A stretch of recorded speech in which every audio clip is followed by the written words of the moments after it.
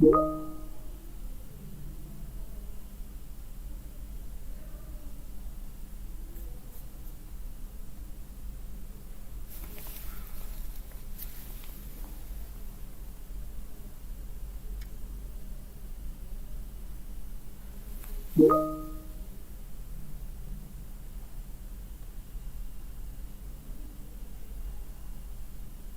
night is also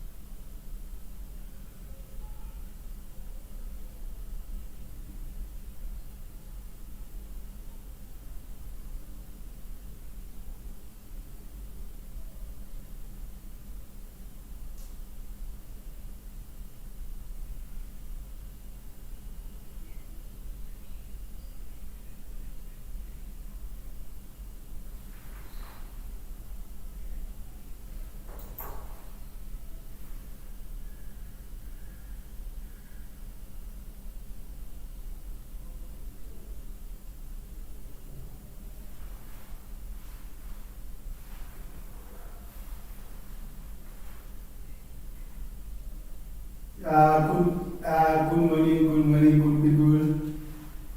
It's Kawashi, I think it's Belingosi. Yes, yes, yes. Yes, nice to meet you. Yes, yes. Yes.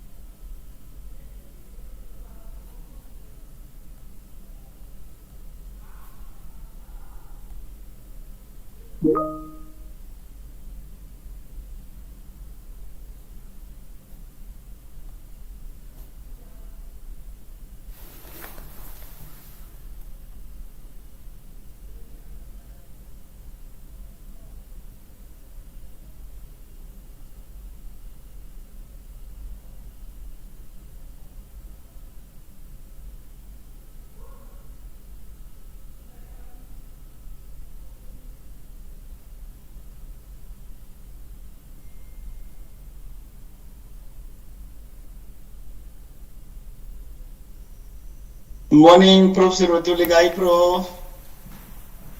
How are you, Naman Giri?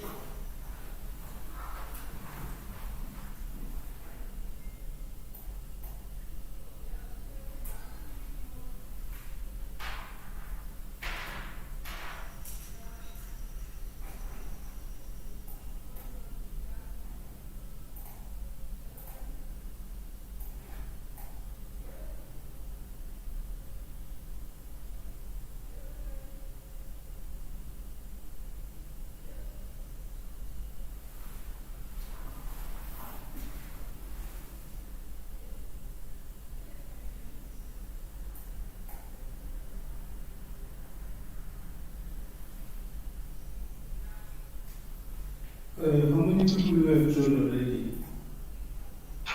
Right, good morning, colleagues. Morning. uh, you will bear with my voice over the weekend. I don't know, it's because of rain. My voice was affected. I don't know which type of a missile is that one, but I survived. The students, this is Professor Mawera, acting tuition manager for College of Education. I hope you'll be able to hear me. I'm with Miss Ngoveni here. She will be assisting me just in case my voice decides to fade away. She will take over. We have got our sign language interpreter, Miss VP Ngoveni. I'm not sure, Mr. Nkwabane, can you please make sure that she's visible? Are you streaming already? Yes. Our sign language interpreter, please.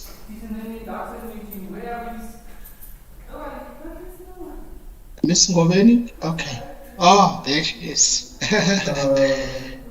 Good morning. Good morning. Thank you very much. Thank you very much, Ngoveni. We welcome you. This is 2023 student support orientation that which we are giving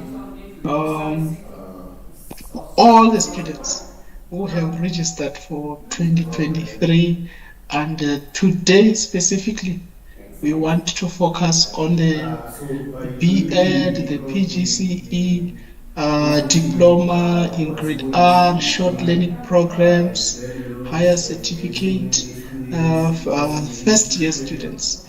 So all the students, you are welcome, and we want to actually wish you the best as you attend this orientation. You did a very good choice for joining in. Please make your colleagues, your peers, your friends aware that yes, at UNISA said College of Education, the student orientation program for the 27th has just started. So I would like to recognize a few people who are here.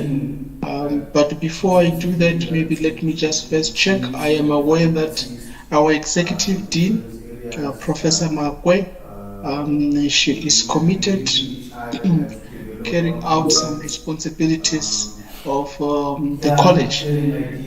Therefore, Professor Stavane, who is our director here at the College of Education. I will be the one who is doing the opening and welcome on behalf of the executive team.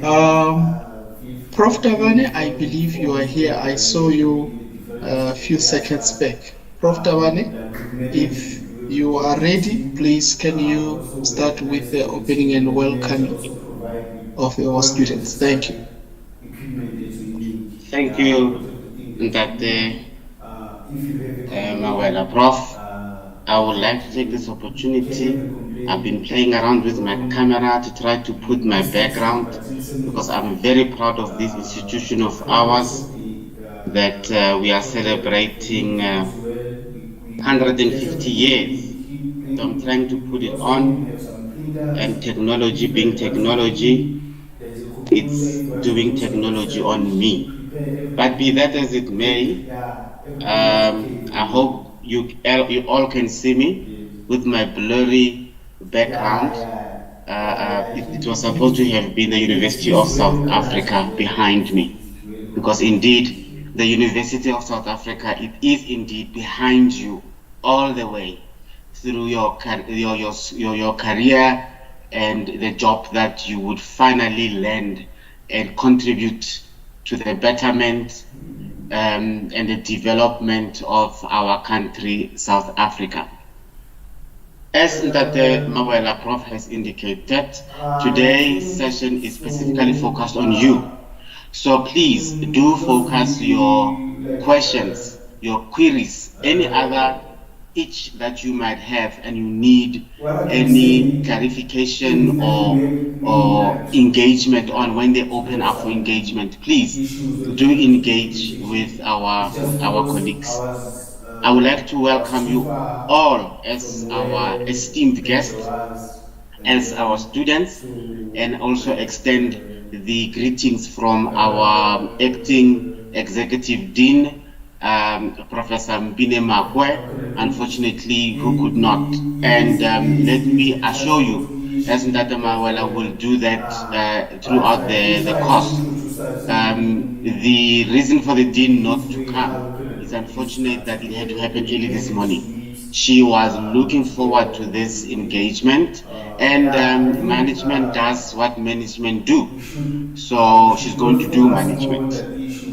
Welcome to the colleagues of the esteemed College of Education, the mother of all colleges here at UNISA. We are the biggest, we are the largest, we are the humongous college that carry this institution, that contributes to the teaching force of South Africa. That's how important you are. That's why we had to make sure that indeed this orientation happens. Welcome to the colleagues. I will not mention all of you, but one person that I really need to mention apart from Professor Mawela is your face and your ears and your voice. Not your voice in that day, Mawela, yours. I don't know what happened this morning. You blame the rain. Perhaps in that day you must stop playing in the rain. In that day, Steve Shabangu, thank you Ndate for being here as well. This is somebody that you will communicate, that you will be with. I see his picture there.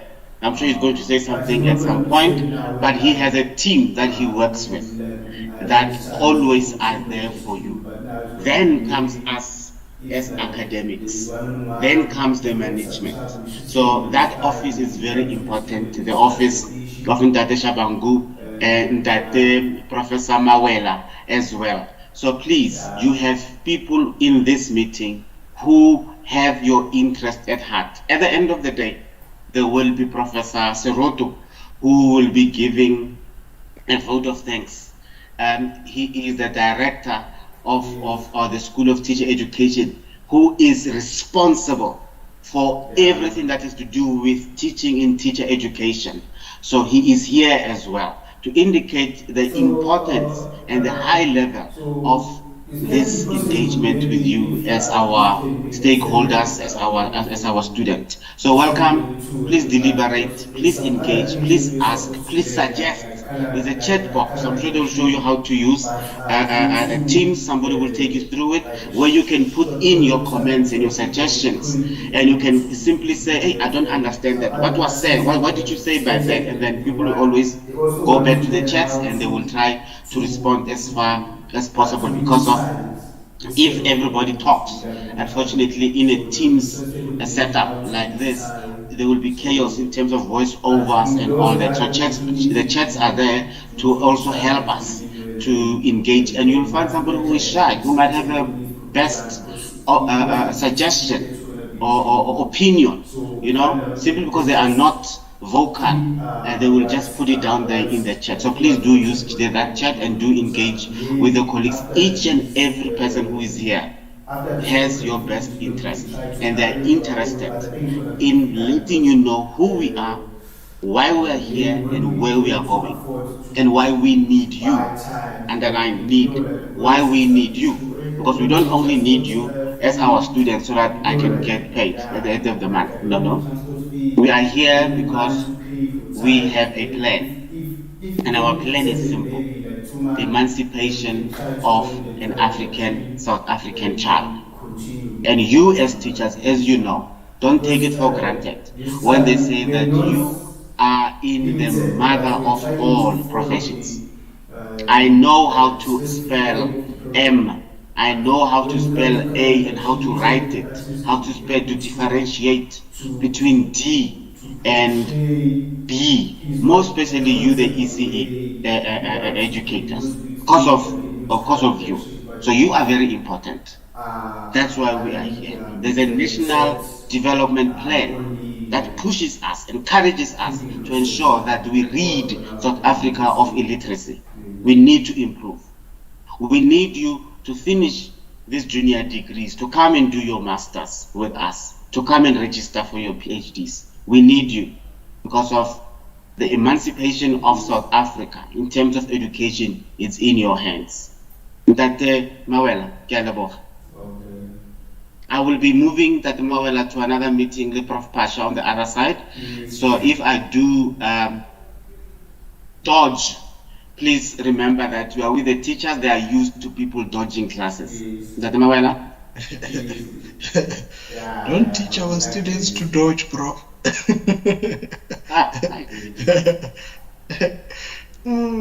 Well, thank you very much, Prof. Dawade, our director. Our students, I'm not sure if you are having permission to kind of react. You clap hands for Prof. Dawade. You see the way I'm doing it here. That's how we do. So thank you very much, Prof. Dawade, our director, for such a warm welcome. And we believe that all the students now, you indeed feel that yes, I have just walked into the family of teachers. You are not lost. Everything that which you need here is actually available. On that note, I was just requesting my colleagues on the other side. I don't like this quiet environment, and I have just been talking about. I have just prepared some music on the background as I require that, and also some showcasing as I will be requesting about the 150 years that which we are celebrating here at UNISA in Lights. Right, on that note, we say thank you very much, and indeed we feel welcome by Prof. Dawane, representing our executive Dean, Prof. Makwe. Now is time to listen to Dean of Students. We do have Dean of Students with us today, Dr. Sipoka. He is here. Please, all students, you need to listen now very much attentively. He is one man who is going to give you a lot of information, and I believe you have got somewhere where you are writing some notes that who is Prof. Tabane, what is he doing, and now the Dean of Students, Dr. Sipuka, is coming. And please write down this kind of information. So, who is the Dean of Students here at UNISA, the College of Education? If I want to talk to the Dean of Students, then you know that Dr. Sipuka is available. Dr. Sipuka, I believe you are ready now. And I think that colleagues, you can give him permission to share, and you have already unmuted his mic for him to can take us through. Dr. Sipuka, are you available? No. Dr. Sipuka? Oh, yeah, please. Can colleagues unmute him? I believe he is here. Yeah, no, that's fine. You can still continue doing that.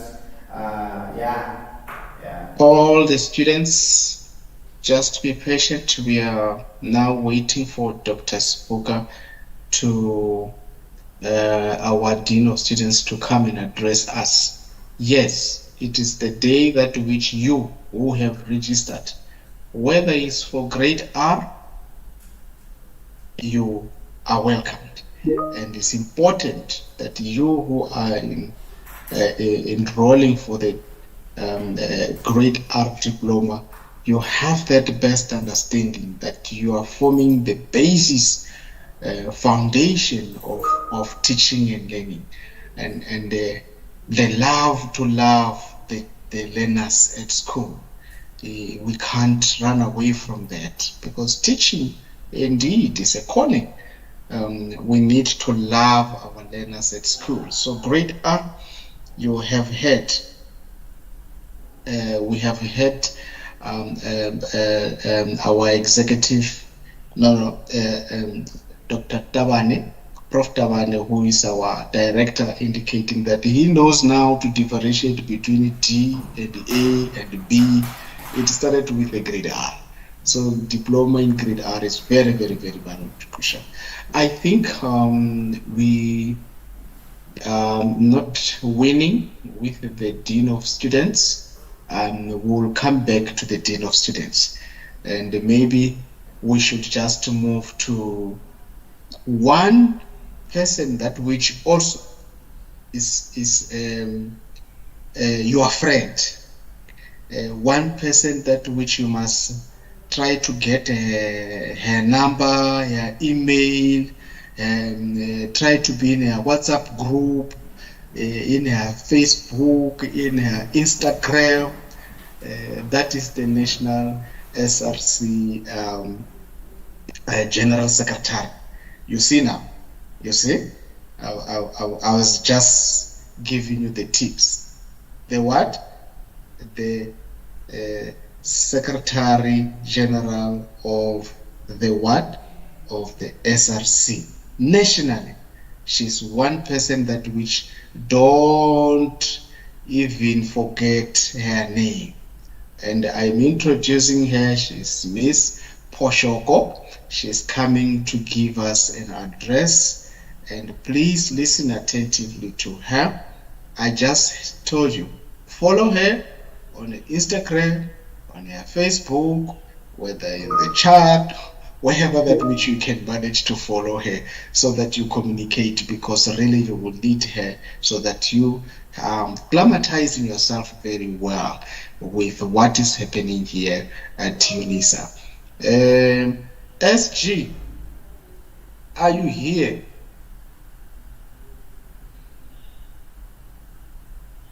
The Secretary General of the SRC. Meposhoko, are you here? Oh, she's here. Can you please unmute her and give her the rights to share and the video, colleagues? Ms. Ngoveni? The Secretary General wants to speak to the Thank you so much, Prof. You do have an answer, if you can start. Oh, me poshok. Dumela.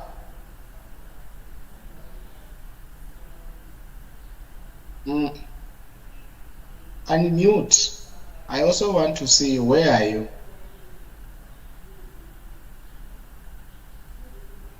She's still muted.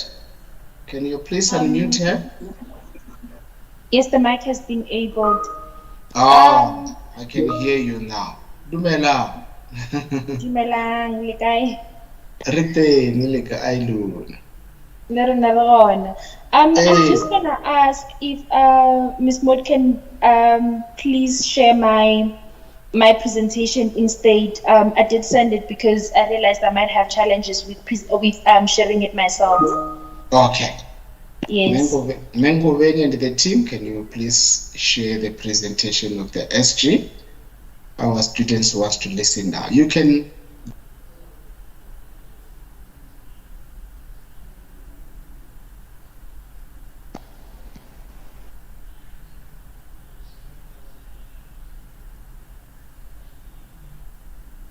Thank you.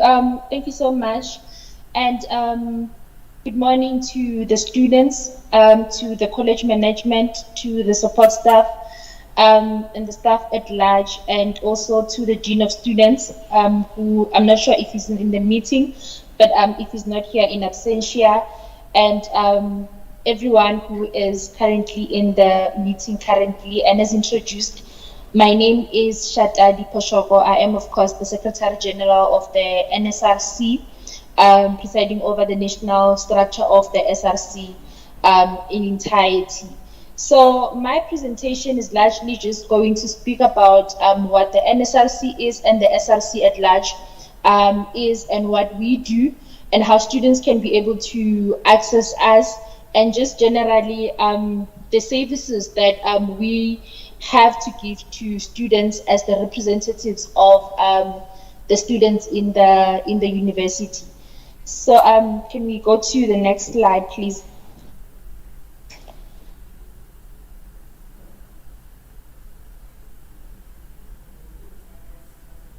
Thank you. So the SRC, standing for Student Representative Council, is a structure that is within the university, as of course empowered by the Department of Higher Education.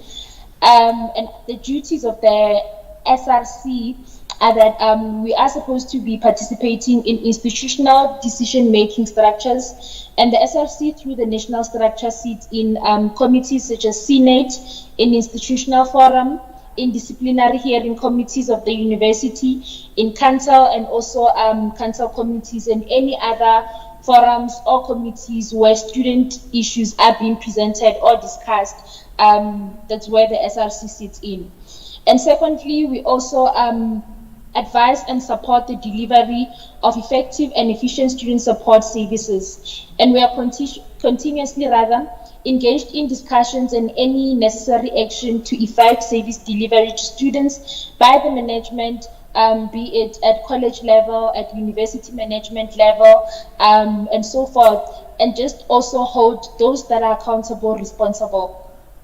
But also what we do is managing and administering student representation at different levels within the university. It is therefore the duty of the SRC to ensure that the students are represented at every level of decision making in the university, particularly where students will be directly affected by the decisions that are being taken, and therefore students must be able to have a voice and view on anything that will impact them, of course, through the SRC.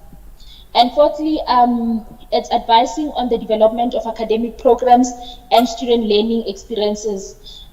We know that we live in evolving times whereby engaged scholarship is critical, but equally active participation where students are able to drive the discussion on what they want to learn and how they want to be taught, which will be in line with the economic developments and demands, is just as critical. And lastly, it's also participating in the development and implementation of institutional and national policies on both higher education and also the university. And as I did mention that engaged scholarship is just as critical, and this means that we should be able to have a view on the policies that still serve the students or that are still relevant to the students, and where there is a need, we must be able to change them or at least update them. Can you please go to the next slide?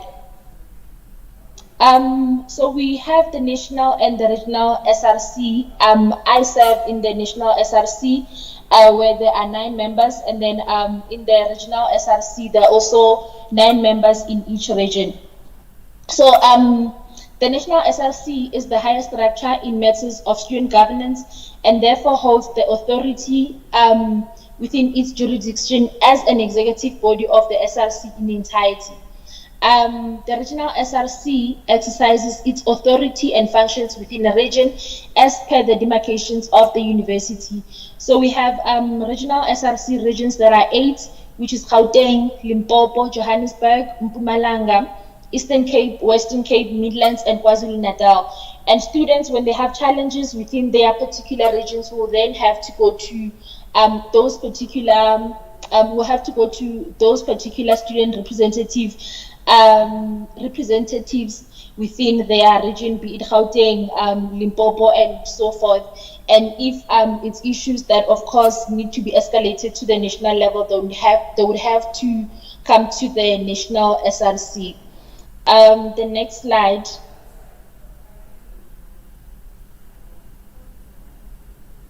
The next slide, please.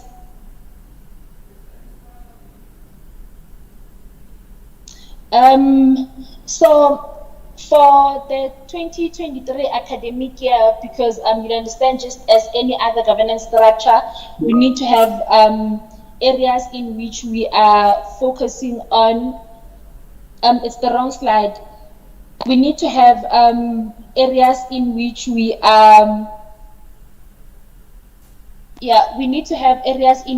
are focusing on for different academic years. And for this academic year, we have 4 critical areas, and these are not, our focus areas are not limited to this, but these are the most critical ones that we want to see implemented for this current year. So the first one is addressing student debt. In the university, we have over 800 million student debt, and there are still students who have completed their qualifications but are still unable to graduate due to the fact that they owe the university. So the SRC will be driving a campaign to raise funds to assist students as an intervention for the issue of student debt. And we have already started with this campaign last year. We have already put a structure in place.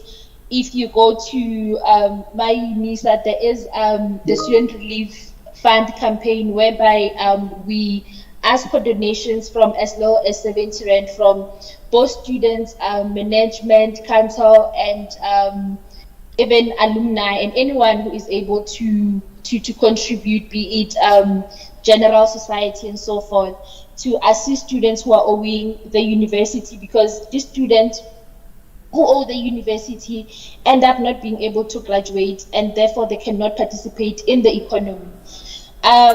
And the second thing is to host NSFAS and Department of Higher Education. So the SRC is embarked on plans to host NSFAS and DHED to address support of the department to the institution, being UNISA, on issues relating to increment of NSFAS allowances and administrative dysfunctions of NSFAS. And these are not limited to this, but these, of course, are the top critical ones. And thirdly, it's update policies of SRC and student policies within the university.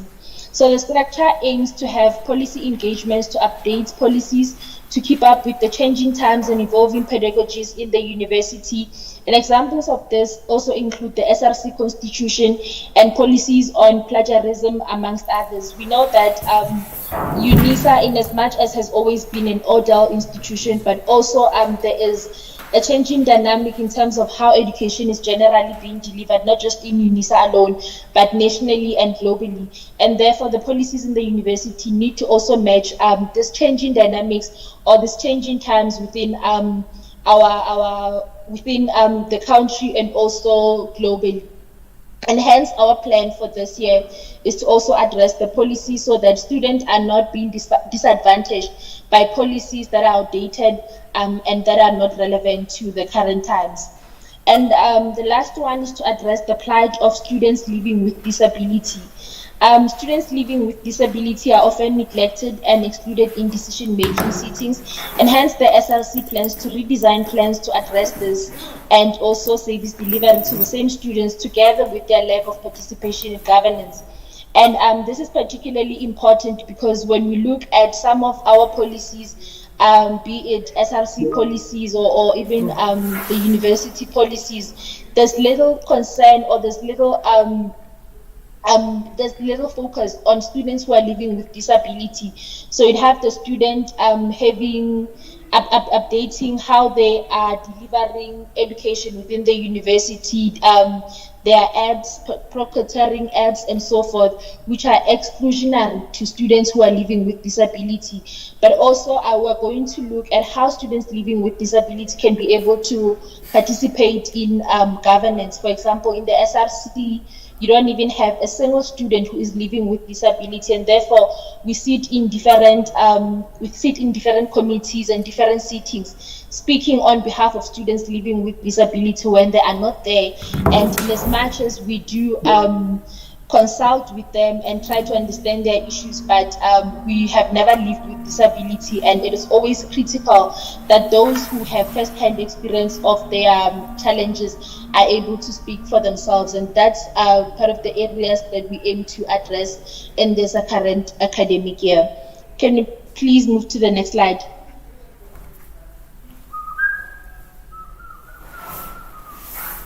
The next slide, please. So, context of the SRC. So, if you want to be able to get in touch with the SRC, both at national or regional SRC, you can access our contacts from the My UNISA site under SRC, and they're listed according to the national SRC, followed by the regional SRC. And on the site, it is only for regional SRC, it is only chairpersons and secretaries, and for national SRC, it is the entire NSRC who are listed there, and their contacts as numbers and also email address. And therefore, you can be able to access our contact details there. And the president, of course, being Ms. Landin Doku, and the secretary general being myself, Shatadi Poshok. The other side, the other slide.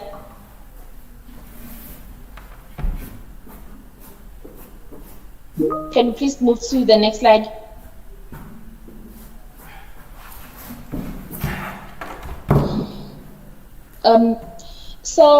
This slide is just a peer-to-peer advice in terms of tips for academic success, rather.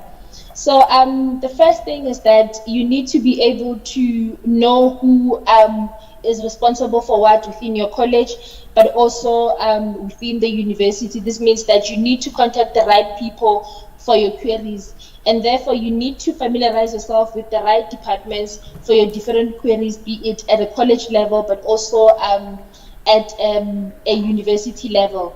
And the second thing is that although UNISA is an order, you need to also capacitate yourself.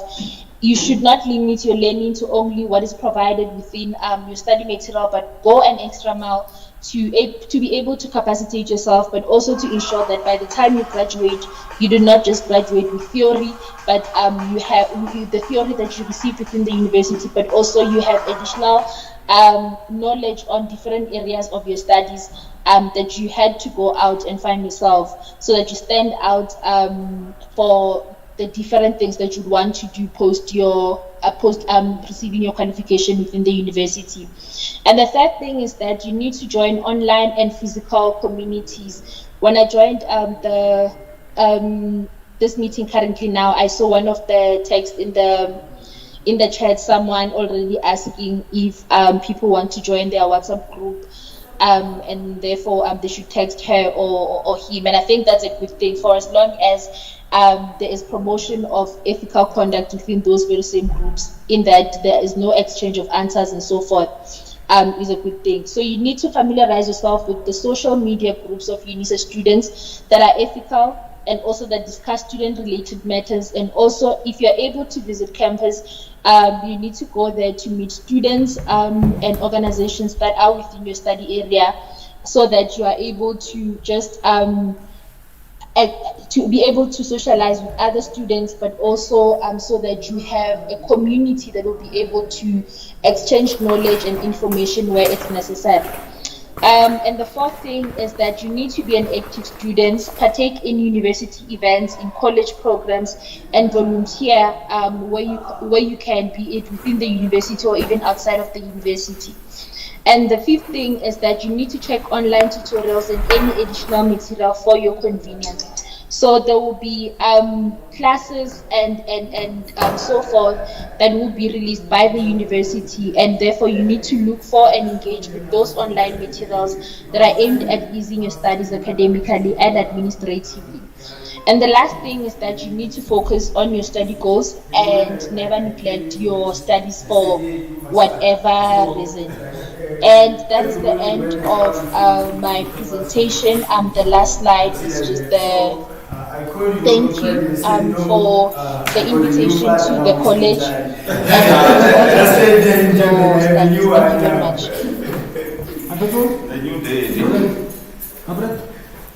Yes, thank you very much. I can see the hands. Thank you very much. The students, you are well represented. Miss Mapo, yes, we need to check about she is our Secretary General, the National Office of the SRC, and she spoke very well. I think she gave you enough guidance on how to conduct yourselves. So very, very important. I'm happy she emphasized the ethics of the students here at the university. We do not plagiarism at all. Utisha akobayo. We don't want such kind of a teacher. We want the teacher who is able to do the work which is authentic, credible, and we can be proud when you are saying you are graduating. So very, very, because very much thanks to our Secretary General. I am so happy. Thank you very much. Now, another body. Another body here at our College of Education. We moved from a very high level, which is the national office. Now we are moving to what? To the college level. We call it HCERT, College of Education. Yeah, so if you hear people say, no, I belong to HCERT. No, it's not a political organization. No. HCERT stands for College of Education. Simple as that. So here at HCERT, we have the body of the students are known as HCERT. Desktop audio is not on. The desktop audio is not on. I think no, we need on. I think you offer man. Because I see this one, which is SEDUSA. So we have the president of SEDUSA here, Mr. Litweni. Mr. Litweni, if you are around, I've met them last year. And they are very much focused. They do a lot of groundwork. I'm so proud of these people. So thank you very much, Ndadeli Cheni, for availing yourself to speak to the same students that which you were recruiting. He was telling me that he goes from school to school, school to school, looking for the students, telling them how nice UNISA is. So thank you very much, Ndadeli Cheni, and your team. So can we have Ntateli to come in? Do you have a presentation, Mengoveni? You can please unmute him. If given the opportunity for his colleagues, his peers to see him, allow him to just give, so that when they meet him on the street, that yeah, is that handsome young man? Ntateli, are you here? I am here, Prof. Am I audible? Yes, there you go. Yes. Thank you very much. Ntateli Tapelo he is here. Thank you. Can you address the students you have been recruiting to come and join the best institution in Africa and the entire world? Thank you so much, Prof, for the opportunity. Program Director, Executive Dean, Prof. Magwe, the Deputy Executive Dean, Prof. Mabunda, Program Organizer, yourself, Prof. Mawela, the Dean of Students, Dr. Sipuka, the National Student Representative Council, Ms. Poshoko, and the rest that are here. Sign language interpreter, Ms. Ngobeni, all college officials, former leaders of the College of Education Student Association, all College of Education Student Association colleagues and members, and most importantly, the primary stakeholder, all students. Good morning. Thank you to the College of Education for granting us with this opportunity to present ourselves before novice and student educators. As mentioned by Prof, we are the College of Student Association, also referred to as SEJUSA. We are an academic structure under the College of Education and are established in accordance with the Constitution of the UNISA Student Representative Council and the Recognition of Student Organizations and Structures Directive. With SEJU, the College of Education, serving as the largest college in the university and boasting about 50% of the initial professional education and training of all teachers in South Africa, SEJUSA has a critical role to play in assisting the college to achieve its core mandate, vision, mission, and strategic objectives.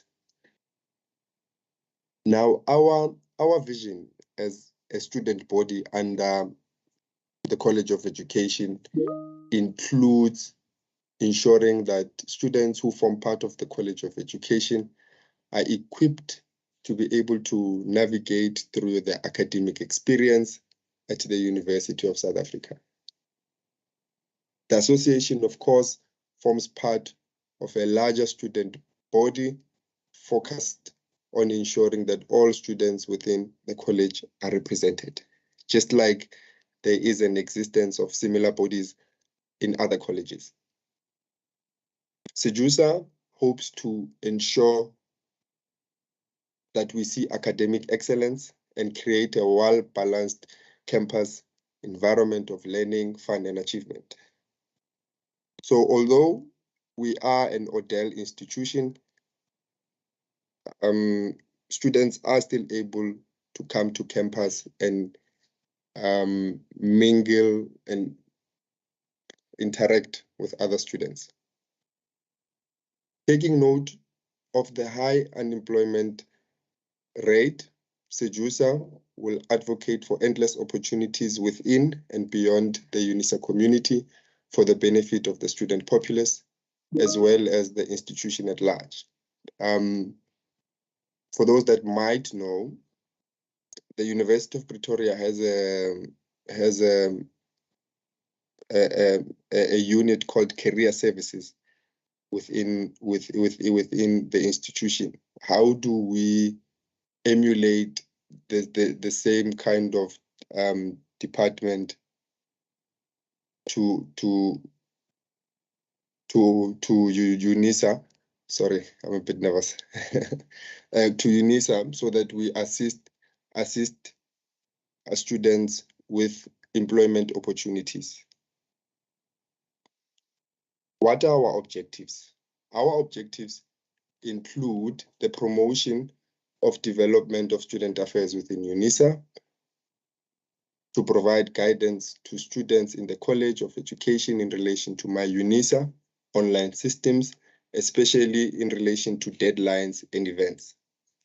This to ensure that students do not miss their assignment deadlines, to ensure that they qualify for examinations at the end of the semester or at the end of the year.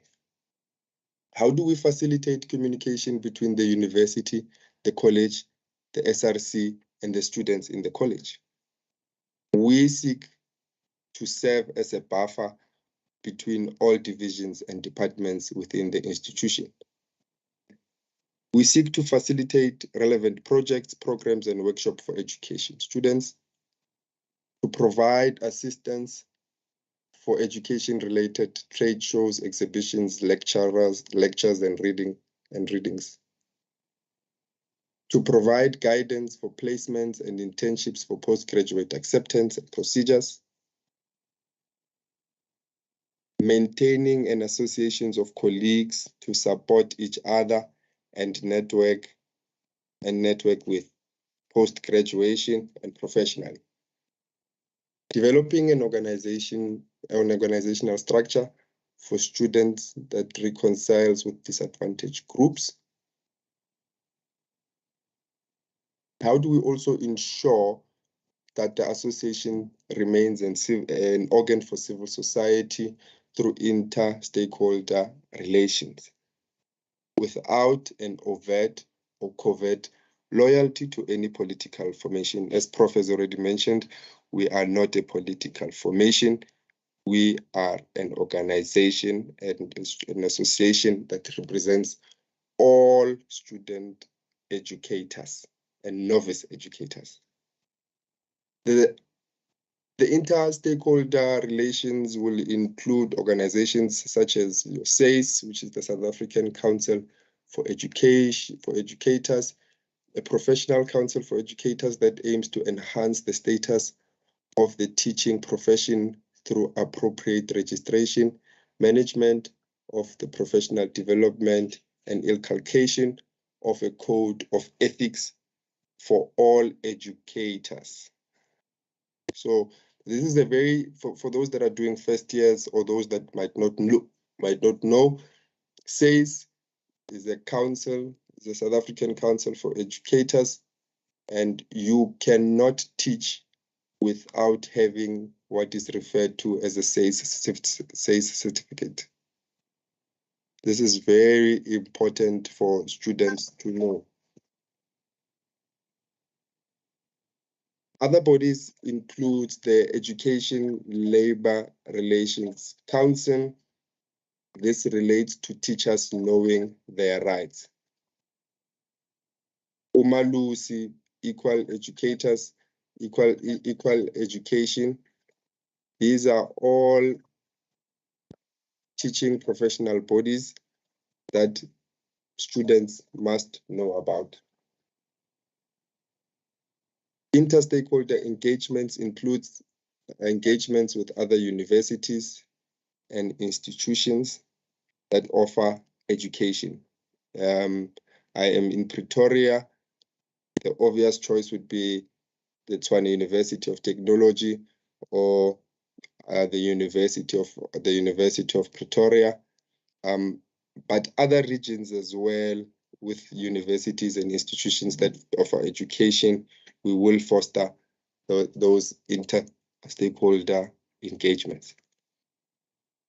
We also seek to advance all education streams such as sciences, professions as a means of promoting human well-being, actively striving for social justice, opposing for policy framework that denies individuals or groups access to the material and psychological conditions necessary for optimal human development, and protesting against any violation of basic human rights.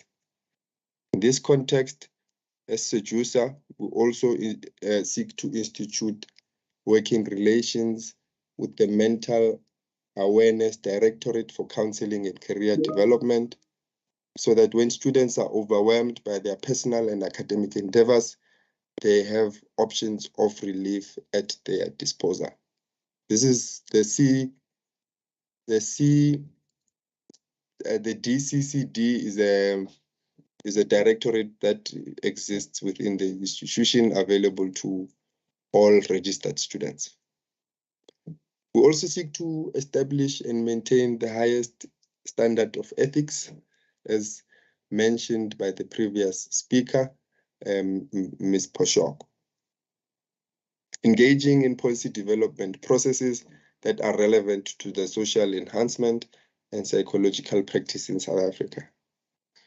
Now, our program of action,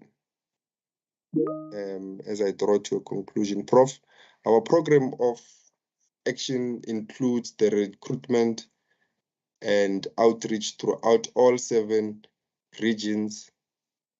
This is where SEJUSA exists. Now, it takes similar structure to that of the National SRC and regional SRCs. But we intend to break it down even further. We want to introduce branch executive committees where there is a UNISA centers. So, for an example, there are 7 regions as mentioned by the previous speaker. How do we then break it down further to ensure that we are able to reach students even in deep rural areas?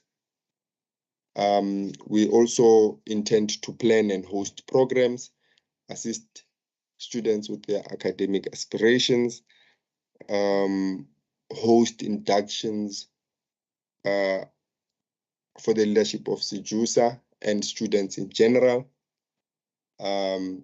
intend to fundraise as well for SEJUSA.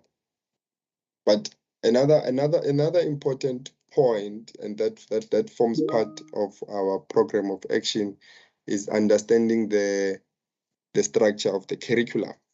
The college coordinator and the Steve Shabangu having played a critical role in this regard. How do we then, as SEJUSA, take that knowledge to the rest of the students so that we can ensure that you do not do extra amount of years unnecessarily by registering wrong modules, etc., etc. And how do we then contribute to the positive reputation of a UNISA student, but also considering the quality that they bring as well? So how do we then ensure that that is understood by general society, that once we have a UNISA education student, that they are of the highest quality? Thank you very much, Prof.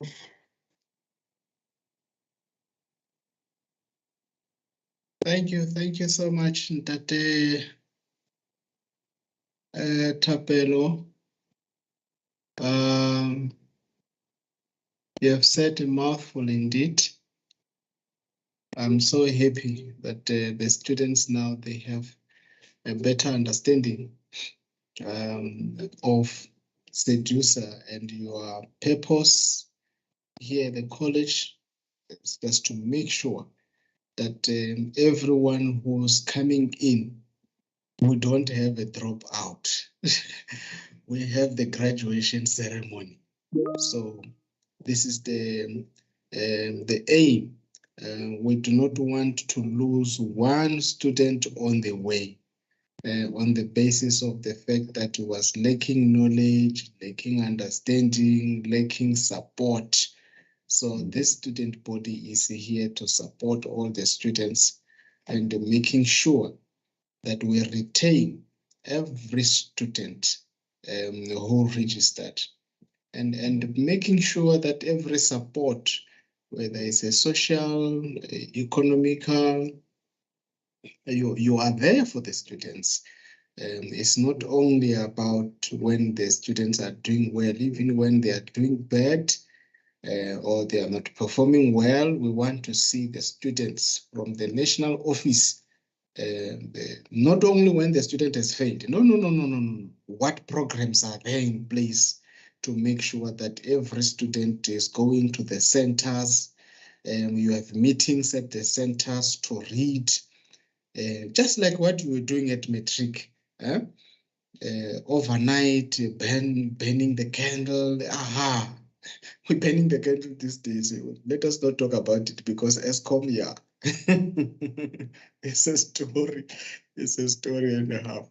But I want to appreciate, thank you very, very, very much for the wonderful presentation from our national office, SRC, SG, Meposhoko, and now Sedusa. President Mr. Tapelo Lechene and their team. It's supposed to be me talking now, and I was just saying, oh my God, these people, they have just taken everything that they're supposed to speak about, which is the purpose of this orientation. But however, with my voice misbehaving, I'm trying to have a lot of coffee here to try to make sure that I'm clearing it out. We are aiming at all students that which have registered in 2023, they complete their degrees. So in this orientation, as the national office of SRC, the SG, and also the president of Sedusa were highlighting, we are trying to make sure that you are not lost. We are aware, majority of you are coming from straight grade 12, where you had face-to-face teaching and learning. And this time you have just entered into another platform, which is the open distance e-learning. Something that which you are still also asking yourself a question, what is really happening here? Uthisha ngizombona kanjani? Because mina ngijwayele ukukhuluma nothisha wama-mathematics we-English lo wesiZulu. So manje they say no, it's online. And this online you are not even maybe seeing like Prof. Mawera's here on this camera. It's just the module which is there on the platform side, which is called Moodle platform. Oh my God. This is the purpose of this orientation.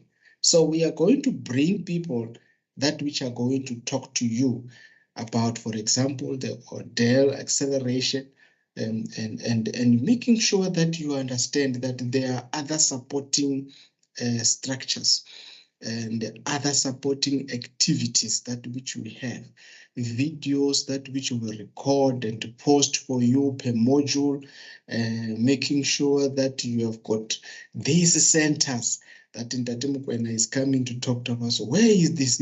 You say, what? Teacher center.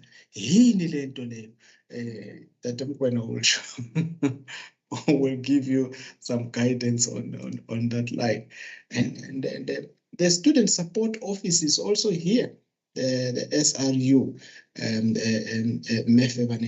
she will give you very good information regarding the support that which we provide to you. No, mingarili, vakona vanhu la, va ta hi pfuna. They are going to assist us. I see Mengobeni, she's understanding it very well, that one. Talk. So these are some of the things, is how to navigate my UNISA, and also the online examination. They are here. These people are coming to teach you, to show you some directions, to say, don't be frustrated. Moya pants. Hey, moya pants. Then you will need to relax as long as you're going to follow the directions, the steps. Where is the assignment? Oh, we no longer have a papers. Oh, to complete. No, we don't have those things. It's online. Welcome to Mzansi, which is the UNISA-based institution, open distance in Lady. So there you go. And this is what we are here.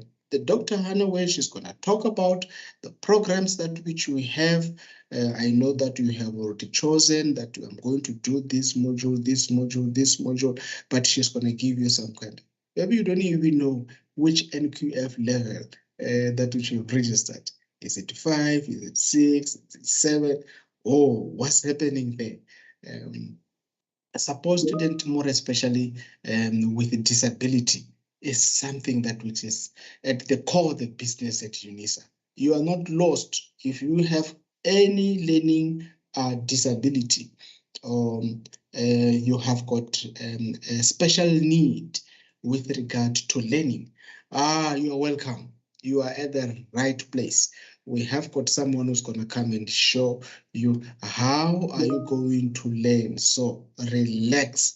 This is how we are going to show you the understanding that all the learners with special needs or disability, they are welcome at UNISA. You will learn very, very well. I'm telling you, don't be afraid of the online issues. The last, or second to the last, is the curriculum transformation, that which you are going to talk about it again. To say, hello, the issue of Africanizations is very crucial. The issue of decoloniality is very crucial. We are moving towards understanding how best can we teach you in a manner that which will address the challenges that which we have in Africa. And you are the people who are going to sort them out very well, because I know the best brain is here. The best brain is here. The library is fantastic. The library is so wonderful. We have got Master Idom, she will take us through on issues of the library support. You will understand the library issues. How are you going to go into the library online? Yes, online. But me, I want to visit UNISA. Welcome. If you are able to visit UNISA in Pretoria, our library is big enough to accommodate almost everyone. So you have the space. You can walk in and feel the taste and get into the library, choose the book physically and read nicely. There were good people who can guide you across. The academic writing. Ooh. This one, this is what the National Office, the SG, I like our SG, she spoke about this one. That academic writing is very, very crucial, because we don't want plagiarism. We don't copy from each other teachers. Teach or copy. No, it's not good. It's not good. The teachers must be able to understand the subject content knowledge. But even if you are the one who's copying, when you are now a teacher, you're inside the classroom and you find your own learners copying, what are you going to say? You will say, no, it's okay. Like, really? No, I don't think so. Another group of people who are going to assist you, we call them e-tutors. These are the people who teach you online. They are there in each and every module that which qualifies to the number of e-tutors. They are e-tutors that are available online. So you ask questions, they will be able to communicate with you and give you some guidance. This is why we are having this orientation, so that you must know that there is something called e-tutor online per each module. So do not be threatened by the word e-tutor. Yenelo is someone who is a human being, is there. It's not robotics. It's not robotics. How do we deal with issues of assignment? From exam section, and the Terasimuta and Mexico, they are here. And the Memulo Isane, they are here to address issues. So, oh, there's something called Invigilator app. Oh, Lento Leo. Hey. Will catch you. I'm telling you, never try to cheat when you are writing exemption. If you are dealing with exams, we will hear more. Memulo Isanish is going to tell us, and Memulo Molokwane. Ntate Molokwane, my apologies. Ntate Molokwane will tell us about the Invigilator app when we are writing examination. Academic integrity is something that which we say, hello, is very serious. When you have copied, iyafika iloko njani 10,111. We can't afford to have people who are copying from each other. We will send 10,111. Then you deal with the committee called Integrity Committee. That's the committee that which you don't want that committee in your email. So stay away from plagiarism and copy. We are now also, maybe if I'm to finalize, there are those that which are saying, hey, financially things are not okay. This orientation also gives you the understanding on the Funza Lushaka bursary students. I need you are teachers. So you are the ones that which you are qualifying for this Funza Lushaka bursary students. As long as you're in the category, they are coming to explain to you, this is how you're supposed to apply.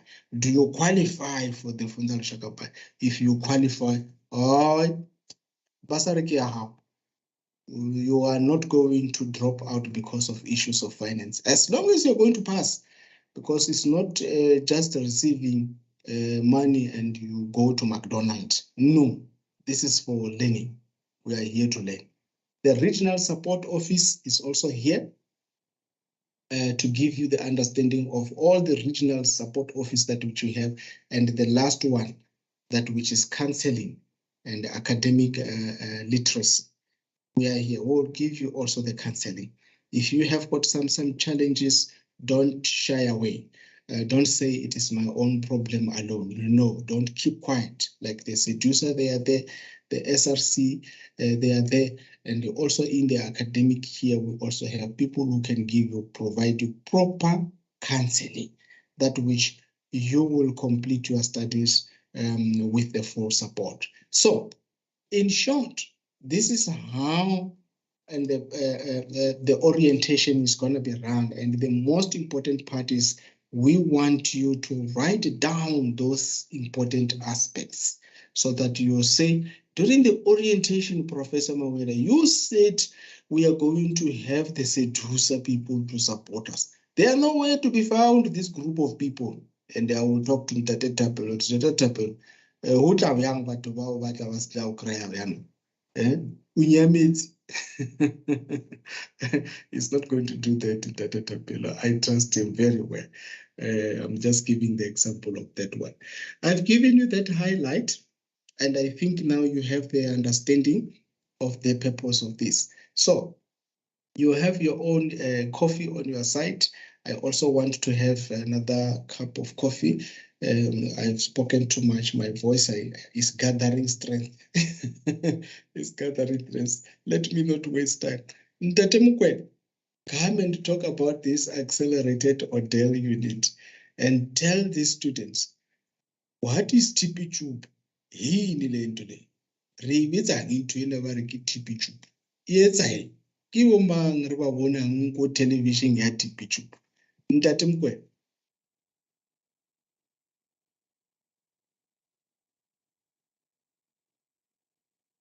I can see the presentation, but I don't hear your voice.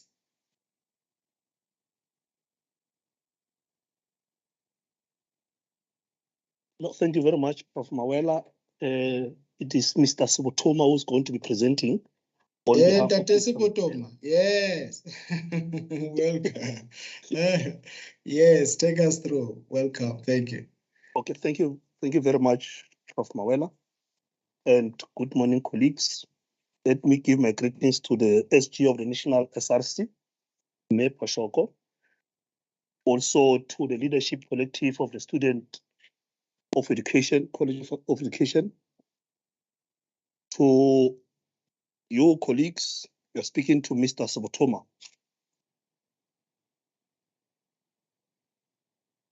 Colleagues, I'm speaking you from the College of Education, where we are from the Odell Acceleration Unit. The Odell Acceleration Unit, it exists to make SEDU paragon of Odell in the University of South Africa. That's our mission. What do we do at Odell? We do have our infrastructure facilities, which we have rolled out in our 33 sites across the country, where we are expected to also finalize the rollout of the 12 additional sites to make our rollout site to be 45. What's happening in these ICT labs?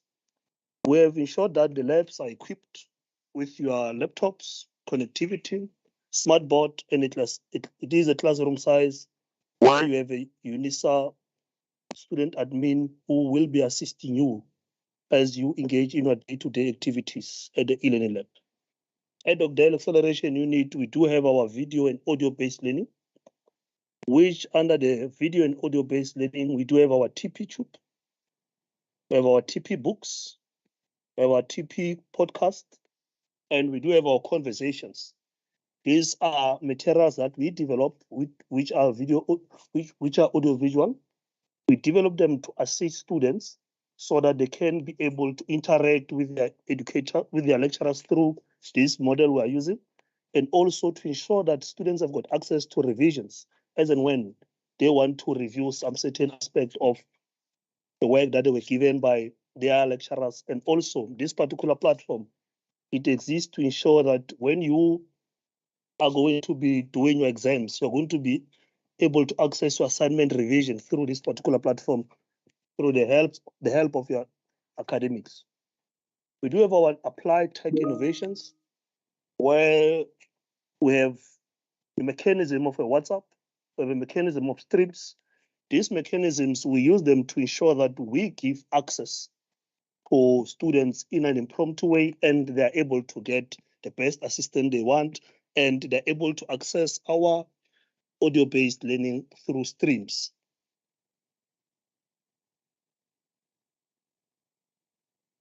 This is how an e-learning lab looks like. If you visit our e-learning labs at our Matthew Goniwe, full of leadership, or you visit our e-learning lab at the Pungashe Teacher Center, or you go to our Makau Teacher Center, you'll find an e-learning lab that looks like this. As I've explained, the infrastructure rollout of our e-learning labs, there is a smart board. There are 31 laptops.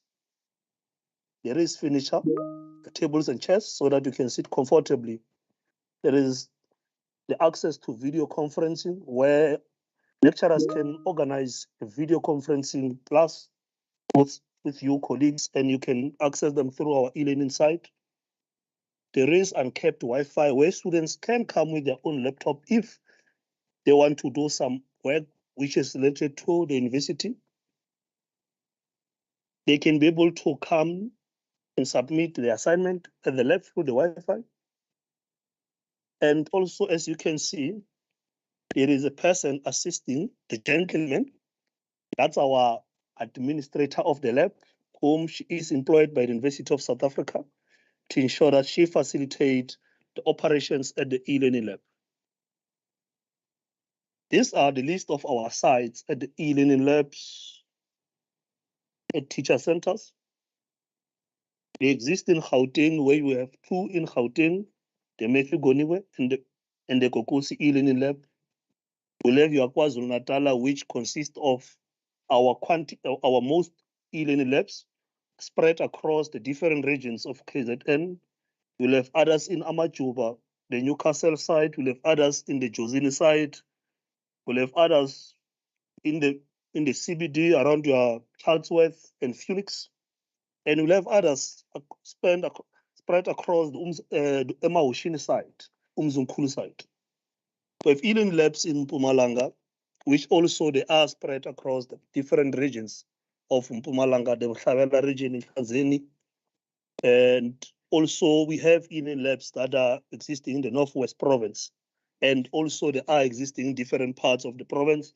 And the structure of our e-learning labs, where they exist based on the quantity of you students, where you are the most, and also where majority you can be able to access them. There are areas where they're easily located in towns, or in areas where to go to town, it is very difficult. The services that you can get at an e-learning lab, you are able to complete your application and registration at the e-learning lab through the support of the student admin, which they are located there.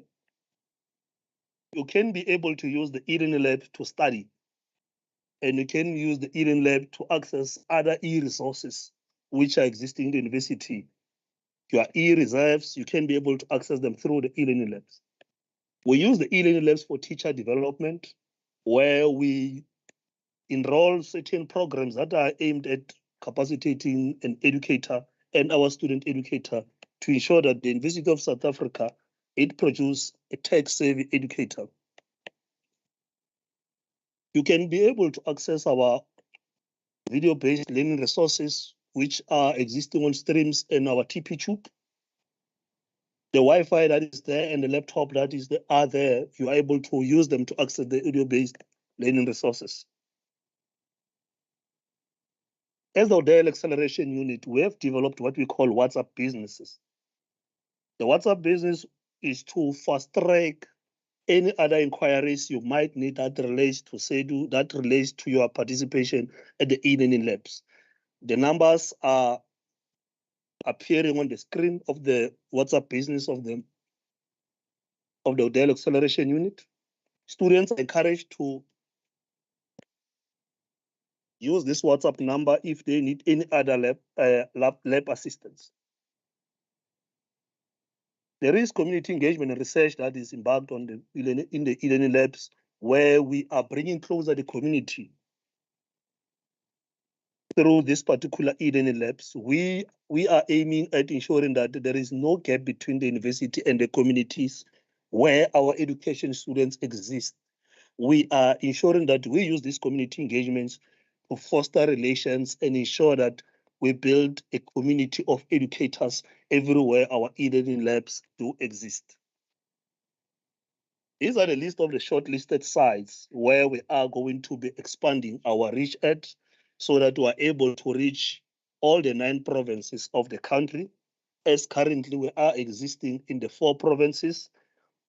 So the list that is appearing there is based also on a student role, where we look at where can we assist to ensure that the students that are existing in that particular community, they don't have to struggle to access the university facilities. Students in particular communities, we need to create students in those particular communities. So that's the essence of majority of what influences the rollout of inside these particular areas that we are going to. Our video-based learning, it's something like this that is appearing on your screen, where we have a studio here in Pretoria at the UNISA radio facilities, where all these recording are taking place. We do have the high-tech equipment that we use to record academics as they come, so that you as students are able to get the best quality audio visual that you can use when you are pursuing your assignments or preparing for exams.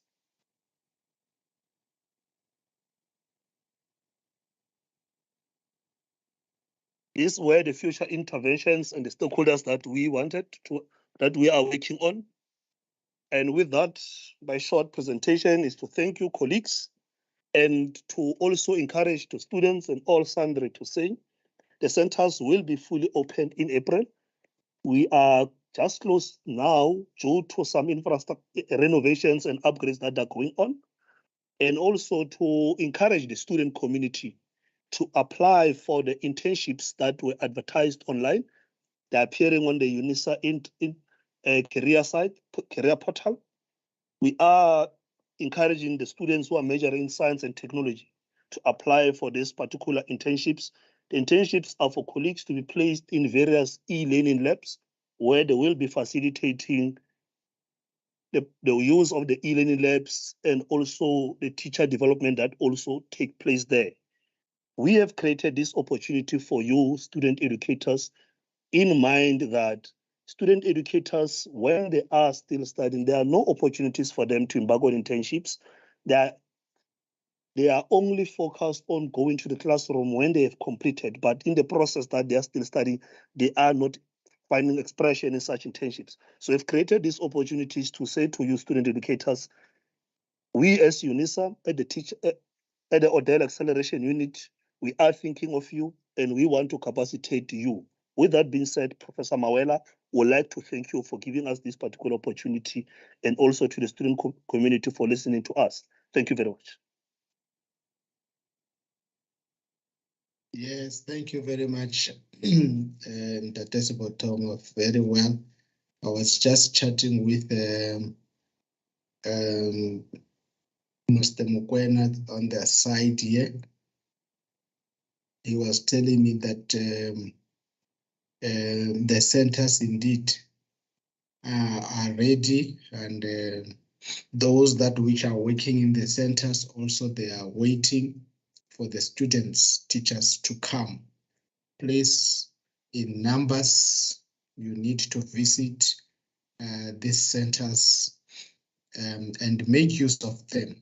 They must never become just white elephants. We need to make use of them. It's very, very important that we see you visiting on a day-to-day basis and make use of all the resources that which are there. Very, very, very important. We are moving forward, and thank you, those that which are presenting. It seems as if you are very much short to the point. These are experienced presenters. Mengobeni, these people are presenting very well. Thank you very much. We now have the SRU FYE Student Support Office. Mefebana, she's here. She's coming to share with us on the best way that which the SEDU and the University of South Africa is ready to support you. So please write down. I see you are asking the questions. Yes, keep on posting those questions on the chat. Someone was asking, do we have the lab around Soweto? Tatesipoto. Yeah, there it is. You must check on the where we don't have for now. We must start checking.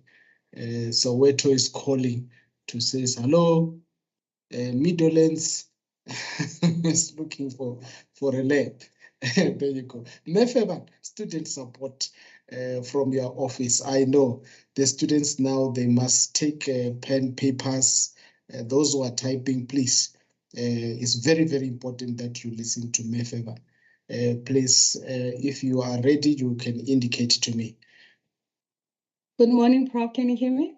Yes, there you go. If you like to share the presentation, yes, please. Okay, Mefeban should like Mengoveni. Make sure that she's. Okay. Good morning, everyone, and good morning, Prof. Good morning to our students. I am Zianda Febana, and I'll be taking you through the presentation from the Student Retention Unit. Prof, can you see my screen? Yes. Yes. Fantastic.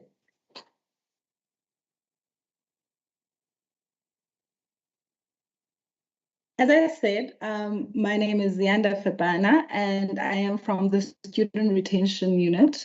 At UNISA, we focus on the first year experience because we believe in highly successful first year students. We do this through our first year experience programs. But first of all, I would like you to meet our student success practitioner. We have our manager, Mr. Lika Rashidi. We have Togozo, Zianda, myself, Yaro, Inez, and David. The reason that I'm sharing this is that in this virtual world, we sometimes forget the faces. But if you search Student Retention Unit on our website, you'll find all of these beautiful faces. We have interacted before. We've had our student orientation on the 16th and the 17th of February, but you might have also gotten an email from us rolling out our FYE, which is the FYE 1500. It is a learning program that is dedicated in inducting you to become a successful UNISA student. So please, if you haven't enrolled for it, please do so. I will after the presentation, I will share the self-enroll links in the chat so that you can become a successful UNISA student. We also have the FYE 1600, which is also a learning program that focuses again literacy and making sure that you are prepared for your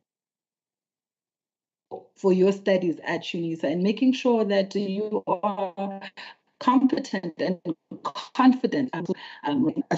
We'll also have FYE live program. You successfully first year at University of March. We're hoping to see you there once again. And if you can't make it, we'll also share the link with you so that you are able to catch up at your own pace and at your own time. In the next slide, I'll be playing just a small video from the SRU to welcome you and to also take you through our FYE site.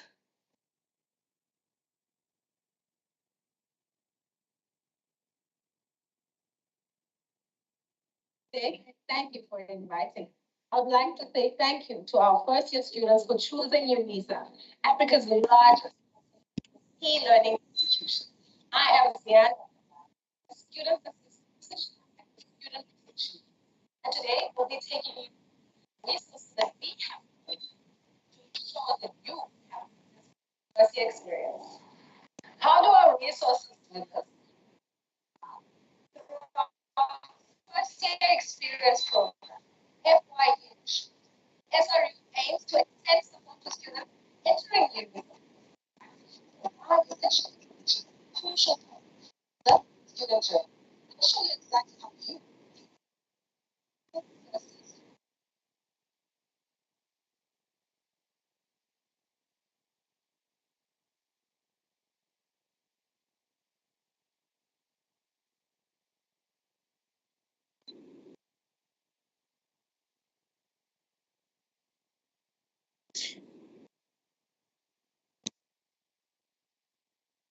Prof, I don't know whether is it from my side. I see the presenter is no more audible. Yeah, I'm not sure whether she was playing a video. Yes, Prof, I was, but I'll just share it on the link if it's not available, if it's not audible, just for the sake of time. Okay. All right, but that was the SRU for now. That is a video that takes students through the FYE program. I'll also be sharing links in the chat box on how you can self-enroll on the FYE programs to ensure that you have access to our MOOCs, to our academic literacy, and also online resources that can help you become a successful UNISA student. From our side, thank you very much and all the best for your academic journey ahead.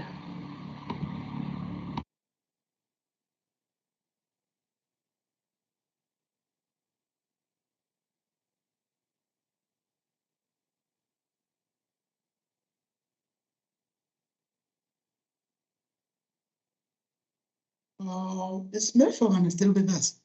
Cut off? I'm still here, Prof. I'm not sure if you heard me that I'll be sharing the links and the chats and the steps on the chat box on how students can enroll on our FYE site to get resources to the e-learning, digital resources, and also broadcasts. Okay. All right. Thanks. Thank you very much. Thank you very much. Let's upload the presentation by Nefemana. Thank you very much for that presentation.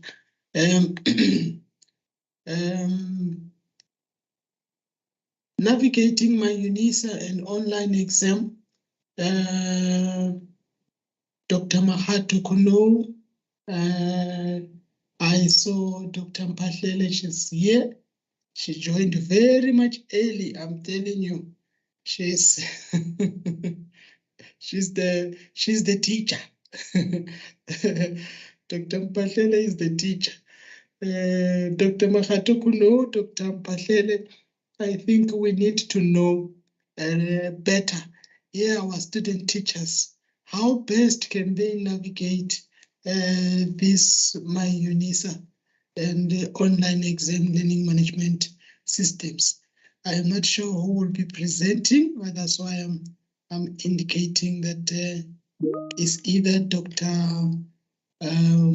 Kuno or Dr. Mpahlele.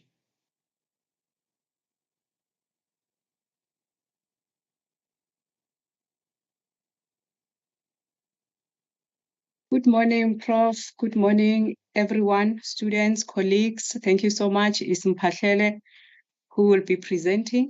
Thank and, you. Sorry about the first information that was displayed on the screen.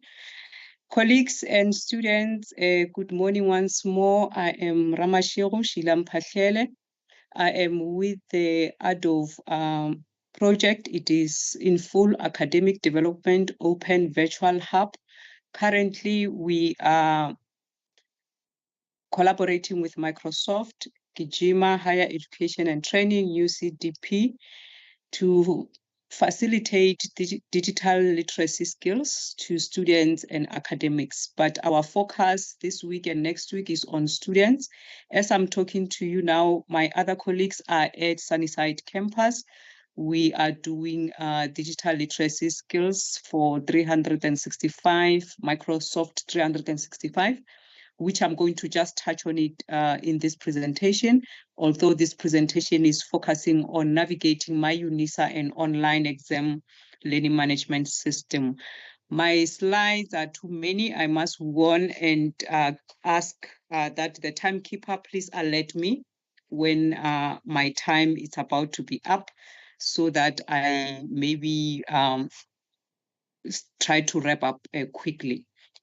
So the presentation for today is focused on how do you navigate, and for you to navigate, you need to understand what is My UNISA and also what is My Life. We keep on saying to you students, please use My Life email address when communicating with us.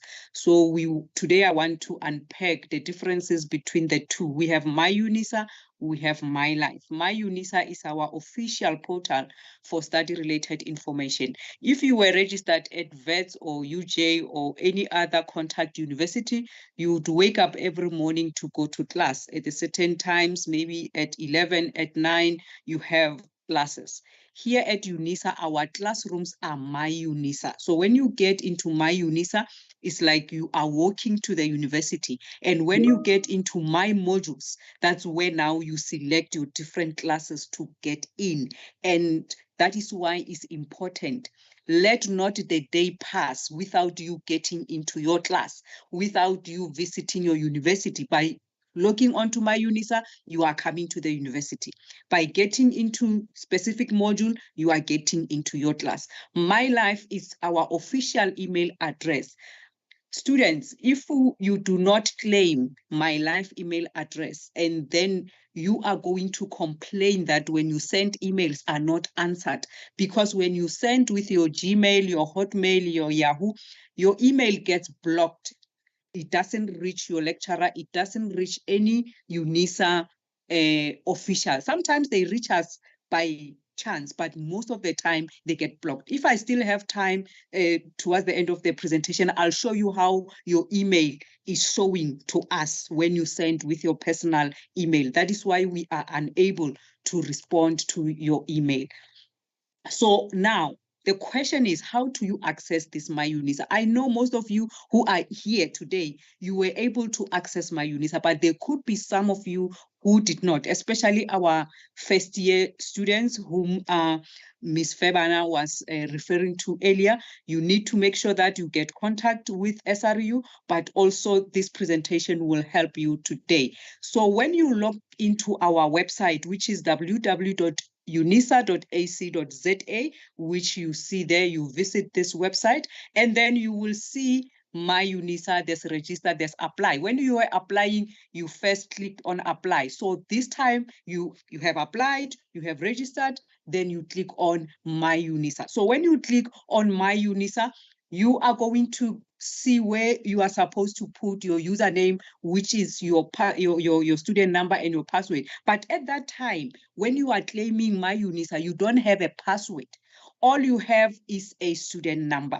Then you need to click where it says claim UNISA login. Then when you click on claim UNISA login, you are going to be taken through some steps, and you need to complete the steps. The first thing is going to be required of you is to enter your student number. You are going to receive this page, and then you enter your student number. Here, 1, 2, 3, 4, 5, 6, 7, 8 is just an example, but you know your student number. And then after entering your student number, you click continue. This page will come up where you are supposed to put your surname, your full names. There is a mistake that other students do. Sometimes when you put your full names, when you register, especially when you were applying, you find that your name is Sheila, like me. My other name is Sheila. Then you find that I put age at the end of my A. After writing Sheila, then I put age. Then you forget. Now when you are on this stage, you forget the age. The system will say it doesn't recognize you. So just make sure that when you enter your names, always have your ID next to you. And because sometimes we type faster and then we make mistakes. And then I remember there are many students who had queries to say, now the system says does not recognize me. But when we check, we find that it's either when you applied, you typed your surname wrong, or one of your names wrong. Or sometimes you have 3 names like myself, but today when you are claiming your MyUnisa, you leave one name. So make sure that you enter your names as you did when you applied. And then after this, you click continue, and then you'll be directed to this page. On this page, there will be some check boxes here. On the far left, please make sure you check them all, but don't just check, read them, because you need to read and acknowledge. By checking, you are acknowledging. And then after that, you are going to be given a password. Make sure that this password is either you take your cell phone, you take a picture of it, you write it somewhere in your notebook, you even save it in your phone, maybe somewhere you load it as if you are loading a contact. Then you write that this is your password. But as long as you are not going to expose it to other people, because this password is the one that you are going to use for logging into MyUnisa, as well as logging into My Life email address. So you keep it safe, and it is case sensitive. If it has got small letters and numbers and uppercase letters, make sure you put it as it is. Then now, after having the password, it means you have successfully claimed your MyUnisa login. Then you can go to the portal and put where it says username, you put your student number and the password that you have received, and then you log in. Suppose you forgot that password. I mentioned, take a photo of it, save it, write it down, but we know something can happen and then you still forgot your password. Then after logging in, you will see underneath where you are supposed to put your password, it says forgotten UNISA password. So if you forgot it, do not try and put in any password. Just click on enter your student number and click on forgotten password. And then you click enter, and then it will take you to a page where you are going to retrieve your password. You are going to reset your password. So once you have logged in successfully, this is what you're going to see: my modules 2022, my modules 2021, and my admin. So you need to know now where to go. I said to you earlier on, when you come to my UNISA, it's like you are walking to the university. Now you are in. When you are in on my modules, this is where now your classes are. Unfortunately, this year they didn't put my modules 2023 yet, but you still get them under my modules 2022. We were supposed to have a tab that says my modules 2023. Prof. Mawela, I believe you can communicate with my modules team there to say, I think it is much better to have also a tab that says my modules 2023, so that our students now are at ease to say I'm on the right place in 2023. So under my modules, this is your classroom, my modules. These are your classrooms, because when you go to click on my modules, you will see all the modules that you are registered for this year. And then we do have my admin. My modules 2021 is mostly our previous learning management system, which we used previously. So it is still available for mostly lecturers who wants to access their previous teaching and learning material. And then on my admin, this is the administrative portal. Previously, we know that Prof. Mawela, we have students who maybe have registered in 2019, maybe, and then for some reason they couldn't continue with their studies. Now they are back. And when they are back now, they still think we are submitting assessments on my admin, because they were submitting assessments on my admin before COVID. So now there's no assignments that we submit on my admin. I'll show you where we submit. So on my admin, this is where you will get your academic record. And this is where you have your biographical details. You can, someone asked in the chats before I come to present to say, where do I change the cell phone number? This is where you're going to change your cell phone number. If you get married, you can now change your surname, but make sure that you upload your marriage certificate. And this is where also you can change your password, because that password which you were given, because it was given to you, is easy for you to forget. So you can now change your password to the password that you will easily remember. And there are some of you who are talking about changing the subjects and doing all that. You can edit your registration under my admin. And then financial details, those of you who NSFAS is paying for you, you can keep on checking your financial details if NSFAS has paid or not. Your parents are paying for you, then you check your financial details if indeed whoever that is paying for you have paid, or the amount that you are owing, or if you are clear. And the parcel tracking it was used when we were still delivering material. I'm not sure if this year material is going to be still delivered, because we access everything online. But if you are expecting any parcel, like our certificates, sometimes they are being couriered to us. This is where you track the parcel. And then you can also get the quotation of your studies. So also on my admin side, yes, you can view the assignments, but you don't submit there. You view, and then you see the submission dates. Mostly it will show you that it is closed, so you don't submit there.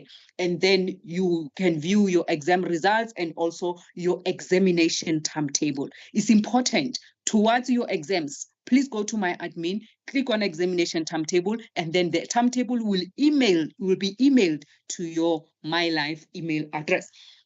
So here is how you will see the changing of password management. You are going to click this drop down arrow, and then you change your password. And then other assessment related, you are going to go to assessment admin. This window is for the lecturer. That's why some of the tabs they are not for student. Like student admin will be applicable for only the lecturers. But here is where you are going to see your finances, how you are owing or you are not owing. So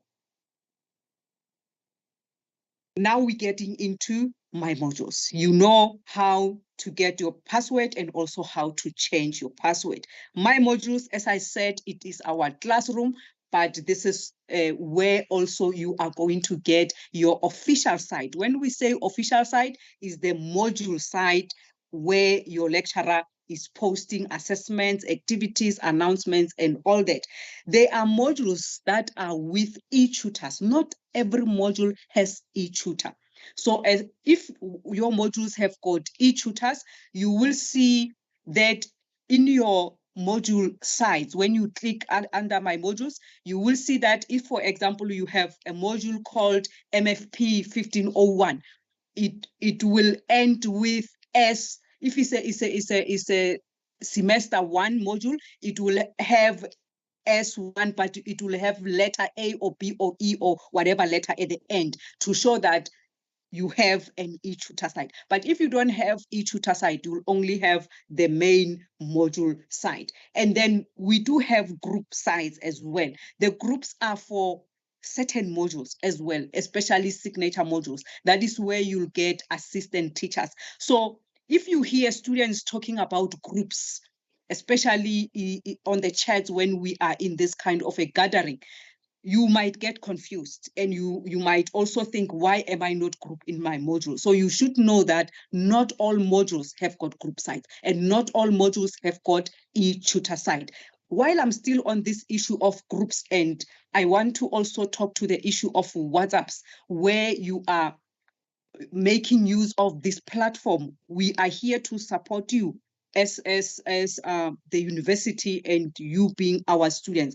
But when you are here, some of you are not even focusing to the presentations. You are busy wanting to form a group WhatsApps. I just want to warn you that there are students who their numbers are being taken and they are being used for wrong reasons. And they come back, they cry to the university to say, university is sharing our information with outside people. You are the ones who are doing that, because when you are here, you just post in your numbers and we don't know everyone who is here with us. There are people who are logged in as guests. We just see one name and a guest. We don't even know whether this person is a student or not. And that is why we are encouraging you that even when you join Microsoft Teams, which is meant for support, please use your My Life email address. Because if you are using your personal email addresses, we are unable to distinguish those people who are here to steal our information and to steal your contact details. So please do not share your cell phone numbers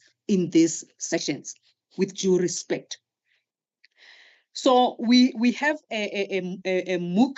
A MOOC is a massive online open course. It is just a short course you can join at your own time. And then we demonstrate how do you view my modules, how do you view your student profile, your calendar, your grades, because some of you, you know that previously you would check your grades on My Admin. On My Admin currently, you will just see the marks that you have obtained, but you won't get feedback. That is why it's important that you know how are you going to view your grades in my modules, and also how do you access your content, how do you submit your assignments, how do you send the message. We have forums, we've got platforms where you can send messages. You don't need external ways of meeting with students and the lecturers. And then you'll see also how you can create forums and topics. So once you have logged in, this is the dashboard of our learning management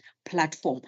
When you look at the far left where it says platform, you can be able to navigate this site. There will be a navigating pane here, which you can scroll up and down. And also in the middle, you can still scroll up and down if you want to navigate. But on the right side is where you get information about the blocks that we are having in the learning management platform. When you are in the platform, when you click my modules, you will see all the modules that you have registered for.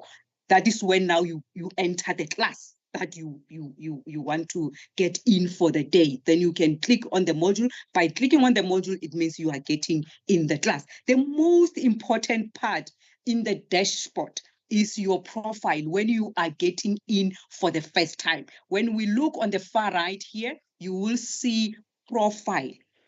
This is the most important thing you need to set up when you log in for the first time. Even if you logged in for the 20th time, but you didn't set up your profile, I believe at the end of this presentation, you are going to set up your profile. I'm going to give you reasons why should you set up your profile. By setting up your profile, you click on the profile. While it is still on the right-hand side, you click there, and then it will bring this page for you, where now you will see you are on the profile. What is important to edit here? You are going to click Edit Profile. When you click on Edit Profile, you will see there is a portion where you need to add your profile photo. Then take your profile photo, which is clearly visible. Even if you are wearing spectacles, it is acceptable, but do not wear a mask because we won't identify you. The reason for putting this profile photo is that during exams, if you have a module that is being proctored by Moodle proctoring, it is required that we need to see if it is you who is taking this exam. We need to be able to link your profile picture with your picture at that time when you are taking exam. So it is important to edit and add your profile picture now. You shouldn't wait when you are writing an exam tomorrow. Again, under profile, check your grades for your different assessments. When you click on grades, this page will appear. It will show all the assessments that are there. If your assessments are not yet graded, you will see under grade here, there will be dash, dash, dash. But once they get graded, you will get marks. And the view of this page depends on the lecturer settings. Some of the assessments, they will be horizontally aligned. These ones you can see they are vertically aligned. So when you see them horizontally aligned, do not think that you are on the wrong platform. So when you want to see your grades, this is where you click. However, you can even go into the specific assessment so that now you get feedback, because from here you only get the grades as well. But you can, if your lecturer have uploaded feedback, you are going to see the feedback also in this part. And you can be able to, because the feedback is important, especially if it's a formative assessment, for you to prepare for your summative assessment. We have a calendar.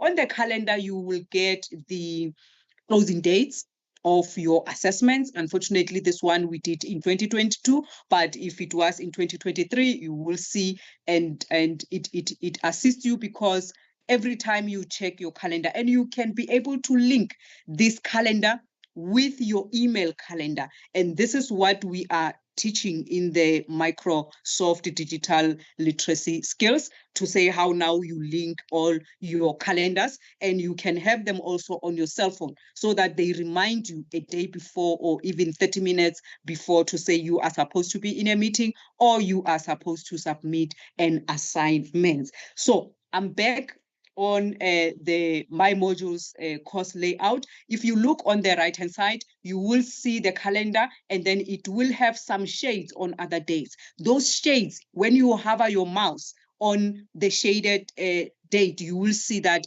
there is something to be submitted, or there is something that you are reminded of. And when you look on the course progress, you will see that it tells you in this learning unit that you have opened, or in this module, there are how many activities. In this one, there are 7 forums, 2 feedback, 1 survey, 28 assignments. Then you are able to prepare your mind to say, how many activities do I have? Mostly you will see that there will be a welcome page where the lecturer will be welcoming you, giving you his or her contact details, and also giving you a brief background of the module itself.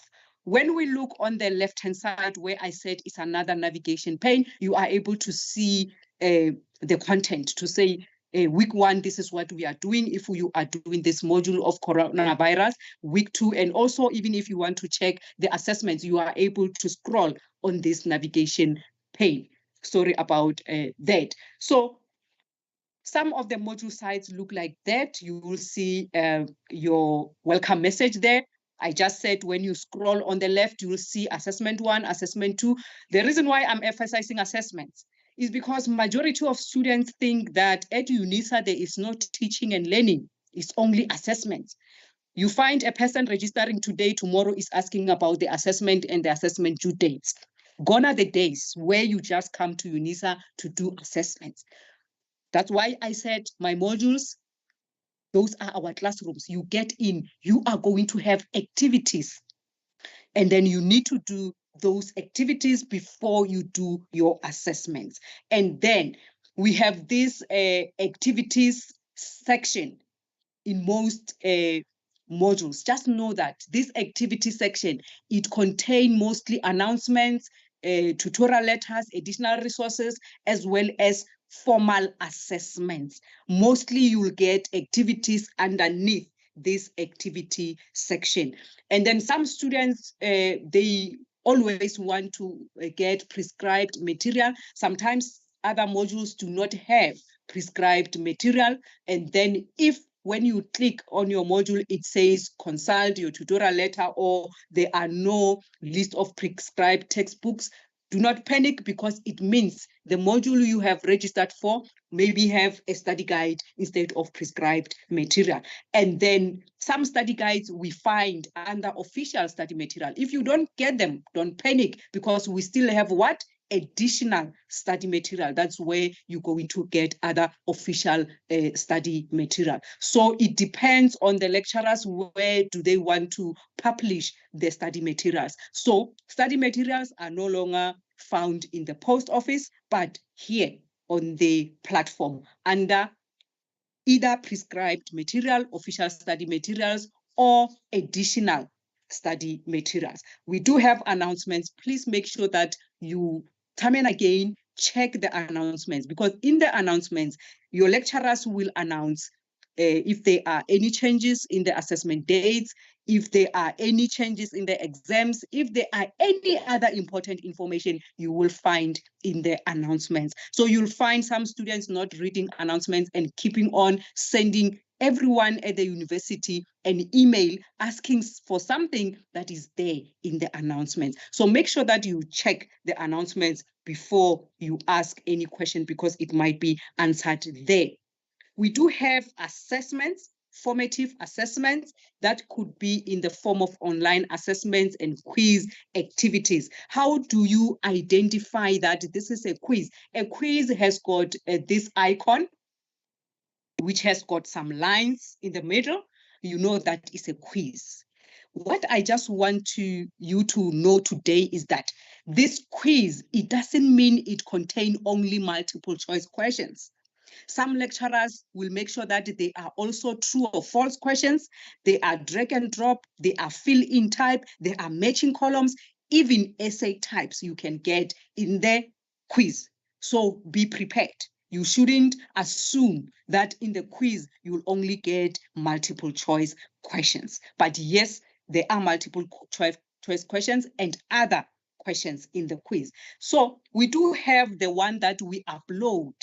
And there's also this misconception that every assessment one is a quiz or multiple choice. It also depends on a lecturer. Other lecturers do not prefer the multiple choice assessments or the quiz assessments. You'll find assessment one is a forum or is a file upload. So if the assessment is file upload, you need to recognize it with this icon. It has an arrow facing down. This arrow, it says to you, you are going to upload. You upload something inside. And then this is the assessment where you either going to write by hand, scan and upload, or type, save as PDF and upload. Please make sure that you read the lecturer's instruction. Some lecturers will strictly say to you, save as PDF. Please do not ignore that, because if you don't upload it as PDF, they will struggle to grade your assessment. We also have forum activities. You can see here, forum can be also a formal assessment wherein you are going to post. So how do you create topics or reply to the forum? After opening the forum, you will see that it has got a tab that says add a new discussion topic. You click there and then it will open a page like this one wherein you can reply to the topic there. When you are done, you click, or you can click reply here, you can edit, and then afterwards you post. So that is a forum for you. A forum, you can also upload a document.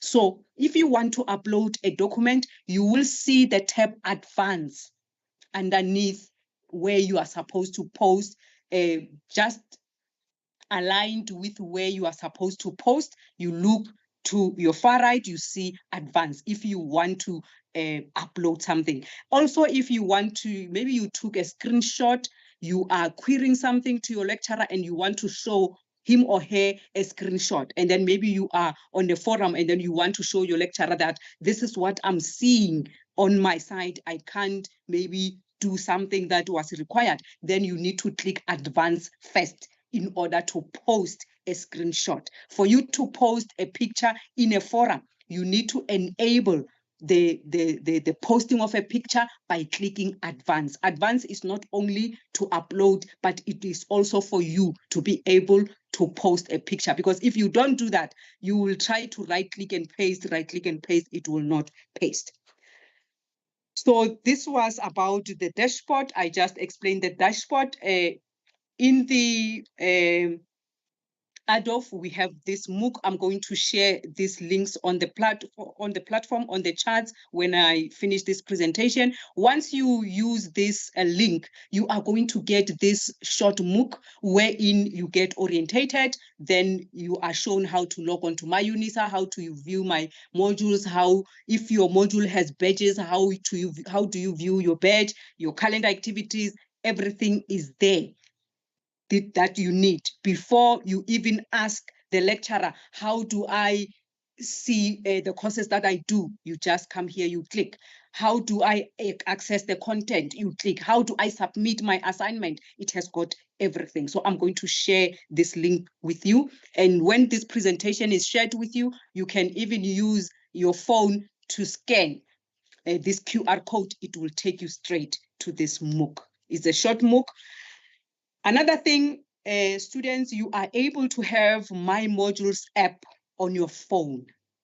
There are students who mislead other students. I don't know whether they are working for certain companies. They are getting money to mislead you students to get into the platforms that maybe they are getting money from. Please avoid getting information from anyone who will say, I know. I remember last year there was this student who was even sharing a video asking you students to install a certain app called a Moodle app. The only app you need to install is My Modules app that is powered by UNISA. You can get it on Google Play Store, on even if you are using iOS, you can download it from your app store. So please do not be misled by other people. I'm also afraid for some students, or I don't know whether they are students or they are people who are selling something, who comes into our platforms and say, join my group. Because we don't have even time to evaluate if that group is legit or not.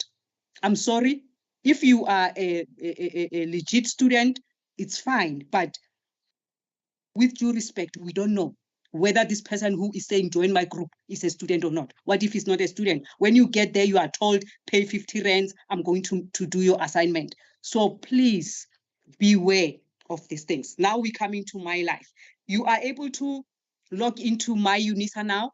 You need to access your My Life email account. And this is a challenge to most students because during exams, we still find students who will send with their Gmails to say, I can't find question paper. I'm unable to download question paper, sending an email with a Gmail or Yahoo or whatever. And believe you me, you will not get help.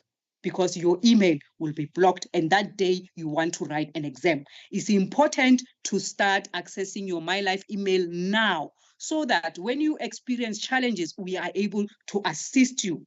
So for you to access My Life email, after going into the UNISA website, you will see where it says My Life email address, where I am hovering the mouse right now, My Life email address, and then you click there. After clicking there, it will take you to this page where now you are supposed to put in your student number that it will be followed by mylife.unisa.ac.za. Then you click next. And then if you are experiencing challenges here, please make sure that you contact us and then we help you. I'm going to give the email address also that you are supposed to contact if you are experiencing challenges with setting up your My Life email. Then you will be there. My Life email is on Microsoft Outlook.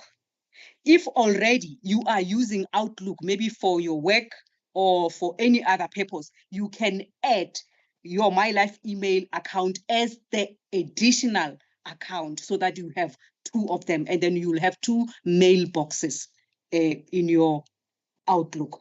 Once you have My Life email account and you have Microsoft 365 account, formerly it was named Office 365. Just know that you are ready to go. At UNISA, you will not go wrong and you will not experience any challenges. And Microsoft 365, it comes as a package. I don't want to say it is free. There's nothing free. You are paying school fees. You are paying a university fees. I mean to say, sorry, you are no longer at school, you are at the university. The university fees you are paying, they give you also access to this Microsoft 365. That is why it is important that you use the money that you have paid. If you don't access these things, it means you are throwing your money away.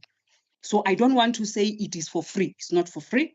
It comes with the fees that you paid. So you are going to get Microsoft Word, Excel, PowerPoint, OneNote, OneDrive, even this Outlook and Teams. These are most of the apps that you will get. And for you to be able to use these apps optimally, come to the training where we are collaborating with Microsoft and Gijima. We will teach you, especially in that I'm presenting the OneNote. You will learn about it. It's a powerful tool to create your learning management space. And we have what to do where you can now do all your tasks so that you don't miss any assessments. So these apps, you get them as the package to your registration. So these are the basics that are important to us. You need this to get your My Life email. You need Word to type your assessments, and you need PowerPoint also for your assessments and your other presentations. You need OneNote to organize yourself. These are the advantages of this Microsoft 365. You access your documents from everywhere. Once you have it on your laptop, you also have it on your phone. When you open your 365 on your phone, the documents you were having on your laptop, they are there on your phone. So gone are the days where you'll be saying, I left my laptop at home, I can't do anything. No, you will do everything also on your cell phone, and you are able to collaborate. Your documents are saved automatically as long as you are online. And even if you are offline, you can still work on your documents. Once you go online, they get updated. Your files are secured, and then you can conduct your classes and workshops online. So now, this is how you can access your Microsoft 365. If you didn't, just type http://office.com. I'm going to share the link also in the chats. All of you, after today, you must have access to Microsoft 365. And then you start having these apps. You can also access it on your cell phone through Google Play or through App Store. And then you can also use your My Life account there. I'm going to wrap up my presentation with my exam portal. I know it is too early to talk about exams, but you need to just have an information about exams. I said my modules is your classroom. Then my exams is your exam room. You remember previously you will go to a venue where you write your exams. So on my modules, you will not find your exam. That is why even previously the exam room was separate. You will find that you have an exam venue. So you have my exam portal, which is different. And once you get into the my exams portal, that is where you're going to get exam paper. Remember, we are College of Education. Your link to my exams should start with SEDU. For College of Law, so you shouldn't share exam links with other students who are registered in other colleges, because you will find yourself now struggling on the day of exam saying, I'm unable to access my exam. It's like if you said on your registration, if we were still on physical exams, you said you're going to write at the showgrounds, but you see yourself going to Joburg, and now you want to write an exam, and you are expected where? Pretoria Showgrounds. So that's how our exam portals also work. Once you access your exam portal, this is the page that you're going to see. You need to make sure that you know the date which you are going to write your exams. You click on that date. Sometimes when you click, you'll find that your information or the information about your module does not appear. It is because it is still far. Usually, 7 days before, that's where you can be able to check your module if it's there.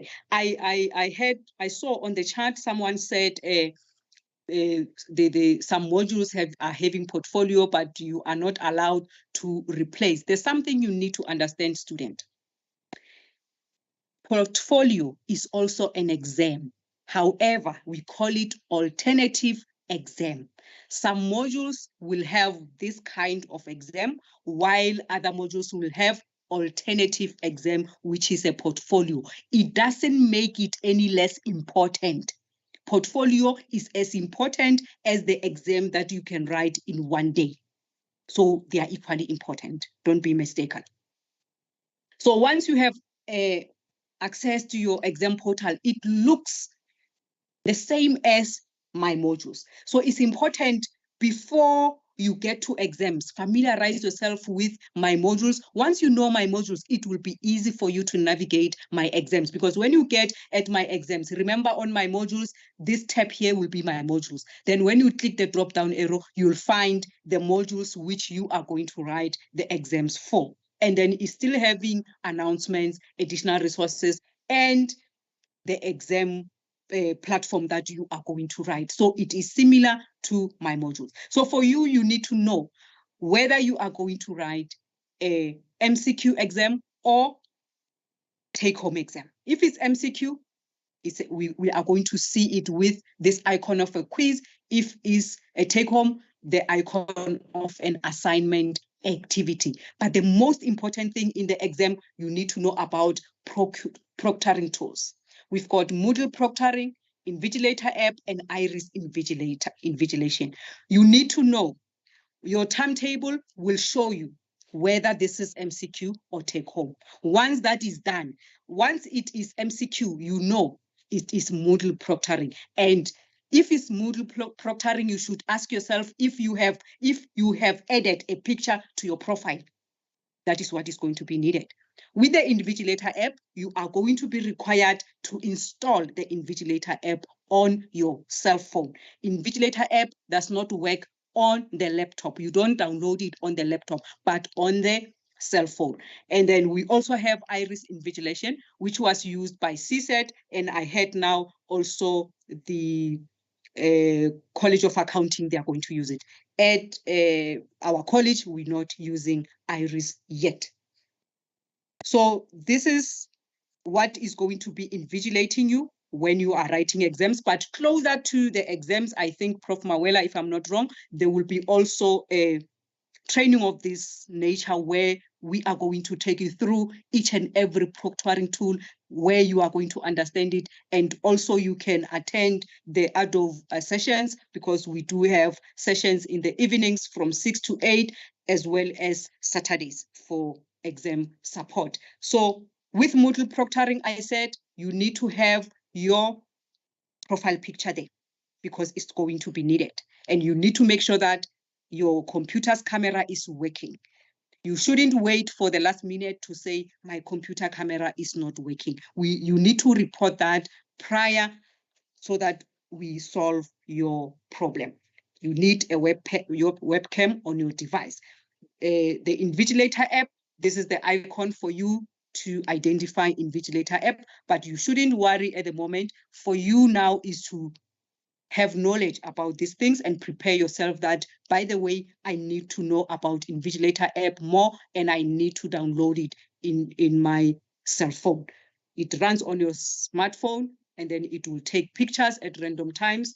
And then at the end, you are going to scan. We need a proper training on it because there are those who sometimes confuses the uploading in the Invigilator app and uploading in my exams. So you need to know which to prioritize. So here I'm just giving you background information. Like I said, HCERT was using it last year. This year, College of Accounting is coming in. Prof. Mawela will tell us when education will also move into iris invigilation. Students with special needs, you are also accommodated. We have Prof. Nkuna, Mr. Nkuna, who will also be presenting today, and then he will give you more information about the support that you can get from HCERT. But in the meantime, there are also the email address there. I'm sure he will share more contact details. Remember, we also have mock exams. It's important, students, that you take a mock exam. Why? You practice, so that during exam, you don't experience a challenge. Most of students, Prof. Mawela, who at the day of exams are saying they are unable to access their question papers or to access their exam platform is because they ignore the mock exams. So please use an advantage of the mock exams so that you practice how are you going to get in. In our project also, we have a little MOOC similar to the one of my modules, which will take you through all exam information you need. You will even see how you are able to download your proctoring tools and also how to use them. And then in this platform, this is where we also have our mock exam. What are the devices that we require, especially when we are doing our exams? Preferably, you need to have a device that is not older than 5 years. Operating system should be updated. If you are experiencing challenges with updating your operating system, please visit our regional offices. You will get our DLAs there. They are very competent and supportive. They will assist you. And you need to have access to internet. You don't need a device that will refuse to connect to the Wi-Fi. And then you need to have space in your device. Remember when we buy devices, you will find they say this one is 128, this one is 250, so forth. So you must also check if you have enough space. If not, because we know we have lots of videos, lots of pictures, you need to now prioritize your exam and remove some of your pictures, back them up somewhere. You'll get them later after your exam. You must have a working camera, a working microphone, and the sound should be well. With the laptop, you need at least Windows 10 up to the latest update.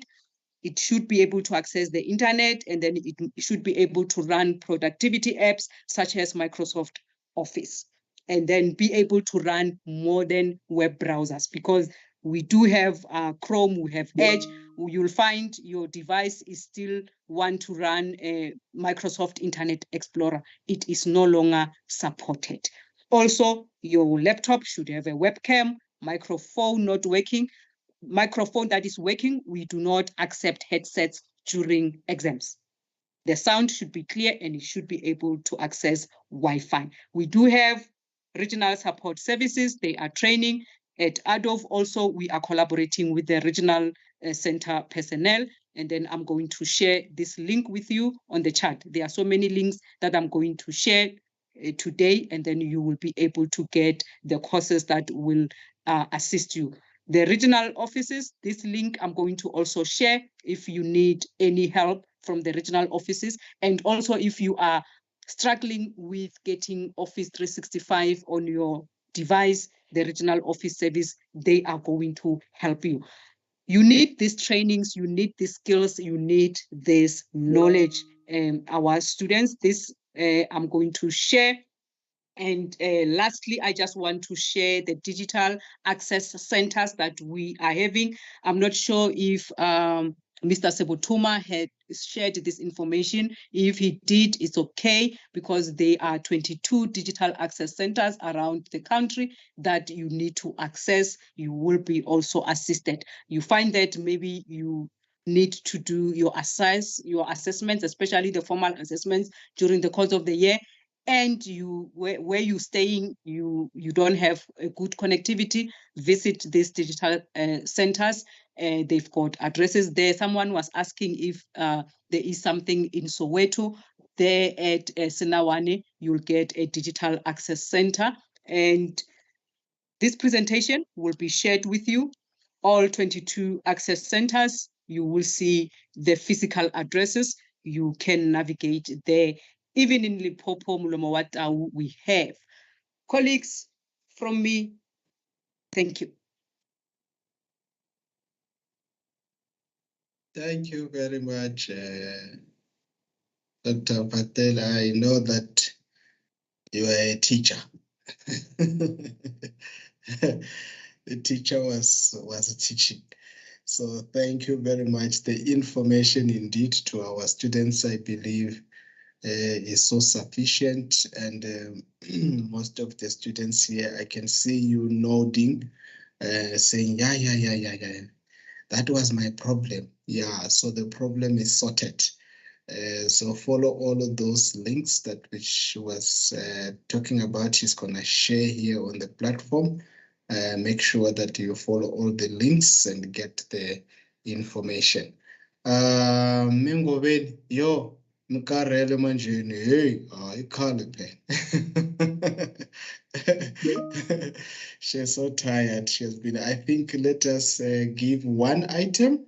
She has been working since in the morning, and we give her a little bit of a break. Mengoveni and your team that side, prepare something for us. All the questions that which you indicated on the program, it will be our break time after Dr. Hanaway and Mr. Mlambo to give us about the program qualification mix. This place will take us to the short break. We'll give you the understanding how many minutes so that Mengo Venishi can also get a cup of coffee. She has been working without a cup of coffee there. Dr. Hanaway and Mr. Mlambo. I think Dr. Hanaway will start, I believe. I'm not sure who's starting. There she's Dr. Hanaway. Dr. Hanaway, she's responsible for the program qualification mix in our College of Education. So please let us listen very much attentively on what she's going to share with us. And I believe that what Dr. Mpahlele has emphasized is very crucial. Please make sure that students, you follow every step, the assignment, the quiz, the examination. And one most important information she highlighted, please, if you are staying to a place where you have challenges of connectivity, make use of the centers around the country. Go and write the exams there. Dr. Hanaway, I think you are ready. Thank you so much, and good morning, my boss, Prof. Mwela, and all the presenters and academics that are with us online today. And most importantly, a warm welcome to our SEDU students. It's really always a pleasure to be with you in a session like this where we have interaction and can support our students. So thank you for having me. And this morning, I'm going to be talking briefly to all our undergraduate qualifications and giving you some important information in each one. just to mention, I'm going to just chat about a few general things first and your curriculum, and then I will go into each qualification a little bit more specifically and assist you there on the chat afterwards and through questions if needs be. So for general, in most of our qualifications in the College of Education, your modules are year modules. Our signature modules and some of the modules that are offered by our sister colleges, which are outside of the College of Education, some of these are still semester modules. And as Dr. Mphahlele mentioned, please, students, you must visit Moodle every day. This is your classroom, this is your university online, and it is very important that you access your study material, your assessments, and most importantly, your teaching and learning, which is happening in an online space. Now onto some important information just for you to know when you plan your studies. Please realize that only final year students can add 2 additional modules. For you in your first year students, you can only register up to 10 modules per year. You can only register 1 teaching practice module per year. So make sure as you register each year that you have the teaching practice module, because the modules that you are taking in the qualification will feed into that teaching practice that you register for. Don't leave it all till your final year. It will delay your studies and the system will not allow you to register more than 1 teaching practice. And then just with regard to our higher certificates in education, this qualification articulates into the Bachelor of Education. Spaces are limited and completion of the higher certificate does not guarantee access. You still have to meet the statutory requirements of the B.Ed, but it does give you a pathway. Okay, I'm going to move on to accessing your curriculum. If you have not already, please go and visit the College of Education website. Go and see the qualifications and go to the undergraduate qualifications link. And then on that page, you will see the different qualifications and you can select your qualification and get all the relevant information there, especially the curriculum. It is very important that you know what you are studying for throughout the years of your study, which modules you have to complete. It will inform your registration and your planning so that you have a successful experience throughout the years that you are with us. Okay, moving on to the higher certificates in education. This is a 120 credits qualification. It is an NQF level 5 qualification and it is offered over 1 year. You do have up to 3 years to complete the qualification. As mentioned, it is a gateway into the Bachelor of Education, and this is because it helps you meet admission requirements that were perhaps not met in your senior certificate. So for example, it includes the required maths modules for those of you that would like to study the Bachelor of Education foundation phase or intermediate phase. And it is important to know, as I mentioned, that doing the higher certificates in education does not guarantee you access into the B.Ed, and you must still meet all the requirements to gain access. So make sure you complete your higher certificate well, that you have a good average, and that you can go further to access the Bachelor of Education.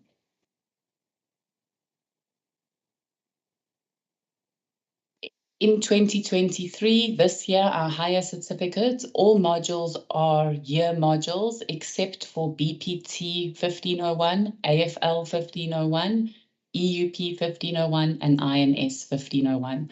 Those are semester modules, so you could have registered for them now at the beginning of the year, or you can register for them mid-year, but you do need to complete all modules in the qualification.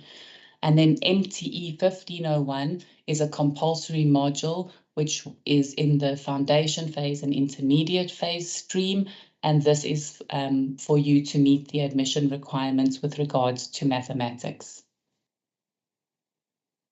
So if we go a little bit further and we look at your curriculum, this is the two streams that we offer in the higher certificates. We have the foundation phase and intermediate phase access stream and the senior and FET phase access stream. And once you've registered now already where you're sitting today, you should have some idea where you're heading in the future. So if you've registered for the foundation and intermediate phase access stream, this is because you would like to go and teach in those phases down the line. You will see that MTE is a compulsory module in your curriculum to meet the maths requirements. And then in Group A, if you are intending to study in the foundation phase, please would you select the ATH and the GRT modules. Those are foundation phase specific. And if you're going into the intermediate phase, the other two modules. With the senior and FET phase, you will select all modules in your first group, and then you will choose 2 modules from your second group according to your subjects. Okay, we're going to move on then. I'm not sure if we've got any advanced certificate students with us, but we do offer one advanced certificate in the College of Education. That is the advanced certificate in intermediate phase mathematics and first additional language teaching.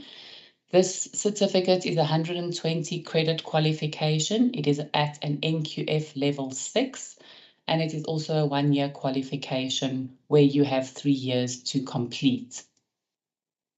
Oh, apologies, I'm jumping screen. This qualification is a vocational qualification, meaning that it will equip you with specific skills in a specific discipline. It is not a professional teaching qualification. So for example, the one that we offer now, it's going to give you skills in intermediate phase mathematics and first additional language teaching, and it is done after you have received an initial teacher education qualification. This qualification is a pathway into an advanced diploma, and those will be dealt with in another orientation session. But just to know, planning your studies, if you want to further yourself and further what you do, this advanced certificate can take you into an advanced diploma. Okay, we're going to go now to the diploma in grade R teaching. This qualification is a 360 credits level 6 qualification. It consists of 30 modules. It is a 3-year qualification, and it is the minimum qualification for teachers in grade R in practice. That's very important, students, those of you that are doing the grade R diploma. It is actually for you to do the grade R diploma so that you can access the Bachelor of Education in foundation phase teaching. The qualification for grade R teaching is treated separately from other teaching qualifications. It has a specialized purpose, and its focus is on one grade only, grade R. The progression path, like I mentioned, from this qualification is for you to go into the B.Ed foundation phase teaching, and that is the minimum qualification that will be required of grade R teachers in the profession. So what we've done in this diploma is designed it so that you can move into the Bachelor of Education. And when you complete the diploma in grade R teaching, 15 modules that you have done in this qualification will be credited in your Bachelor of Education foundation phase. Please also note that this qualification will only be offered up until 2027. And the last year of new registrations, of the last year of intake of students, will be in 2025. It is very, very important that you register your modules in sequence per level. Let me explain what I mean by that. So this is the simplified version of the grade R diploma curriculum. You will notice that there are 10 modules per level, level 1, 2, and 3. You can only register for first level modules this year in your first year. Those ones that have just been highlighted. The modules in orange, these are the modules in the College of Education. And those in blue are the modules that are specifically in the Department of Early Childhood Education. And the 4 language modules are there highlighted in pink. And these are what you will select based on your home language and your first additional language. And then lastly, each year has a teaching practice module.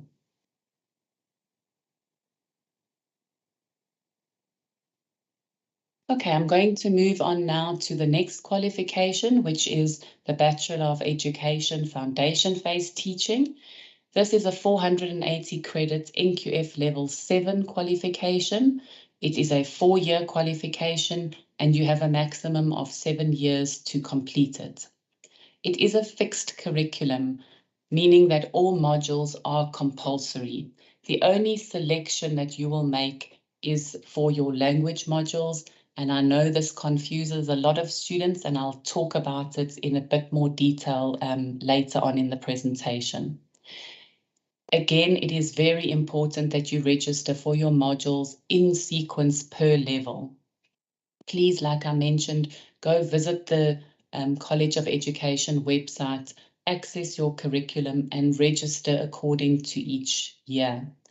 You can also visit on the CEDU website, frequently asked questions, and there are links there for you to download how to select your languages and the correct modules. So please, there are some resources to try and make your life a little bit easier and to assist you in registering correctly for the qualification.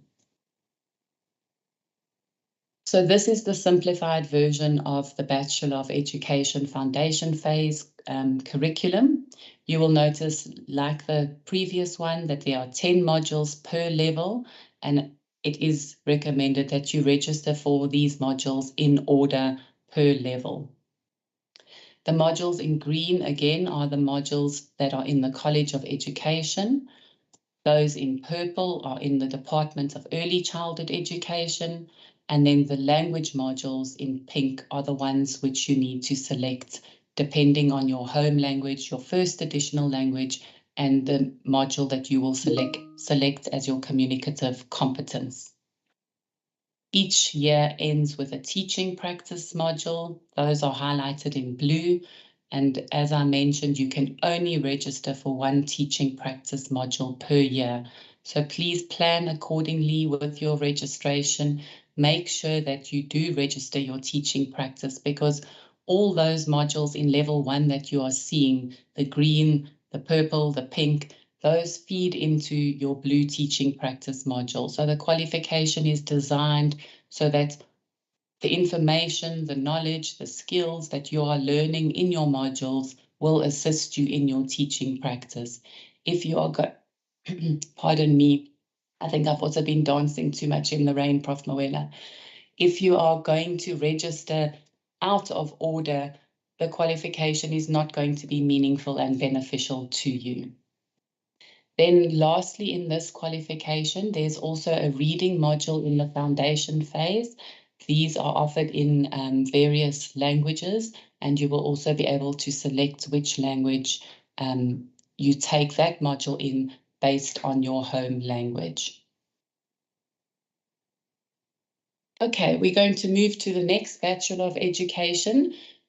This is the intermediate phase teaching, and this too is a 480 credit qualification at NQF level 7. We have 3 streams for the BEd intermediate phase.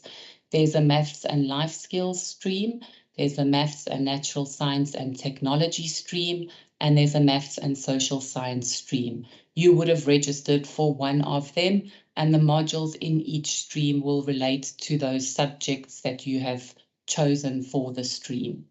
It is also a 4-year qualification, and you have 7 years to complete. The streams that are included, in each one you have 2 school subjects, which means that you will have 2 subject modules per level, as well as a methodology that relates to that subject. But I'll explain a bit more now in the curriculum. Again, in this qualification, all modules are compulsory, and the only selection that you will make will be with regards to your languages. Again, like with the other qualifications, this qualification, please also register in sequence per level as you go. So here is a simplified version of the BEd intermediate phase curriculum. You will notice that there are 10 modules per level, and you must register for them in that order.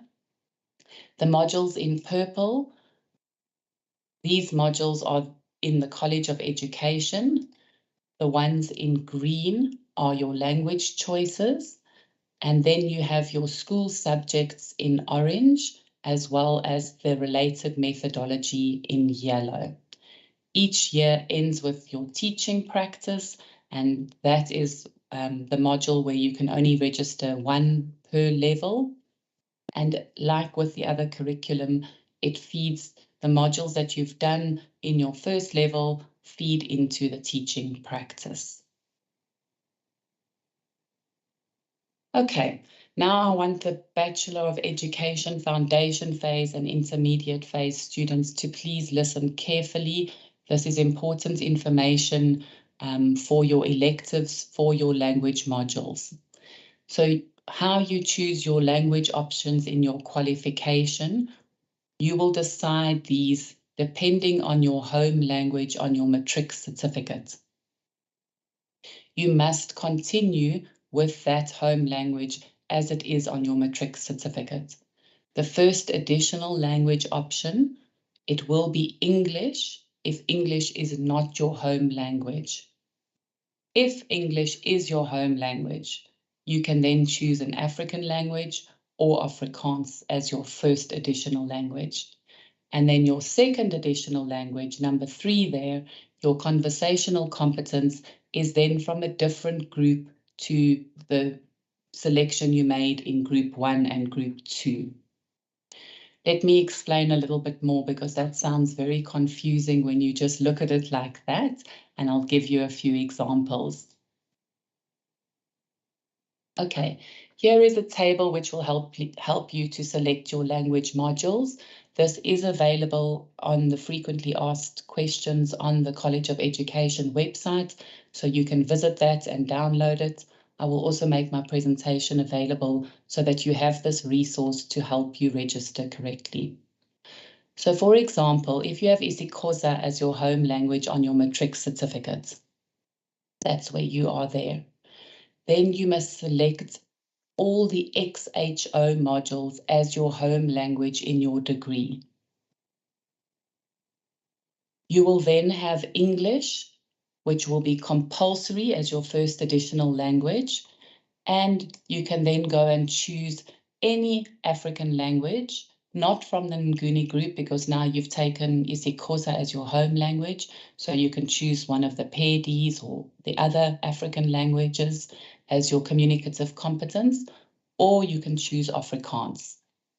So here's a table depending on what your home language is, what your first additional language could be, as well as what your communicative competence could be. Just to note that communicative competence module, it is a conversational module. So it is best to choose best to choose a language that you are not familiar with, one that you are going to learn, that is going to give you skills to learn another language, to be able to converse with, to communicate with your students, not necessarily to teach them in that language. So please go and make use of this language poster. There's also a video that you can watch which will explain this. And if you are not registered correctly now for these modules, please cancel them and register correctly because your languages are endorsed on your degree certificates at the end of your qualification. And if they are not correct, then your qualification is not correct either. Okay, I'm going to move on to the Bachelor of Education Senior and FET phase teaching. This is also a 480 credits qualification at an NQF level 7. It is offered in various subject streams according to the school subjects. So there are many streams available, and you would have registered for one of them. The stream that you register for is the stream that you must follow. And we can't transfer you between streams because each one is specific and has a specific curriculum. If you do transfer, you are going to lose credits and delay your studies. In some streams, there are a few of them where you have additional credits to meet requirements, for example, in the maths and science streams. But the majority of the streams are 480 credits. Please again register for your modules in sequence per level, and also note that in this qualification, you can only register one teaching practice module per year. I'm going to now move on to the postgraduate certificates in education, senior and FET phase teaching. This is 132 credits, NQF level 7 qualification. This is a professional capping qualification. And like the Bachelor of Education Senior FET, it's offered in various school subject streams. So for example, law is not a school subject, so someone coming with an undergraduate degree in law will not access the PGCE, but somebody coming from perhaps a BCom with accounting and economics will be doing the PGCE. Again, like the B.Ed, there are more credits in certain streams to meet specific requirements, and students have to take a language of communicative competence, which may not be the same as the languages taken in matric. So for the PGCE students, like I mentioned about the conversational competence, please choose a language that you are not familiar with so that you can skill yourself in an additional language for this qualifications requirements.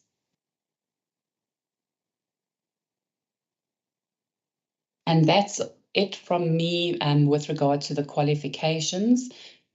For more information, frequently asked questions, please go and check your MyLife emails regularly. This is the formal route that the university will use to communicate with you. We will not communicate with you on WhatsApp or Telegram groups. So the information that we as the university, as your lecturers, as the managers need to share with you will be given in your MyLife emails.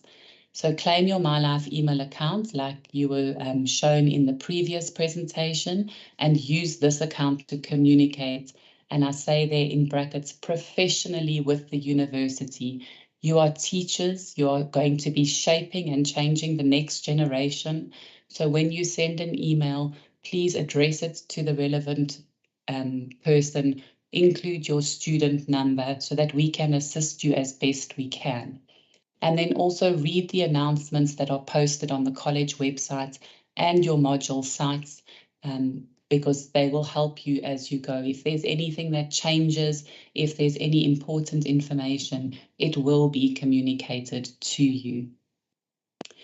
And then lastly, I'm just going to end with this quote, which you all know. And if you come to campus, you will see it written on a sign on our campus. Education is the most powerful weapon which you can use to change the world. Our school director opened this morning and he mentioned that education is the mother of all professions.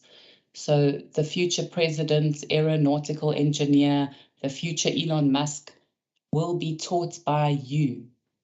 One of you will teach these people. So please take the responsibility seriously to emancipate our South African children. And I wish you well in your studies, work hard, and I am looking forward to seeing you cross the stage in the next couple of years at your graduation. Thank you.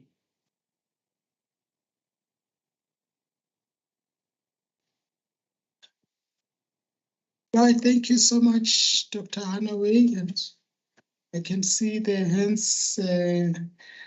Thank you very much. I think now our students, I can see on the chat, some of them, they are realizing that, oh, my babu, I registered the wrong module. and you still have the opportunity. Yes, and Tatesha was indicating that. So realign from the diploma in grade R, the higher certificate, the B.Ed, the foundation phase, senior phase, and also FET. Make sure that you align, make sure that you register the correct modules. And one emphasis from Dr. Hanaway is that of a teaching practice. You can't leave it until you do the 4th year. And now you say, ke tlo dira di-practicals hona bjano. You must be able to do every year one teaching practice module, and you complete it. You don't do it halfway. You don't do it halfway.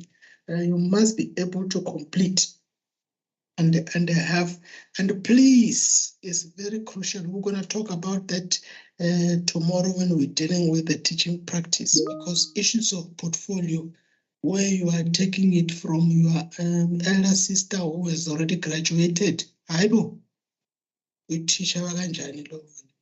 not going to work like that. Right. Now we are going to have a little break. I believe Mr. Mlambo is covered with Dr. Hanaway. Am I correct, Dr. Hanaway? Prof. Mawela, I'm not sure if there was something specific that he wanted to speak to regarding the SLPs. Oh, regarding the SLPs. Yeah, Doctor, yes. Yes. Mr. Mlambo, hey, umamongo benu khathele manje. I just want to get a break. Can you come in? I know you are going to be short to the point. We need some break, please. Baba Mlambo. Yes, Prof. I'll be very, very, very brief. I know. Because I know it's that time of the day, so I'll be very quick, Prof. Aye, I see it, Bob. Okay, no, thank you very much, Prof, for this opportunity. Am I clearly audible to yourself, Prof? Yes, yes, and the presentation we can easily see. Okay, thank you so much, Prof. Let me greet all the colleagues from SEDU, as well as all the other colleagues from our support departments at UNISA that continue to support our college. As well, let me also greet all the students, their friends that are sitting with them, and hope that they enjoy this presentation. But basically, what I'm presenting about colleagues and students is that it has to be explained that I think a lot of people are not aware that the college also offers short learning programs as part of its teaching and learning responsibilities, or rather as a bouquet of qualifications from the formal ones that Dr. Hanaway has explained so eloquently. We also have short learning programs in the college. And I think it's important to quickly indicate what constitutes a short learning program, because these SLPs are designed from your current formal programs that most of you are doing. A short learning program, it's just an introductory, pragmatic, non-degree tuition or offering that is meant to develop your skills and knowledge in a chosen subject field or learning area. Like, for instance, those that are doing their B.Ed in the intermediate and senior phase, foundation phase, as well as the senior and FET phase, have certain learning areas that they've chosen. And all our short learning programs, if not most, are designed specifically into those learning areas. There's a short learning program in mathematics, physical science, accounting, ECD, and so on and so on. These short learning programs, colleagues, are quick and effective. They cover the fundamental key concepts of all of these learning areas that I've just highlighted as examples. and they're basically anchored and developed from your higher degree courses through the rigorous academic research that our lecturers in the College of Education do. How are these short learning programs born? Most of them. They are born out of their engaged scholarship, or what would one call community engagement initiatives.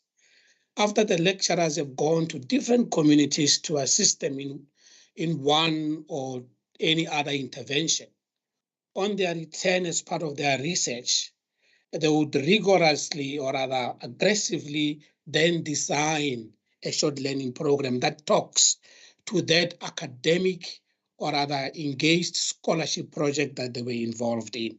So this is how some of these short learning programs are born. But what is the benefit thereof?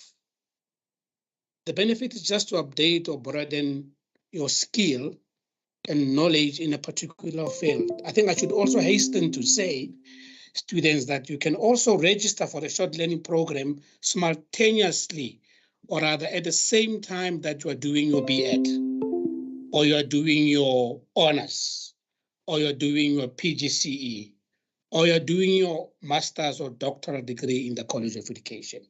You are allowed through university processes and procedures to register simultaneously for a short learning program to increase your skills in a particular learning area. And how does these SLPs fit into the entire learning ladder or other steps in the university structures? As clearly seen here, people or other students who are currently registered for higher certificates, diplomas, degrees, as well as our postgraduate students are also able to do these short learning programs. It does not mean that a short learning program is for those that are only starting at the beginning of the ladder, meaning only those that are starting with their high certificates or their degrees or diplomas. Even those that are doing the master's and doctoral degrees are also registering for our short learning programs. And the duration of our short learning program, they range from 3 months to 6 months. There are also other short learning programs which are 12 months and others are 2 years. Like our short learning program in advanced counseling, which is mainly done by our medical practitioners, professors in hospitals and private hospitals. They do that program in advanced counseling because that part of the counseling is not covered in their own MBCHB in their junior degree for them to be doctors. So they do some of these critical programs. And I think it's important to also highlight that all of these short learning programs conform to UNISA's ODL, while others are fully online. Like we have a short learning program in online teaching that begins to capacitate teachers in practice of how to teach online. So that's a very critical course that is now very relevant in today's times. And what does one get after successful completion of an SLP? At the end of your studies, you normally get your, the normal UNISA certificate, which is issued by the Center for Lifelong Learning, which is a center responsible for the administration of all short learning programs. Once you pass, you get a certificate that is issued by the university through them. And what it does, it also adds to your current CV that you have done this or that particular short learning program as an opportunity to begin to create more avenues for you to find employment and other opportunities in the educational landscape. In certain instances, some of the modules that are offered in the SLPs, as I earlier alluded to through you, Chair, that some of these SLPs are designed from your current existing formal programs. You will then be credited or exempted via our RPL process from the formal studies that you've done in the College of Education. And in closing, Chair, just to make it brief, is that sometimes we as people, we stare so long at the door that is closing that we see too very, very late the one that is opened. And this is a citation, or rather a quotation by Alexander Graham Bell. Most of you know him as a person who have designed what most of ourselves are wearing now, which is called a watch. Thank you very much. Hey, Ntate. No, I don't want to see the door which is open too late.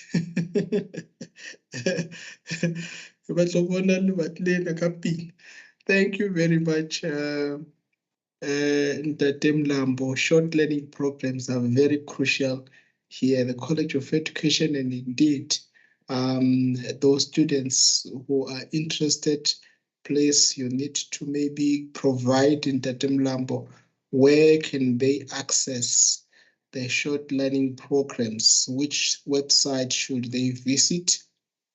Maybe you can provide here on the chat for the students to can able to access the short learning programs and make their decision on which ones to take. Yes.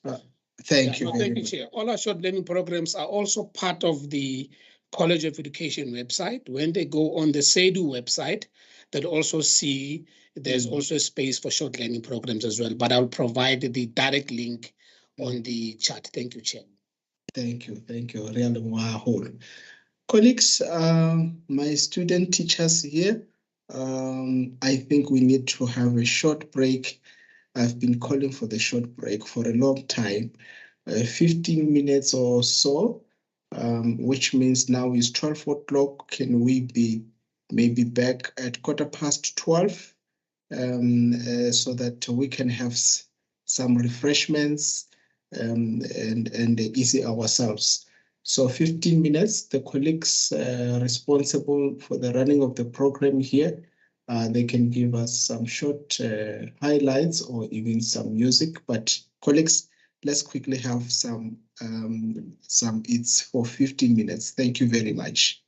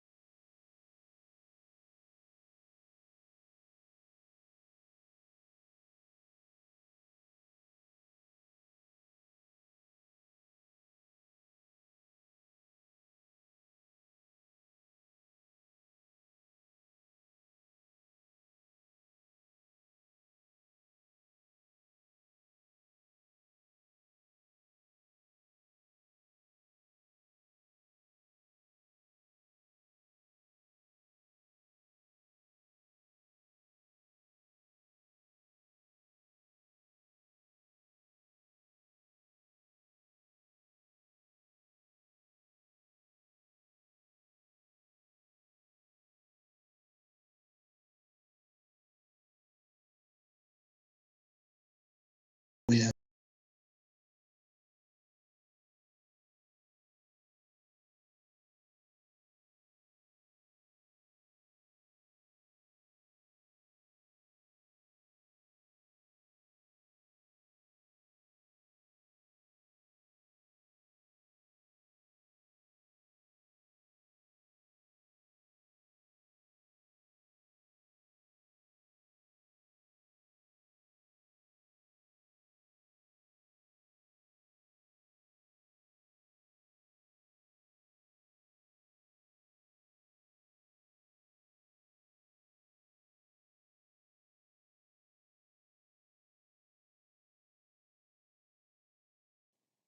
now we are going into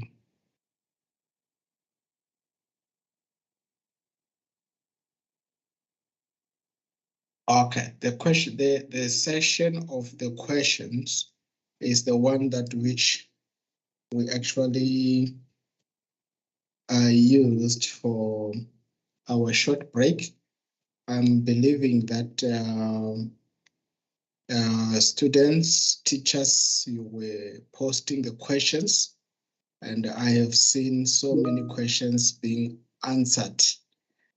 So I am happy that most of the questions that which you had are actually being answered. At this stage in time, I think we are now going to have, thank you very much, yes. We are going to have Mr. Nkuna, who is going to give us about the highlights and the understanding on the support students with special needs or disabilities. I hope Mr. Nkuna is already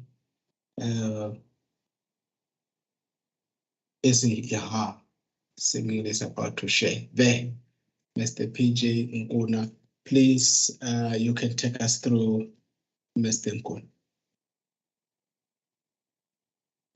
Thank you so much, Prof. Mawela. Good morning, colleagues and SEDU students.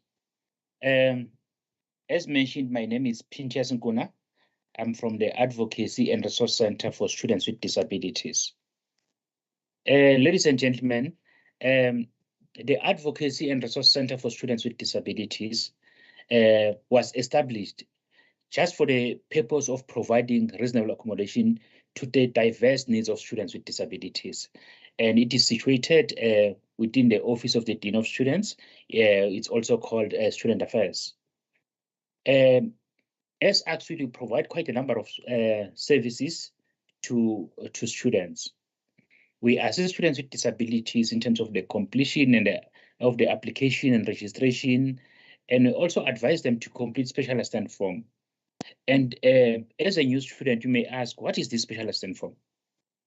This is a one-page form whereby, as a student, you indicate the kind of support that you need, in particular in terms of study material. For instance, you may find that two students may present the same disability, which could be blindness, only to find that the format of study material is different. The other student may need braille study material, and the other one may require electronic, DAISY, or audio study material. It is therefore that we request students to complete this particular form. We also provide sign language interpretation services to deaf and hard of hearing students as and when required. While I was reading the question or comments in the chat, there was one student who said, I am deaf, but I don't know sign language. How can you assist me? Then, as a person who's new in the world of disability, in particular deaf, we are most welcome to send an email to the address that I've provided on the chat so that you can receive basic sign language interpretation services. As Dr. Pahlele mentioned earlier, the services are not for free. It's because you've paid your tuition fee to the university. You'll be getting this service. Please drop us an email, then we'll ensure that you are assisted in order to learn this language. And again, for any other student who's interested in learning sign language, please send us an email. You'll be assisted accordingly. We also provide input to the My Life and My UNISA team to ensure that students with disabilities are accommodated in the systems. We've launched and we've established and launched multipurpose computer labs in different regions. These labs are equipped with access technology to accommodate the diverse needs of students with disabilities. One of those days whereby you say, no, I'm a student, I don't have JAWS. How can I access the lab? Everything's there just for you to study. In the spirit of the Nothing About Us Without Us, which is the international slogan for persons with disabilities, we established regional forums and association for students with disabilities to ensure that students with disabilities have a voice in matters that affects them. We also provide training on orientation and mobility. One may ask, what is this training? What is this orientation and mobility? From time to time, I'm sure you came across blind people walking using a white cane. For them to be able to work or to walk independently, they receive this orientation and mobility training. We also request concession in terms of assignment extension in cases whereby a student with a disability could not submit assignments. Maybe they are admitted in hospital or is due to their disabilities. But by so doing, ladies and gentlemen, we are not encouraging laziness. Whenever we receive this request, we'll need supporting documents to ensure that we assist you not to commit crime. We also assist students to apply for special examination arrangements. Special examination arrangements depend on the individual's disability and the severity as well. Students may apply for extra time depending on their disability. And then again, we also advocate for alternative assessment in cases whereby students are unable to do their exams on the prescribed format. Just for example, it could be an oral exam on Teams. In collaboration with our colleagues in student funding, we also assist students to apply for financial assistance, which caters for their prescribed books, assistive devices, human support, assistive devices as well. It depends on the nature of your disability. I must say that for students with disabilities, when they receive this funding, even though you've received a laptop, you still qualify for the allowance. That is part of reasonable accommodation. One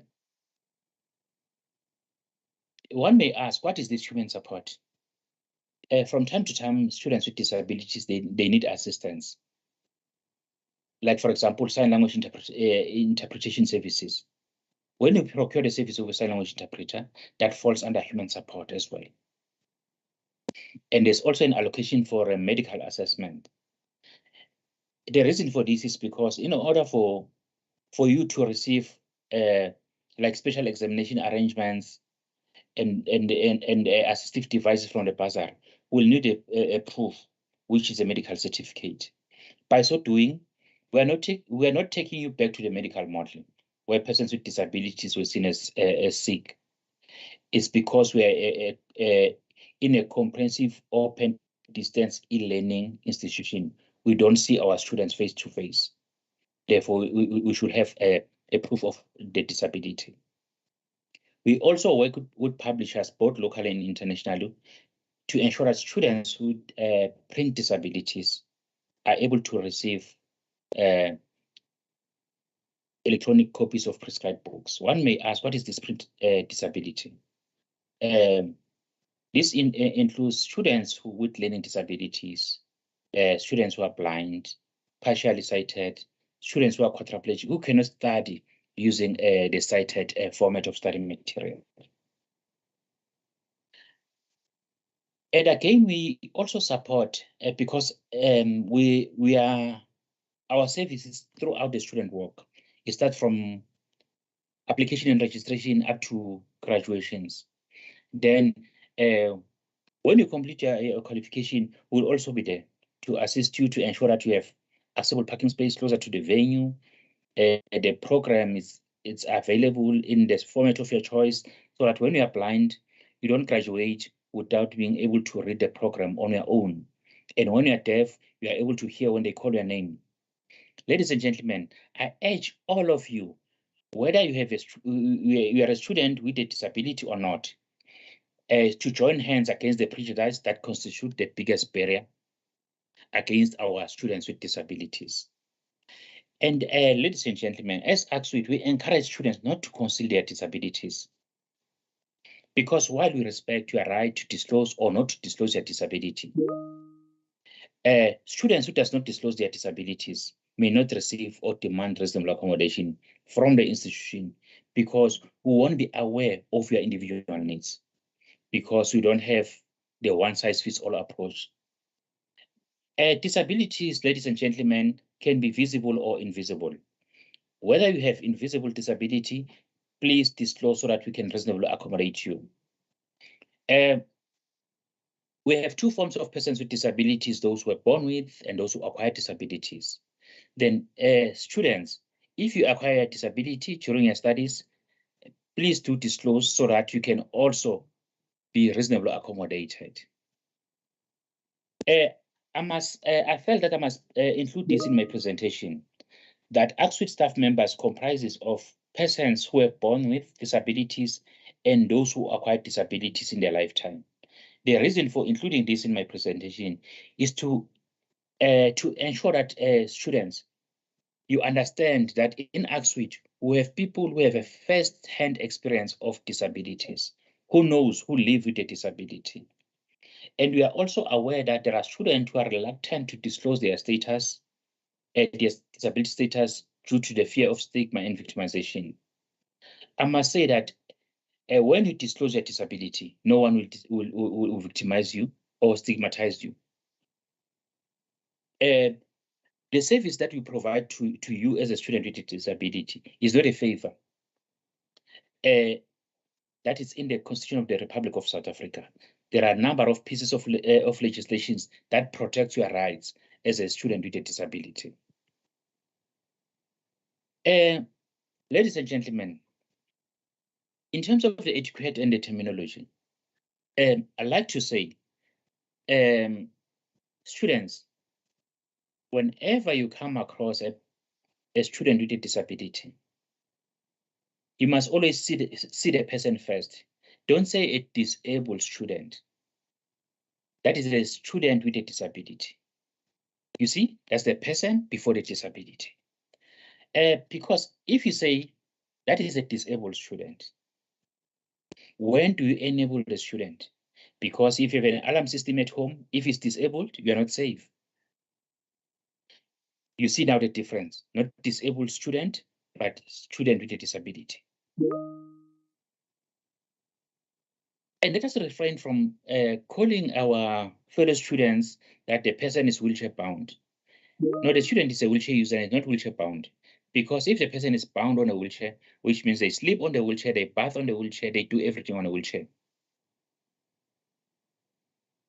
And again, ladies and gentlemen, from time to time, you hear students in corridors, in the library, referring to themselves, those without a disability, saying that they are normal students. Students with disabilities are also normal in a different way. Let's refrain from using the word normal student, because immediately saying normal student, you imply the positive to students with disabilities. In cases whereby you come across a student, maybe in the library or maybe in the lecture rooms, please do not push them their wheelchairs without asking whether they need assistance or not. Because persons with disabilities or wheelchair users, they use their upper body most of the time when they push themselves. They lean forward when they're pushing themselves. When they're being pushed, they lean back. If you grab the wheelchair and push without talking to the student, the student may end up falling down and hurting them, of which that is not your intention to hurt them. And again, if you come across a blind student, maybe in the corridors or in the library or maybe in the traffic lights, don't just grab their hand and assume that they are going to the same direction that you're going to. Please talk to the person, find out if they need assistance. Because when you grab them, they may end up thinking that, hey, I'm being marked here. Please do not pet a guide dog. And when talking to a deaf person, don't shout. Just look at them and talk. And even if the person is using the services of a sign language interpreter, when you talk, face the student, not the sign language interpreter. Ladies and gentlemen, these are the contact details of HCERT. Then we can contact us. We are available to provide support. In conclusion, I'd like to leave you with this quote by Thomas Edison. Our greatest weakness lies in giving up. The most certain way to succeed is always to try just one more time. I thank you.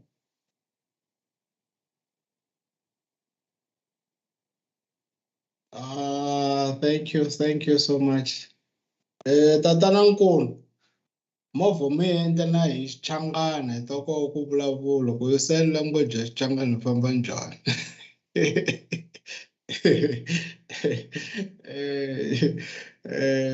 Man, Goveni, you can hear what I'm saying. That's why she's interpreting. So we are speaking all 11 official languages here.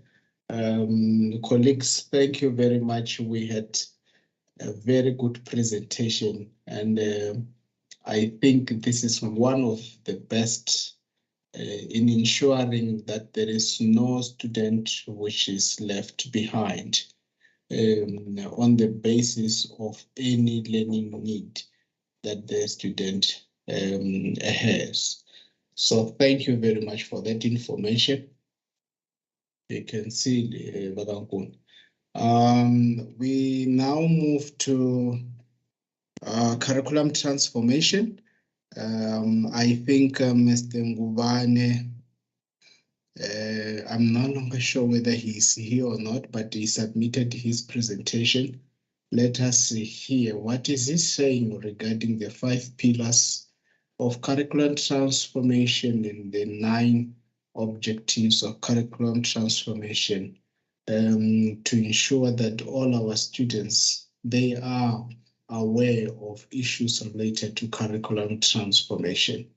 Babonguba, are you here or the presentation? Okay, it seems as if we have got a presentation that which is going to be played. Let's listen. The College of Education. Prof, can you hear the sound? Yes, you can play. Oh, okay.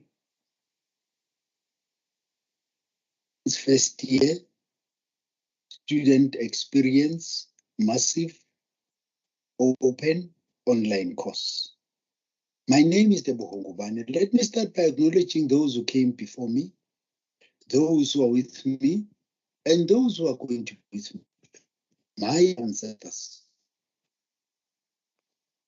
Setloholo sa lekwati matebele makwangkwang ke bo manopa habedi ba nope hararo ke bo manopa ba kokotletse ke batho ba reng he ba sa khumane nama ba je motho ke setloholoane sa namane ke ba bina peba ano ka ekhole sinang mokhwa le mokhogadi kanti ngingumzukulu wamaNdebele oMabhena akupofu uManala labo ubingweni lembewe nibona phambi kwene yensiza uNgubane uSomahasho uMatomela malandela ngoNomani umuntu ave ngehlanga inzalo wenza umbane ngephuza kwezidi ziziba abephuza kwezemfishane umlomo wazibuye nodaka usodlelezo wadla amabele washe emhlophe njengenkehlana bade belapho umbomvu kanti akasekho unyamakhanda ke ziyeko. My presentation would include the following.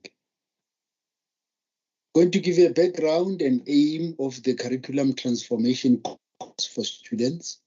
I'm going to give you a course overview, discussion, forum, and assessment. We're also going to look at the learning units.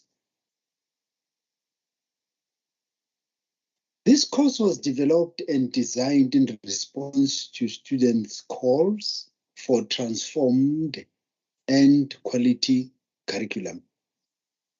Remember very well, the student calls did not start recently around 2016, but it started way back around the 1970s, early 1974, 1975, and specifically 1976, when we had student uprising in Soweto. So up until recently, where we've got roads must fall and fees must fall. These were all meant to spearhead teaching and learning in line with the needs of African context. Gone are the days where we are debating continuously the relevance of African knowledge, the relevance of African philosophies. Now it is the time to implement them. UNISA has listened to your calls as students in terms of curriculum transformation, hence this course.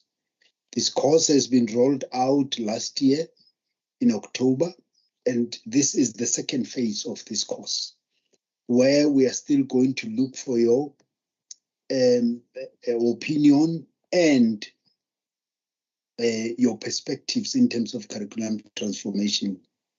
We are saying to you as the students, we need you to tell us once more, like you did last year. What is it that you need us to include in the course? How can we teach you in a transformed manner? And how can you be able to identify 5 pillars of curriculum transformation that has been identified by UNISA as the key based on your information that you gave us? Specifically, this course will assist you as a student to develop relevant skills and knowledge and values and attitudes to identify the curriculum transformation pillars. These are 5, and I'm going to highlight them as I'm going through this presentation. In order for you to be able to identify these pillars in your qualification, course, or program. With this newly acquired knowledge, you should be able to learn or know how to learn in a transformed manner, or whether you are being taught in a transformed approach.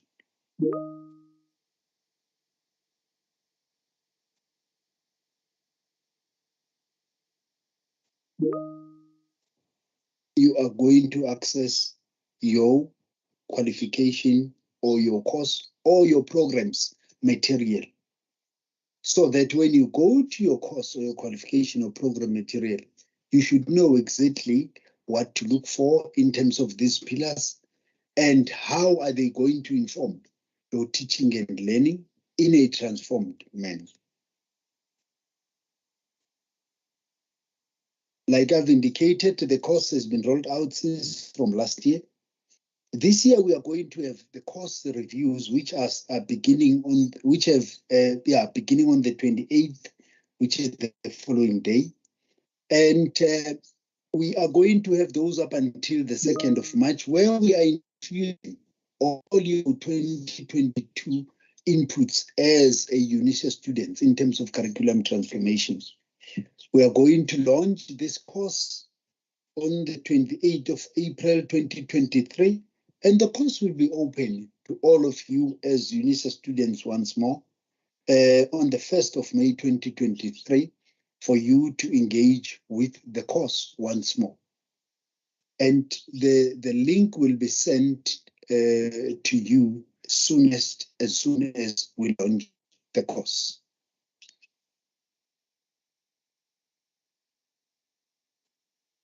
The course is organized in the following manner.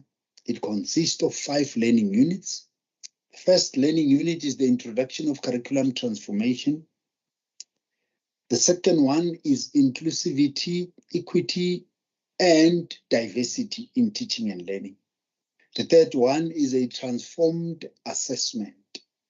And the fourth is the technology integration. The last and evaluation. With the learning unit 1, this learning unit looks specifically at the African epistemologies, philosophies, and indigenous knowledge. The aim of the course is for you to learn the concepts of curriculum transformation within the African context as a student. For an example,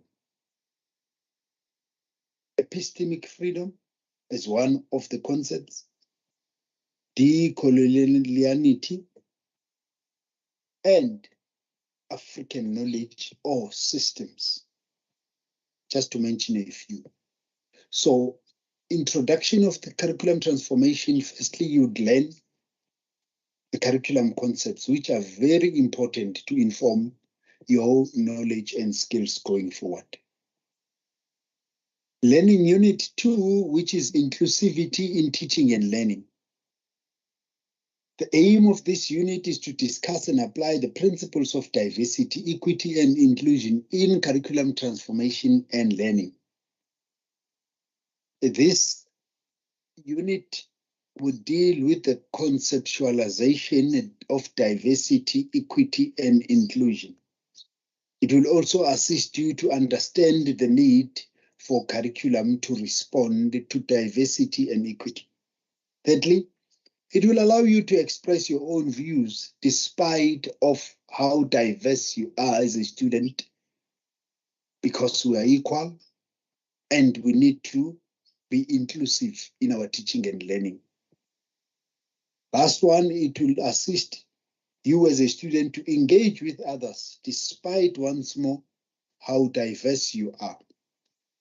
Basically, learning unit 2 assists us to be able to work together despite our different gender, despite our different languages, despite our different culture, and many diverse characteristics that we might have as individuals or as a group of people. Learning unit 3, which is a transformative assessment. This learning unit aims at discussing and applying the principles of assessment in teaching and learning. As we all know that assessment plays a pivotal role in our teaching and learning. One of the questions that are going to be answered by this learning unit is why there's a need to transform our assessment practices. How does assessment relate to students' learning? The principles of transformative assessment will also be learned in this learning unit, and the importance of feedback in promoting the student learning. Feedback cannot be emphasized in more ways than it is, because in this course, after doing all the assessment, you are going to get what we call a feed forward. You're going to get an immediate feedback on whether you are correct or incorrect, specifically whether you are competent or not yet competent in acquiring the required skills and knowledge of transformation. There will also be a reason given for the incorrect answer or for the correct answer going forward. So feedback plays a very important role in our teaching and learning. Learning unit 4 is technology integration. This learning unit will explore technologies impacting teaching and learning globally and in South Africa. One way or another, we are all having a room to improve in terms of technology. We might know some of the things, but since technology, it is always changing and always improving, we have a room to learn. Whatever we know where we are as students, we need to ask ourselves, what is it that we can learn more to make our teaching and learning better, or to be able to access the required teaching and learning material, or for whatever reason. So technology is very, very important, specifically since UNISA is an online institution. So we need to be able to engage with technology to be able to learn, because we are part of a open distance learning institution. Learning Unit 5. Learning Unit 5 deals with monitoring and evaluation in curriculum transformation. It will assist us to demonstrate the ability to monitor and evaluate the curriculum transformation pillars in your learning environment, specifically in your program, in your qualification, or in your course. You'll be able to identify these 5 at the end of it all. And when you are doing the monitoring and evaluation of your course, these pillars would assist you. When we are talking about these pillars, we are talking about the 5 learning units that I've just presented to you. If you can just go back and recap them, because they are very, very important going forward. So the first pillar will be the African epistemologists, like I've indicated. So here's the introduction of curriculum transformation, which is African epistemologists, is pillar number 1. This is the pillar that you should be identifying. Pillar number 2 is inclusivity, equity, and diversity. Pillar number 3, it is transformative assessment. Pillar number 4, it is the integration of technology in your teaching and learning. Pillar 5, it will be monitoring and evaluating transformed curriculum. So these are the 5 pillars that you should be able to identify at the end of this course. Some of the activities would include discussion forums and assessment. Various activities are built around the outcomes and assessment criteria in this course. Thus, the assessment plan includes due dates for activities such as discussions. Please remember the opening and the closing date for various activities. This is very, very important. Each learning unit consists of 10 multiple choice questions. Since you've got 5 learning units, it means all in all, you are going to have 50 multiple choice questions that you need to answer in order for you to be competent or not yet competent, and it is continuous. When you are doing these 5 learning units, each learning unit, it is estimated to take you a maximum of 45 minutes. And within these 45 minutes, you can do each learning unit a day or do all of them. So you've got approximately about 5 hours to do this course, maximum. Hence, it is very, very important that you are involved in doing this course going forward. And immediate feedback, like I've said, it is available, and it will provide you with each and every answers feedback that you have been involved with. It will tell you why is the answer correct or why is the answer not correct, and it will tell you whether you are competent or not competent yet. And the reason for the explanation will be provided for you to understand, like I've indicated, why is the answer correct or why is the answer not correct. So this is the brief and the information that is needed for you to be involved in this course.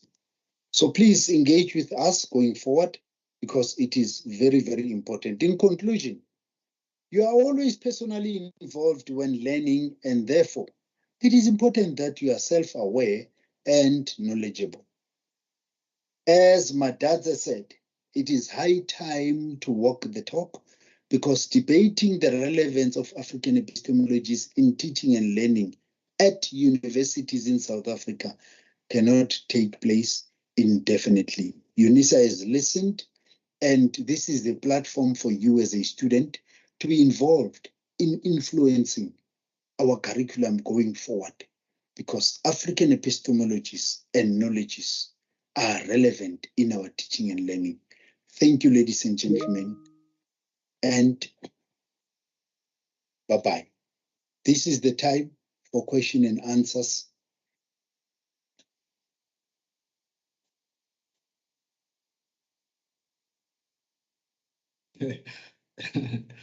Thank you very much, colleagues. I was just laughing. Mr. Mubane says it's time for question and answers, and he's not here.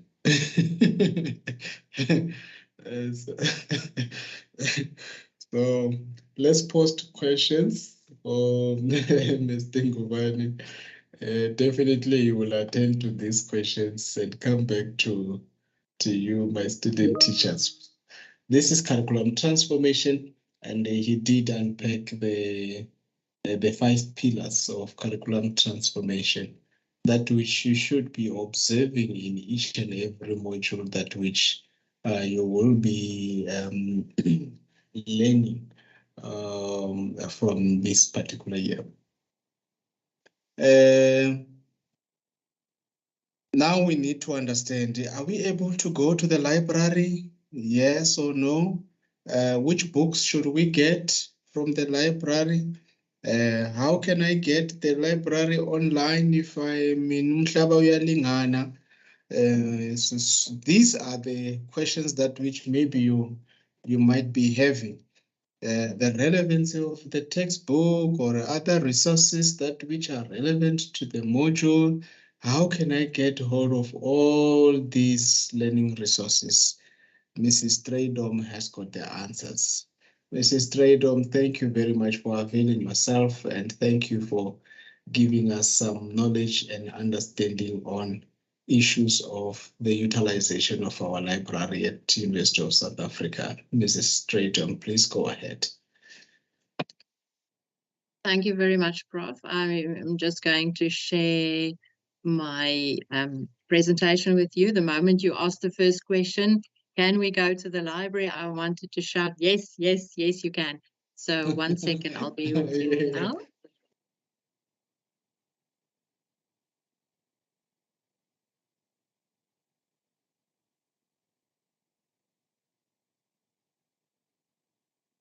Thank you very much, and welcome to the session, all students. I really hope that you will find this useful. The UNISA library is, of course, one of your important partners while you are busy with your journey through your studies. And today is really just a quick introductory session. Please remember that the library is available to you right across the country. So people very often say, if you are in Pretoria, then this library is there. But remember that we are everywhere. So that implies that we are available physically for you and also online. So I will show you a few things today and also give you some information on who you can contact and what you can do to ensure that right through your studies and even further in your life, when you do further degrees or you want to become a researcher, how you can use the library to support you. We are very privileged at UNISA in the sense that we have a well-resourced library, and we are very proud to offer you a lot of resources, a lot of tools, and a lot of services. Now, how do I get to the library firstly? And this is now when you want to access the library online and you want to see what the library is about and you want to see what our services are. You can go to the UNISA General webpage and just click on the library. I've circled it there for you. Or you can Google UNISA Library, or you can go to My UNISA and just link with the library from there. So that is the way that you find the library webpage, and that is the important page where you will find access to services, you will find answers to questions, you will find access to our resources, and I will show you a few of the resources that we have available. So this is the UNISA library webpage, and I will go through it in sort of sections so that you just understand what it is about. Before I go on with the web page, I want to just alert you to this, and you will find this link in the presentation that will be included in the recording of this session. So please have a look there. If you are not familiar with the library, you haven't used it before, you don't know where to go, what to do, please come and have a look at this LibGuide. You will see there the address says LibGuides, and I will talk a little bit about the LibGuides further. But come and click on this and see what training is offered, and this will be online training, so you don't have to travel anyway, and then see if they can assist you with whatever you are struggling with. We would really like to make sure that every single student uses the library. So often we hear about honors students and master students, then it's the first time that they come into the library, and it's really upsetting because everything could have been so much better. Your assignments will be of better quality.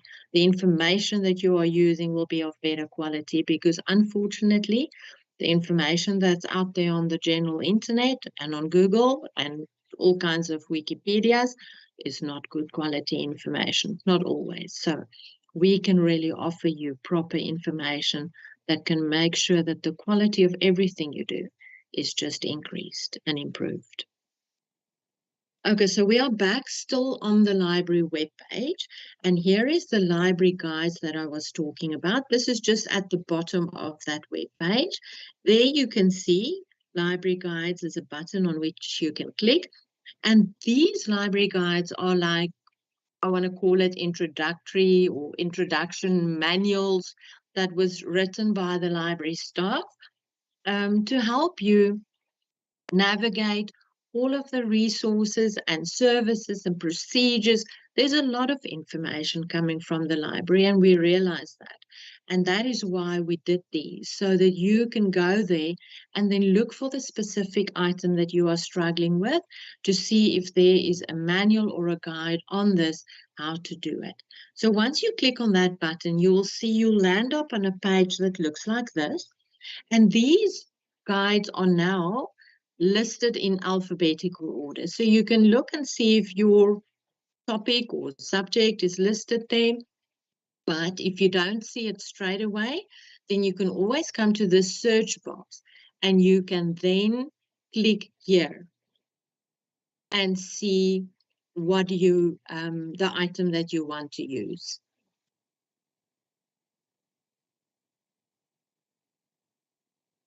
So what happens is that you, oh, I'm very sorry.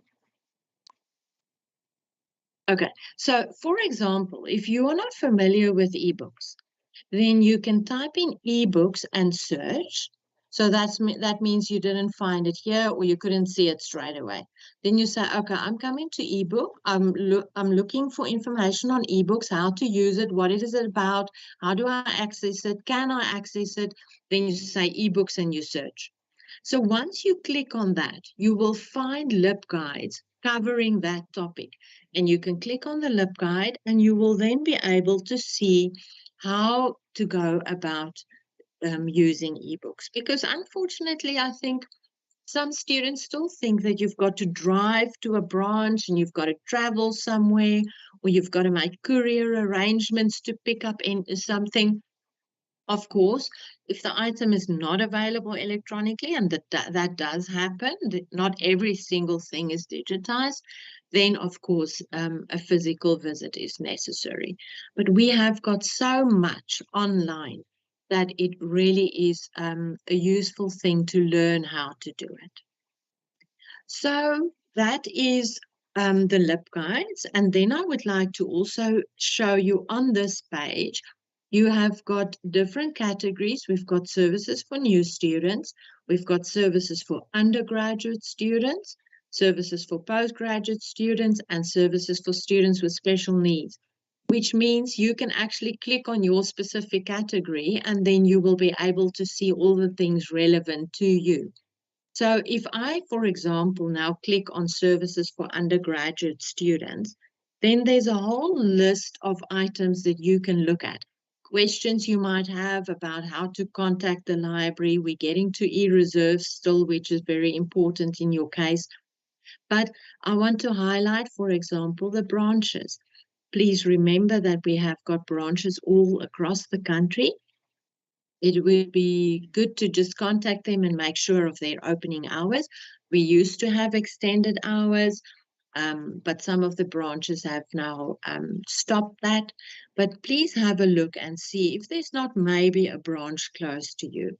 Why this is also important is if you want to order a book, you can, for example, say, I would like to have it delivered at the Durban branch library or the Parow library or whichever library, and the book will be sent there straight away so that you can go and collect it. And of course, you can return the items also at any branch of your choice. So if you're living in Durban and you received a book and next week you are working in Cape Town, then maybe you can just go and drop the book off at the Parow branch. So those libraries all work together and they will be able to assist you. Another important thing that I have to say is please remember that there are librarians at all of these branches. They can explain to you how to access the library. They can show you how to search. They can explain the databases and all of the things that you will need to make sure that you get quality information for your assignments and for your research later. So you can contact any of those branches, go and see them or speak to them telephonically and see what they can do to help you. So there are trained librarians, qualified librarians at all of these branches, which I really encourage you to make use of. Now we are still on our library webpage, and one very important thing, and this we get a million questions about, where do I get my e-reserves? Because this is now listed in your tutorial letter, and those are chapters. It could be chapters of books, it could be an article that your lecturer has selected, and we processed it in the previous academic year to be ready for you now under your module code. Please be careful that you don't confuse these two buttons. There's one that says Find e-resources, which is access to all of our electronic resources like online databases with journals, journal articles, and all kinds of other resources like dictionaries and encyclopedias. What we are looking for now is Find e-reserves, and that is listed in your tutorial letter 101. If you don't have e-reserves, then there won't be anything in your tutorial letter, and then you don't have to be concerned about this. But this is for people that have e-reserves as their in their tutorial letter. So once you click on that button, you will be taken to this screen where you merely just put in your course code. So I've taken a random course code and I've put it in there, and you submit. Always, of course, make sure that it is the correct course code. Otherwise, you won't be able to find anything. And if you submit it, you will find of course, first there is a screen, just I have to say this. First, there is a screen where it says Electronic Reserves 2022 or Electronic Reserves 2023.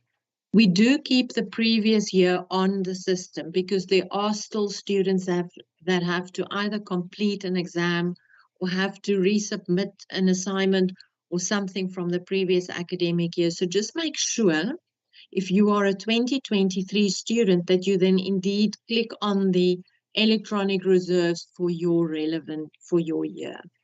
So now I've clicked on my year, and what I have here now is the list of all the articles and or chapters of books that my lecturer had recommended for me to read. Now, the nice thing about this is you don't have to request anything. You don't have to ask for access. You merely click on the item and then the item will appear online. And then you can, it looks like this, once you've logged in with your student number and your MyUnisa password. And I think everybody that has previously spoken has stressed the fact that you must keep this functional, because this is the way that you will access the library. In my case, I use my login details. In your case, you will use your student number and your MyUnisa password. And then once you've done that, the system sees you as a student and you can then proceed to the article. So now there is the article. You can either read it online or you can print it for yourself, or you can download it, or whatever you want to do is save a copy on your computer. So this is how you get to e-reserves, and we get a lot of questions about this. People requesting them, not knowing where to go. So I hope that these steps help you in finding them. Okay, now that's mainly the e-reserves and just a quick overview of our web page. Then the next thing will be is how to search for books in the UNISA library. Remember, if you are a UNISA student, you are automatically given access to the UNISA library. If you are not a registered student or your registration is not complete, unfortunately, you will not be able to use the library. But you don't have to request a card or do something or write to someone for access. It is automatic. Of course, if you want to go physically to a regional library, then you will have to have a physical card. And I think those cards are still made at the registration points where necessary. So if you are looking for a book, then this is the way to find it. Now, there are two ways of finding a book. The one would be on the catalog, that button there. The other one would be to just type it into that search box. Now, this is a little bit like a Google for the library, meaning it only searches the UNISA library, but this brings up all kinds of formats, all kinds of items, all kinds of languages, but I will show you what to do. So you can search there or you can search there. So I've used the catalog search for now, meaning I have the name of my book, and now I am going to look for that item. So what you get when you click on catalog, you get a screen like this, and there's a drop-down menu here with a little arrow where you can click. So you will say, okay, I have the title, meaning then I can type in the title in the search box. Or I'm not sure of the title 100%, so let me look at the author, because I've got the author. Or if you are only looking for a book on a topic, meaning you don't have a specific title or a specific author, then you will use the keyword and you will type in your search term there. So you can use any of these, but if you've got the title, of course, you just search with the title. Needless to say, please make sure that you type correctly, because sometimes people don't spell correctly or type correctly, and then there's 0 results, and then they're confused. So just make sure that you type correctly in this box. And then if you keep it on view entire collection, it will bring up all the items in the UNISA collection, all formats, or all branches, or So what you need to do, say for example, you want to go to the Paro library and you want to go and sit there and quickly read a book there or use a book for an assignment. Then what you can do is you can type in the title here and you can use this drop-down menu and you can say, okay, I only want to see books that are in the Paro library. Is this book of mine there? Yes, it is. Then I can go there and use it there. So remember, books between branches are not transferred between branches. So a book that is in the Paro branch or in the Ethiopia branch or in the Johannesburg branch will remain there. You can go there if you like. There are some of the books that can be taken out, and some of the books are on reserved collection, which you have to use there. But there's the way of requesting a book that is not in a branch close to you, or you're working full time, you can't go during the day, then you will request it from the Makelniek Library, where there is a postal collection from which we serve all clients, locally and overseas. So this sort of scoping down is just to help you say, okay, I want to go specifically today to the whatever branch, and I want to see if this book is there before I go there. Now, once we have submitted our title and we said search, then this is the kind of screen that you will be getting. And I just want to explain what the screen is about. You will on the left-hand side see a little icon that says book or ebook or thesis or whatever it is. So that indicates to you the type of format that you are working with. What we have there underlined in blue is the name of the book. Then comes the author, and then comes the publication information with the year of publication. Now, if you're doing historical review studies or assignments, then obviously you want to use a book that's this old or even older. But if you're doing recent information, then you're going to look for something that is a bit more recent, more to the 2020s and 2010s, not so old as this one. So it depends on what the focus of your studies are.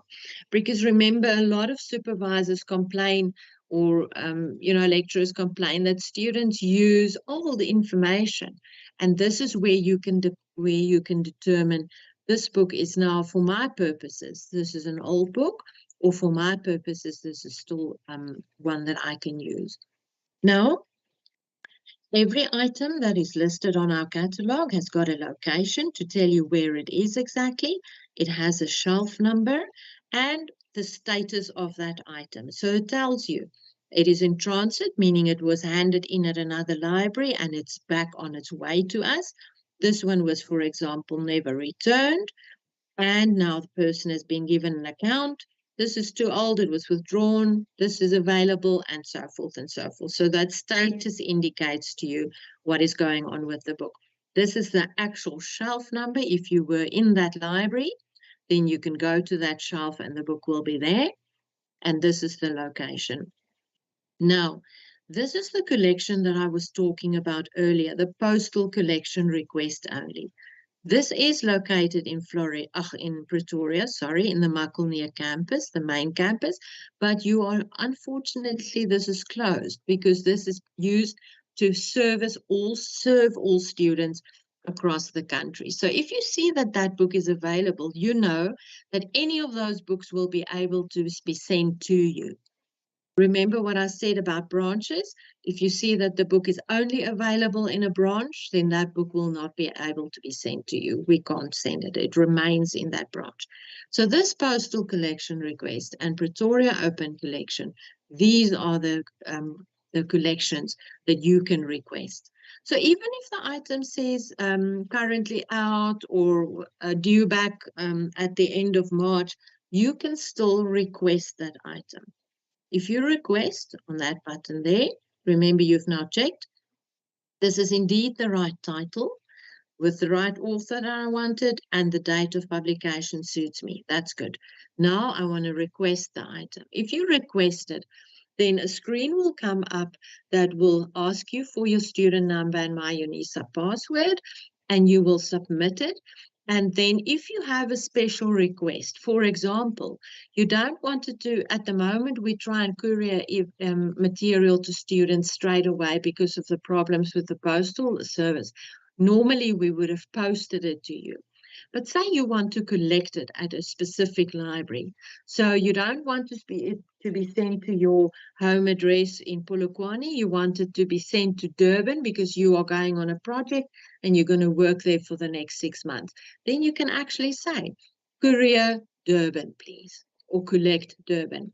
Then they will send the book there and the book will be available for you to collect there. So it's important to just look out for those small details.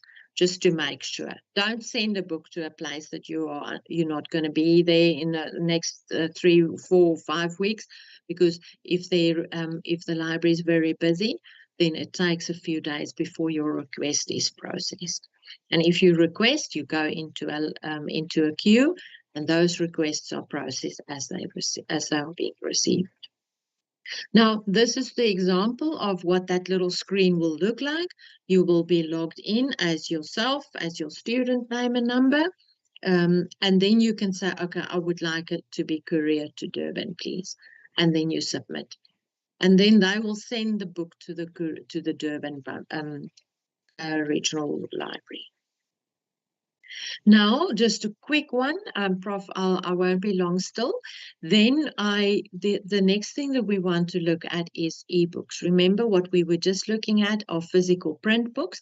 Now we want to find an ebook, which means we don't have to travel anywhere. We don't have to go and fetch the item or return the item or worry about returning the item on time, because remember there are substantial fine structures in place to ensure that everybody gets a chance for books to use a book. So if your book is overdue, then unfortunately you will be charged a fine. So what we have now is the same screen that you saw earlier on when we were looking for a book. You still have title, author, keyword. Now in the previous screen, you can remember we said view entire collection. Now what we are going to do is we're going to say drop down menu and we select ebooks. Now we're saying to the system, I don't want all kinds of formats. I only want ebooks with this title. Let's see if the library has that one in stock. So what happens now if you submit it, then this is what the screen will look like. Can you see the difference? Previously we had book. Now you can see that it says ebook. The location is electronic books. There are no more branches involved. This is an online item. There is no shelf number because of the fact that it's an electronic item, and the status will always say online. So you can immediately see that you are working with an e-format. You don't have to request this. Still, we get requests of people that say, please send me this book. You don't have to do that. This item looks the same as a book. It says in the title underlined in blue, then the author, and then the publication information and the date of publication. Once again, you see, okay, yes, 2018 looks good. I want this. I want to have a look at this book. And you can click on the title there. You can also see there's no request button available. So the moment that you click on the title, then it will open up the page where you can access the item. Now, I'd like to recommend before you click on viewing this full text ebook and going into the item, just quickly read the summary that is under the title. Is this really what I'm looking for?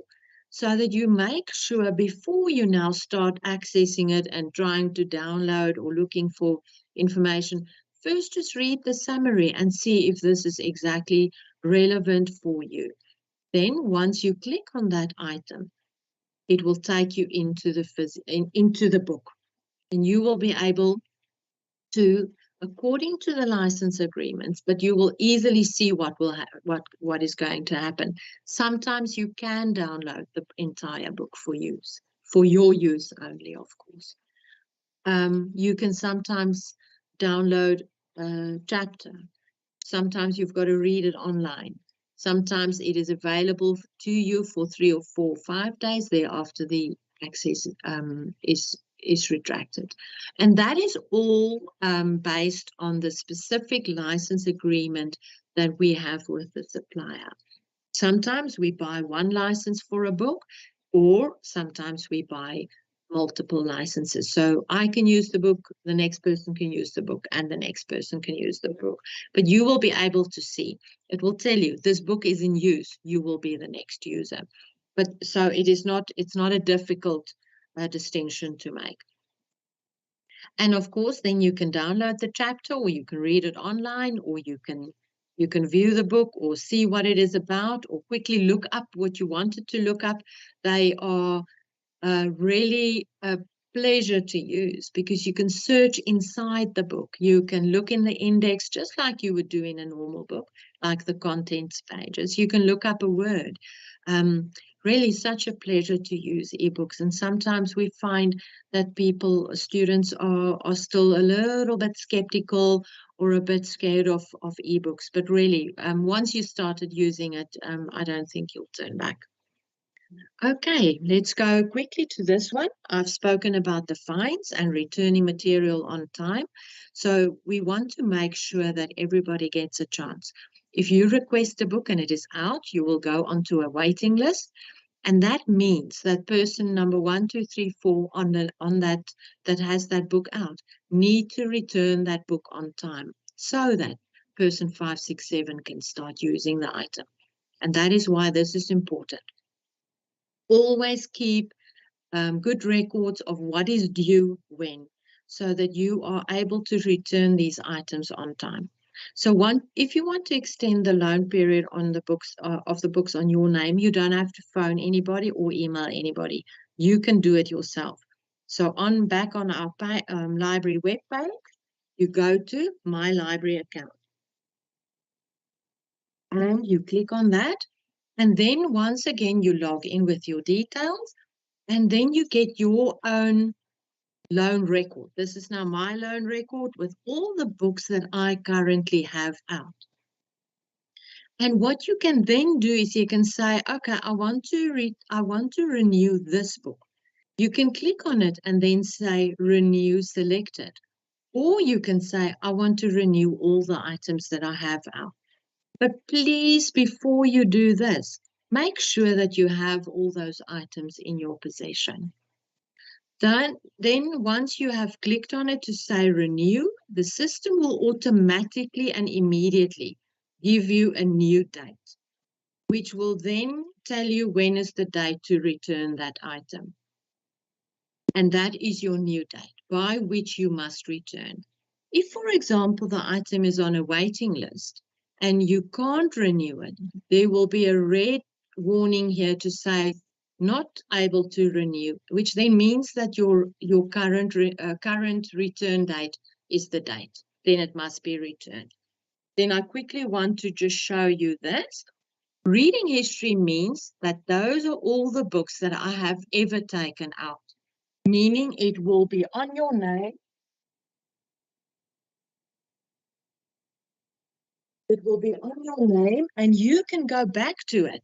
So next year, when you are looking for a book that you had out this year, you can go to your reading history and you can see, oh, this was the book that I wanted. I want to take it out again. So that is sort of sort of a list where you can go back and refer to, or if you want the bibliographic information of a certain item, you can go there.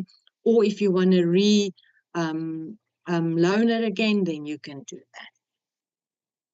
Okay, now that's the end of the story, but I would like to ask if there are any questions. You can place them in the chat and I will answer them as the sessions go on, or you can contact the library and see if there's anything that we can help you with. Thank you very much, Prof. Thank you very, very, very much. Sure.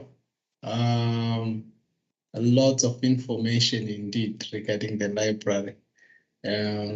Yes, there are those, Mr. Radom, who would love to come and personally see Mrs. Stradom at the library and maybe take selfie. Oh my goodness. You need to give fair warning for those things, right? They went to show the parents at home that, yes, I met Eunice at the nice library. Okay, now wonderful. Thank you. We really appreciate your presentation. And I think teachers here, they are going to ask questions. And as we move faster now, we go into Prof. Jojo. Prof. Jojo, she's going to take us through into academic writing. So please, students, Here we go. Now it's time for you. You are from the library. You have got all the books. How do you write then this assignment? And how do you make sure that there's no plagiarism? Prof. Jojo.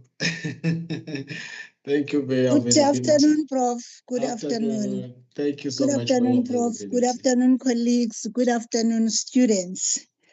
And really, it delights me to talk to you this afternoon after I'm sure that you are now registered. You know how to change your modules and make them correct. You've even gone to the library now to jungle around the books. And now, how do you present what you've got from the library? This is what we're going to call academic writing in your assignments, in your examination, in your everything that you do with us, because we cannot reach you. We don't have you to ask questions, hands up. We can't do that. So we rely specifically on what you are going to be writing to us. Make sure that you are able to do it. My presentation overview will talk to these few points. I will define what academic writing is. I'll give the differences between academic and non-academic writing. I will go on to the types of academic writing. I'll give you the importance of academic writing, the principles underpinning academic writing, and I will give you a clue of the phrases that the students can use. And perhaps I'll just give one example of something that is a paragraph that has been written academically from a non-academic version of it. What is academic writing? It's a process of writing analytically. It is the breaking down of ideas with the purpose of presenting information that depicts a clear understanding of a certain subject in a rational, organized, systematic, reasonable, and logical way. In short, academic writing communicates ideas, information, and research to the wider academic community. Now, for you as students to succeed in your courses and write effectively, I'm giving you an abbreviation that I call ADAPT to the academic environment that you can remember. A in that ADAPT stands for the audience. Who is going to read the work that you are writing? Is it a marker? Is it a lecturer? Are you writing for peer review for other students? The audience is very much important because each time you are writing, you need to address that audience. Directedness for the D, which talks to the fact that you don't have the luxury of eye contact with your lecturers, with your markers, and with everybody else. You don't see my expression and follow up to clarify meanings. And sometimes I'm not even clear that I won't know that you are not clear about something. So for you now, when you're responding to the assignments, make sure that you are direct, brief, and to the point. You need to express yourself in the clearest and most direct way possible so that the reader can understand. If I may advise, the big words, flabbergasted, that will want the marker to go and fetch a dictionary before he knows whether you are on point or away from the point. Please avoid those because there might not be time for the marker to do that. But if he doesn't understand, you might end up with a cross or lose a mark. The A stands for authority. When you are writing, you need to add evidence. It could be in the form of statistics. It could be in the form of real-life examples or other research. Opinion is not enough to convince. Those statements that say, I think that, in academic writing, it's not about what you think. It's about what it is, and it's addressing the question that would have been posed to you. The P stands for purpose. Students' own argument or voice or perspective on the assignment topic. you must always address that. And the last one is a T that talks to the use of modern English grammar, including word use and order, punctuation, and sentence structure. These elements help the reader navigate your sentences smoothly with a clear understanding of meaning. From a lecturer's perspective, there's nothing that annoys a lecturer more than a student who will write his name in a small letter. You ask yourself, how far did this person come? If in tertiary institution is still writing his or her own name in using small letters. I am now coming to the differences between academic and non-academic writing. And those differences, they stem from various factors, like the audience that I've spoken to, the purpose, the language, the format, and the tone of writing is also very important. For example,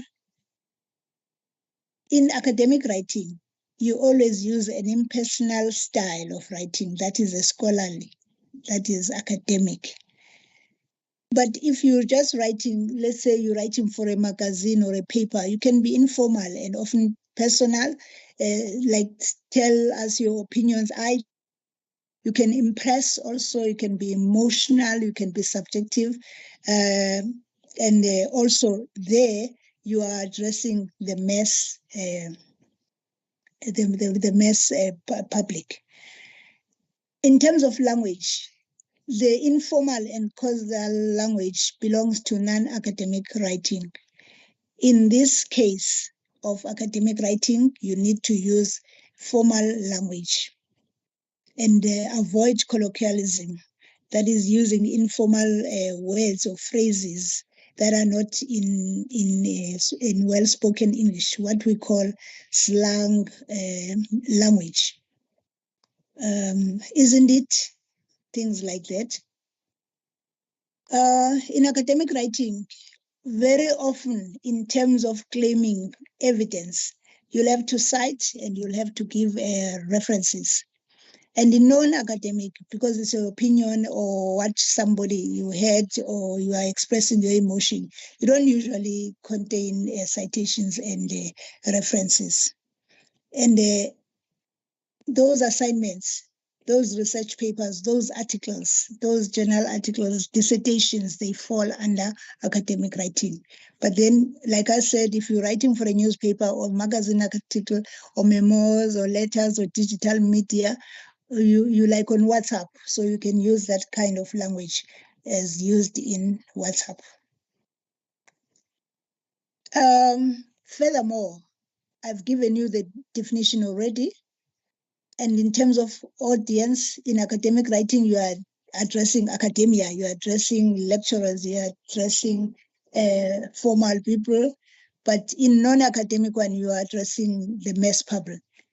For the purpose, you want to inform the readers with solid evidence. Hence, you will have some citations and some references in academic writing. And the other one, you can just inform, entertain, or persuade readers to follow whatever you are talking about. You can also market in the informal one. The style is formal and impersonal. The structure, we talk to a standard structure. It's like writing an essay. You definitely will have the introductory part. You'll have what we call the body. And towards the end, you will have what we call the conclusion. We'll now see that you are coming to an end. But then if you were writing in non-academic style, there's no rigid structure. You can start from sideways, the bottom, and wherever you like. The language, formal language, which avoids colloquialism. And in terms of citation and reference, in academic writing, we want those citations, we want those references, and I've already given you the examples. Now, what types do we have of academic writing? It can either be descriptive, it can be persuasive, it can be narrative and critical. And each of those types has specific language and features and purposes. For example, the analytical or expository writing, it requires a student to investigate an idea, collect and evidence that supports that particular idea, expound on it, and provide an argument that involves something and that explains something. And if you want to write persuasively, it requires you as a student to investigate a topic, form your own opinions, generate evidence in support of those opinions, and convince the reader with strong arguments that you are making a valid point. I will give example at a later stage, or perhaps you're just giving us a narrative, which will require you to tell a story about a personal experience, an anecdote, or real life situation. Or you want to describe something that is characterized with descriptions of objects, of places, of persons, of emotions, of experiences, of situations.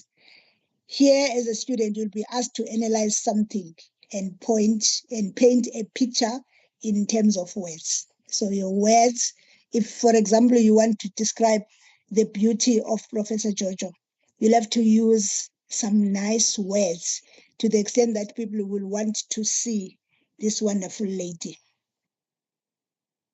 It could be critical. Being critical pulls evidence together to build your arguments. What does it all mean together? It uses more complex processes, like you have analyzed, you have evaluated, you are trying to create this particular image, but you're doing all that in terms of using words. You might be making some comparisons. You might have to consider some reasons and implications. You might have to justify your choices or consider strengths and weaknesses. When one is reading your work, he or she should be able to know why you did what you did, what did you do exactly, and how did things happen in that whole process. How important is academic writing? Now, the first step in completing an assignment is ensuring that the student understands what is expected of him or her in the particular assignment. In questions that require the student to analyze, there you must explain a multifaceted text or an idea by breaking it into its parts. You must remember to state what the relationship is, but also all the time, why are you analyzing the way you are doing? If you are asked to assess or evaluate, it means you must determine the significance or value of something by examining it closely. You must come to an overall educated opinion on the issue based on the course readings, other research, and reasoning. In other words, when you are reading a text in your study guide, it's not only the facts that have been mentioned by your lecturer in that particular text. Go and read about this subject. We are now exposed to the internet. Go and discover some other facets of what you have been given in the study guide. Sometimes the language that could have been used there might not be very clear to you. And after reading a particular paragraph, you might still not be clear of what is being said. You go to the internet, you Google, and you see how other writers are explaining the same topic or the same concept that you were reading about. That's what we mean by other research and other reasoning. Sometimes you are asked to compare and contrast. In this case, you must examine two items to discover their similarities. Don't forget the differences also. Or, as we mostly do in research, we paraphrase. That means you are restating a passage in your own words. This builds the student's academic writing skills. The student must reword the announcement using his or her own vocabulary. In other words, you need to be able to report about what you read and report it in your own words. That's paraphrasing. Reflecting, it means as a student, you must think about an idea deeply and consider its impact. You must remain neutral, though, and objective when writing about the particular incident. Do not personalize it. Remember, academic writing is impersonal. You must be able to summarize. Here, you are expected to express the main points of a reading in a shorter form. While reading, you need to pay attention to the who, to the what, to the why, to the where, and how in the particular text. So you're asking yourself all those questions, and then you make your small notes in terms of a summary, but at the same time capturing everything that you had read in the particular text. You need to support your work or ideas. As a student, you must justify your point of view by providing evidence and that particular evidence can come in the form of, it could be statistics, it could be examples, or another research. For example, if you want to claim that mathematics is poorly performed in a particular district, you might have to come up with statistics that show the performance of the students at a particular grade for the past 3 years. Capture those, and then you refer to that capturing and make your argument. You can't just claim that these learners don't know maths. No, you can't do that. You need evidence.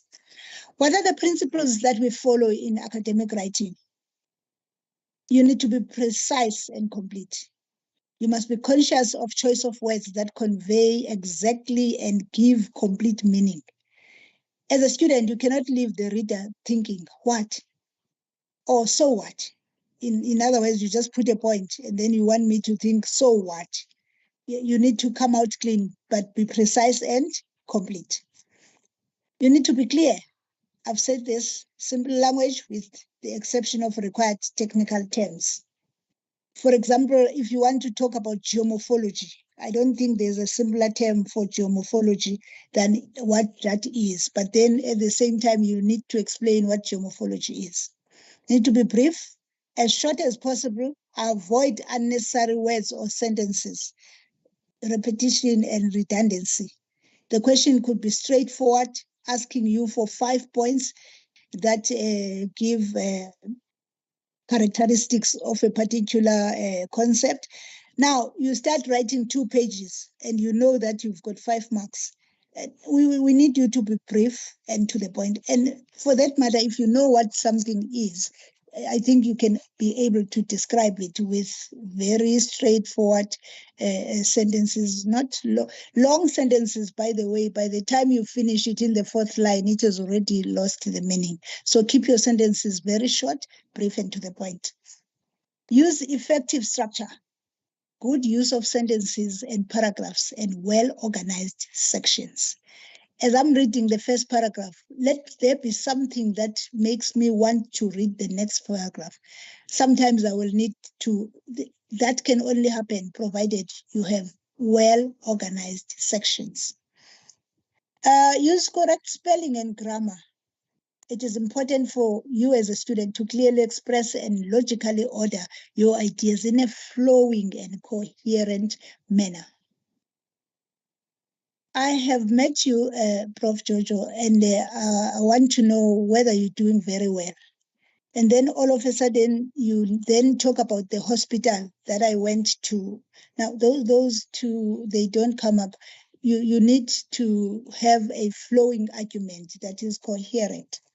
Be simple, clear, and with illustrations that are indicative of higher order thinking or more sophisticated understanding.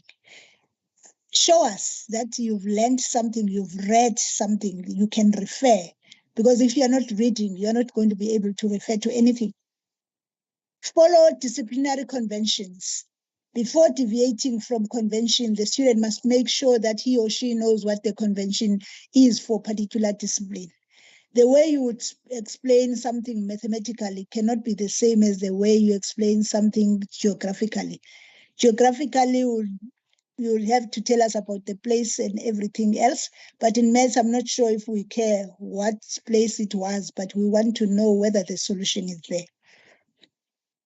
The other principle, there must be evidence. I've spoken at large about this, that your opinions and arguments in academic writing should be supported by evidence. Often the writing will be based on information from experts in that particular field. And as such, it will be important to reference the information appropriately. Don't talk about things that you've read from other people and talk about them as if they are all their own ideas. No, you acknowledge the source. How do you do that? By putting on a citation and referencing. You need to be critical, a great deal of research in order for the writer to develop a deep enough understanding of the topic to be truly critical about it. So you need to do some research. Like I said, you read a paragraph, you go and research about it so that you can be able to make an argument on it. So what phrases then can you use as you write? In terms of if you want now to stimulate a debate. I'm having here scholar X and scholar Y. You would say scholar X disagrees with scholar Y on such and such an issue and that issue. Or perhaps scholar Y agrees with the school of thought of the ontologists that are saying this and this and that and that. Or scholar X builds on the conclusions of Newton, who says everything will continue in a straight line until hindered upon by a particular object. Somebody definitely would build on such a conclusion. There isn't actually a new one. That is why that conclusion on Newton's law is called scientific. It was proved beyond any doubt. Scholar X confirms the findings of scholar so-and-so. Or scholar somebody or Jojo has reservations about the fact that women cannot eat before the men do. That's cultural. These signposting words that can be used in critical writing. I'm moving towards my conclusion now. Now, when you want to show that you are about to draw a conclusion or make an inference, you will say things like therefore, or you will say consequently, or you will talk and say thus, or you will put an argument and say hence. And when you want to show that, or you want to justify or explain, we will see words like because of the heat, then that, or you will use since. Or if you want to show that you want to provide a contrasting or opposing view or critique, you will say something after that. You will say, although this and this and this, although mathematics is very difficult, there are, or you put an argument and then you say, however, or you put an argument and then you want to compare it to something else, you will then say while that, or in contrast of that, or you want to provide illustrative or supporting evidence, you will say whatever you're saying, and then you give us a particular example so that we are clear of exactly what you are saying.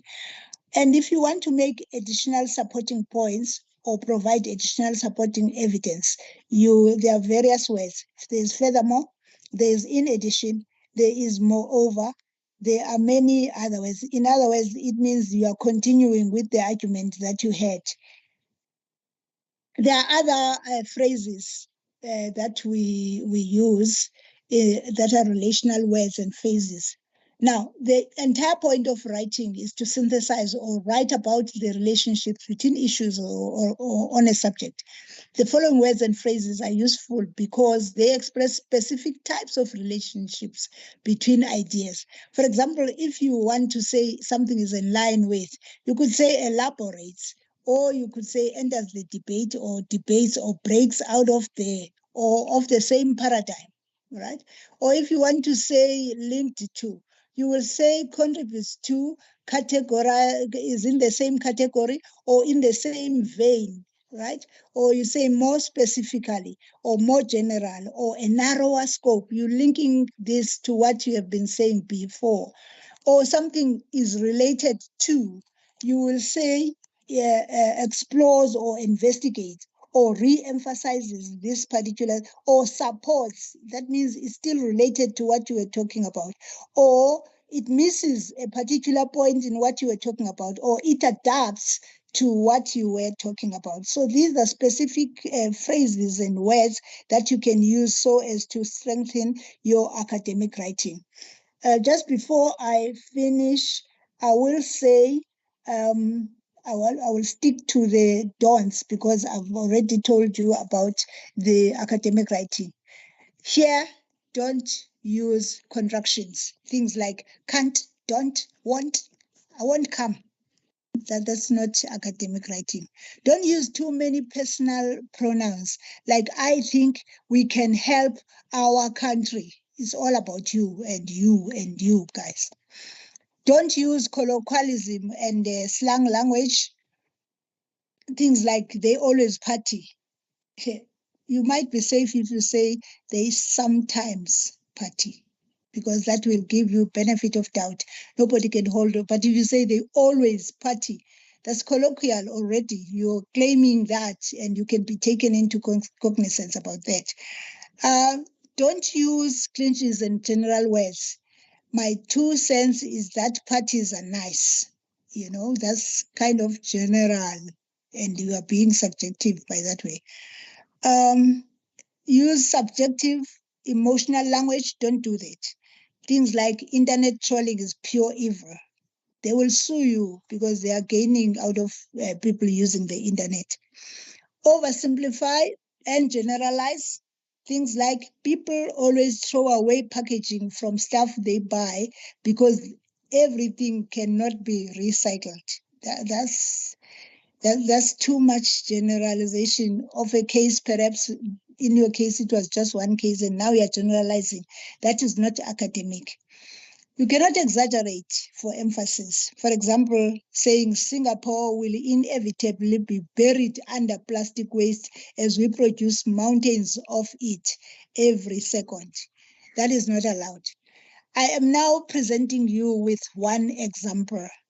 I am going to present the paragraph written in non-academic language, and then after that I will revise it and put it in academic language. It appears more and more students are being bullied in high schools today.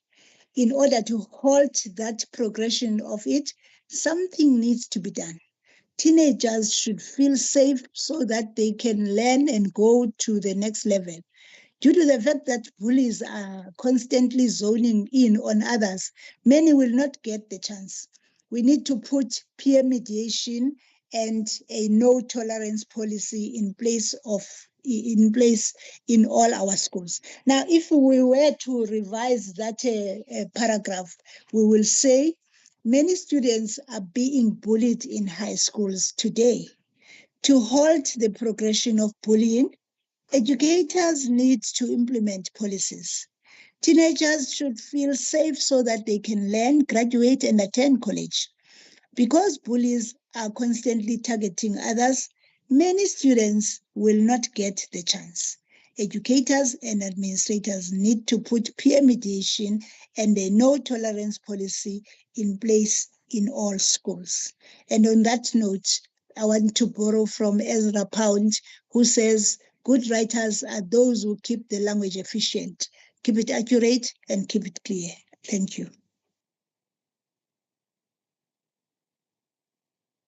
Thank you so much, Prof. Jojo. Sure, that's quite a lot that which our students are to learn here on the best way to keep it accurate and keep it clear. There you go. It mustn't be vague. Thank you for this wonderful presentation. And I hope that our students did get a lot of understanding, and more of the questions might follow you to say, Prof. Joshua, can you check now my paragraph? Is that right? So they might be called following you. Academic writing is very crucial, and I think that is the point that which we're emphasizing to our students. I'm looking at our time. It's about 2 o'clock now, and I was thinking that maybe we just get one person, and Mengo Venetian needs to take a little bit of a break again. We'll come back with the assignment after 10 minutes. E-tutor support, Metipe. If you can just give us a brief on the e-tutor support. Is Metipe or? Thank you, Prof. It will be Memansi presenting. Memansi, okay. Yes. Memansi. Thank you, Memansi. Thank you. Okay, thank you, Prof. Good afternoon, colleagues and our students. Can I share my presentation? Will I be able to share? Ngobeni, can you provide the sharing rights?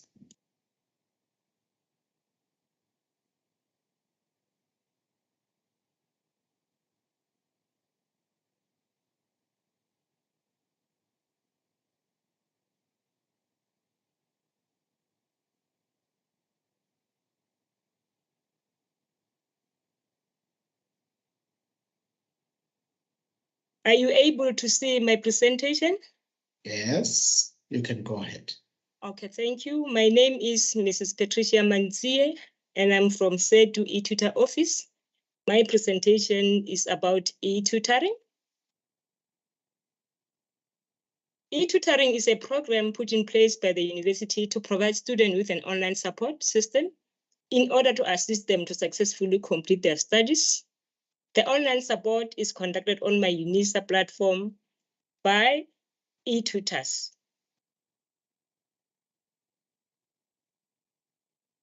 It plays an essential role in bridging the gap and distance that students may experience while studying at UNISA.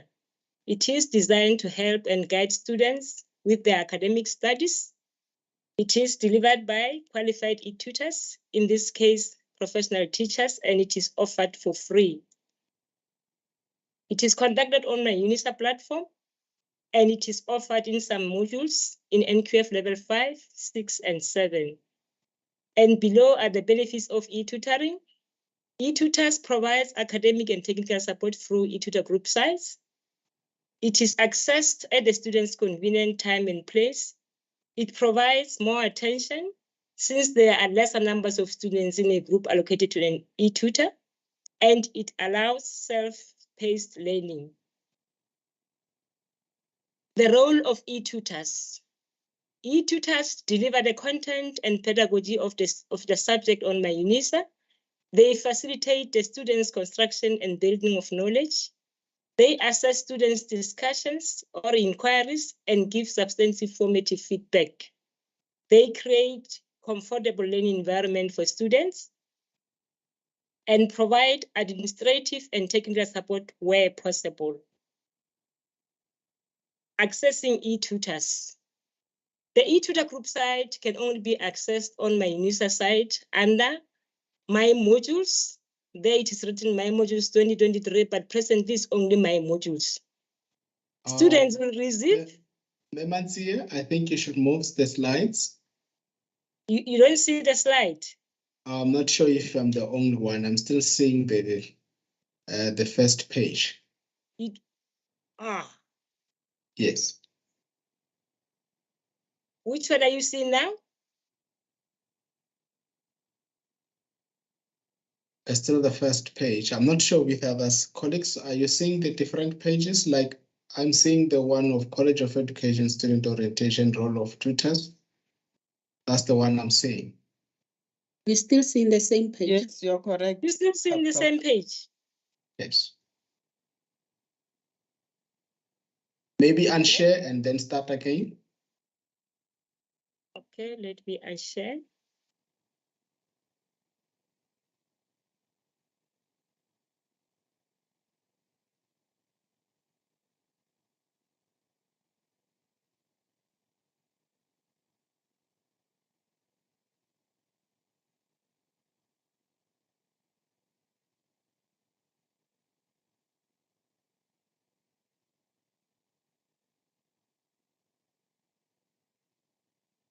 Are you able to see my slide now? Maybe move to the next one. Let's see. Yes, now you have moved to introduction. Okay, should I start again? Should I move to the slide where I was? I think so. There you go. All right. I was here. All right. Yes, the benefits of e-tutoring is that they provide academic and technical support through e-tutor group sites, and it is accessed at the student's convenient time and place. It provides more attention since there are lesser number of students in a group allocated to an e-tutor, and it allows self-paced learning. The role of e-tutors. E-tutors deliver the content and pedagogy of the subject on MyUnisa. They facilitate the students' construction and building of knowledge. They assess students' discussion and /inquiries and give substantive formative feedback. They create a comfortable learning environment for students and provide administrative and technical support where possible. Accessing e-tutors.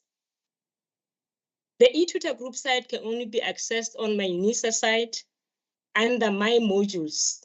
Here it is written 2023, but when you log into my UNISA, it's only my modules, my admin, and my modules 2021. And your focus will be on my modules. Students will receive an email or an SMS notifying them about their allocation to an e-tutor group. The group site or the e-tutor sites consist of the following: the module code, e.g. CAT 1501, the year registered, which is 2023 in this case, the semester, either semester 1 or a year. And the last 2 digits are a number, which is your group number, and a letter E. For example, CAT 1501-23 S12E. Accessing your group site. Your group site will be accessible under my modules. Once you log into my UNISA, this is the page that will appear on your screen. There is my modules 2021, and my admin.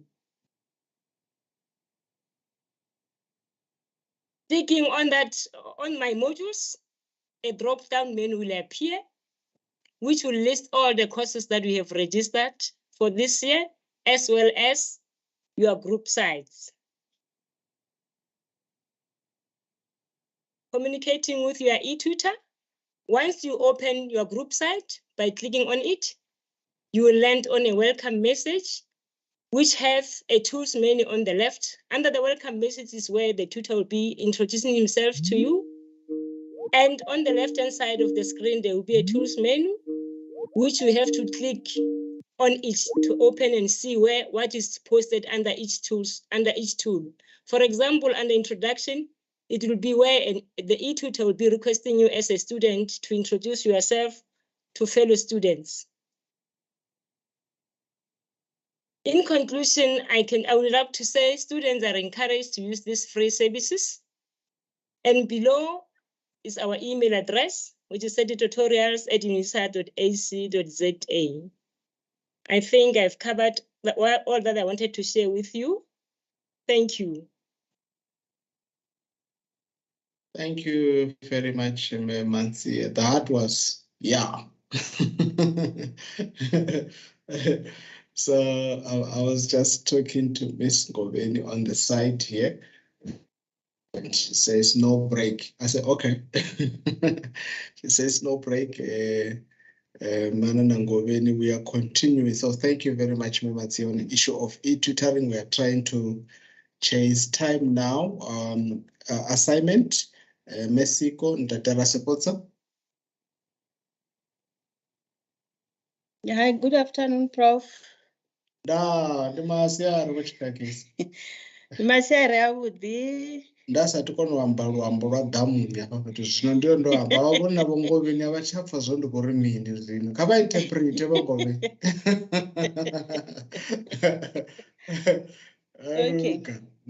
Okay, good afternoon, Prof. Good afternoon, colleagues and all the students. I'm going to present on behalf of Mr. Rasibutsa and Mrs. Siko. My name is Mashudu Chikakisa. Am I audible, Prof? Yes, yes, you're very much audible. Thank you. Okay. Okay, my name is Mashudu, as I was indicating, Chikakisa. I'm one of the supervisors in student assessment department. To be specific, it's assignment department. I'm not here alone in this platform. I have my manager, Mr. Rasibutsa, and Mrs. Siko. She's also one of the supervisors in assignment department, responsible for SEDU when it comes to formative assessment administration. So they will assist me with the questions, if there's questions on the chat, they will assist with that. A few weeks after registration closes, the next process is the submission of assignments. So I'm going to take you through assessments. As I've indicated, I will focus on the formative assessment. Formative assessment, it's assignments. And then we have formative, and then we also have summative assessment. So summative, it's exams. My manager, Mrs. Muloisane, will take you through summative. So on this presentation, I'm only going to focus on formative assessments. Thank you very much, Mem Patlele, for providing more details with regards to the submission, formative and summative assessment. However, our focus from DSAA side, our presentation, we're going to focus on the questions, the frequently asked questions from the student that we are getting on a daily basis, because Mem Patlele already covered a lot of things. So we will focus on the questions that we normally get from the student. My slides moving, Pro? Can you see the second one? You are still on the first page. Yeah, if you can move to the second one. Yes, now formative assessment, correct, yeah. Okay. Assessment is an important part of teaching and learning. Okay, I'm just organizing myself. Okay, so one of the goals is to monitor the learning of the students, to provide the ongoing feedback, and also to for the student to identify their strengths and the weaknesses. The important information when it comes to formative, what happens is the year before, the previous year, like now we are in 2023. So 2022, the lecturers create an assessment plan. Assessment plan is like a plan for the whole module. They plan how many assignments are supposed to be there, when is the due date, when the system is supposed to open. So that is a part of the assessment plan. So the information that they normally populate on when they are creating the assessment plan, it's on the tutorial letter these days, because we're using Moodle system. Some of the information is on the announcement. So we would like to encourage the student to pay attention to the announcement, because even when there is new information that the student are supposed to know, they post that on the announcement. So the information on the assessment plan, it's about the number of assignments, we've got weights there. This information that is on the assessment plan, it differs according to the model. So the number of assignments, let's say, for example, now we are talking about the number of assignments. It does not mean that if for ETH 302S, if you have 2 assignments, for the other modules like PRGRT01, you will also have 2 assignments. No, it differs. So students must pay attention to the information that is indicated, is either on the tutorial letter or on the announcement. Mem Patlele already indicated that the due dates are also indicated, except on the tutorial letter. Apparently, they are also on the calendar there. So if you access your calendar, you should be able to see which assignment is due on which date. What is important about the information on the assessment plan? We have got weights. So we have got weights per assignment. Those weights on the assignment, they also differ depending on the module. So if for ETH, we have 2 assignments and the weights is 50-50, it doesn't mean that for the other modules, we are going to say to have the same weights. So the weights differs depending on the modules. So even the year mark, one of the items on the assessment plan is the year mark. The contribution of the year marks towards the final mark, it also differs. it does not depend, it differs depending on the module. So if, for example, for PRGRT 01, the year mark is 20% towards the final mark. For PRGTRs, I'm just using that as an example. For the other module, it won't be 20%. So they need to focus on the info tutorial letter to know that for this specific module, what are the weights of the assignments? What is the percentage towards the final mark? And then we also have those assignments that does not have weights at all. The lecturer will also indicate that for assignment 3, for this module, this assignment does not have a weight. So if it doesn't have a weight, let's say we have got assignment 1, 2, 3, 4, 5, but assignment number 3 does not have a weight. It means on the year mark, you cannot send a query to assignment department and say, my year mark is not correct because assignment number 3 was not included. Focus on the information that is on the tutorial letter and also on the announcement. So the year mark is calculated based on the weight per assessment. So after you have submitted the assignment, like now it's after the registration, students already are submitting assignments based on what is indicated for that specific module. After the submission of assignment, students are admitted to write examination. So it's not you don't just go and write examination.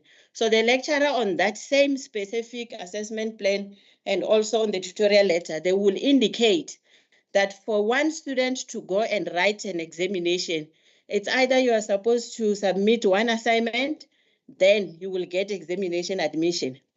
So this also differs depending on the modules.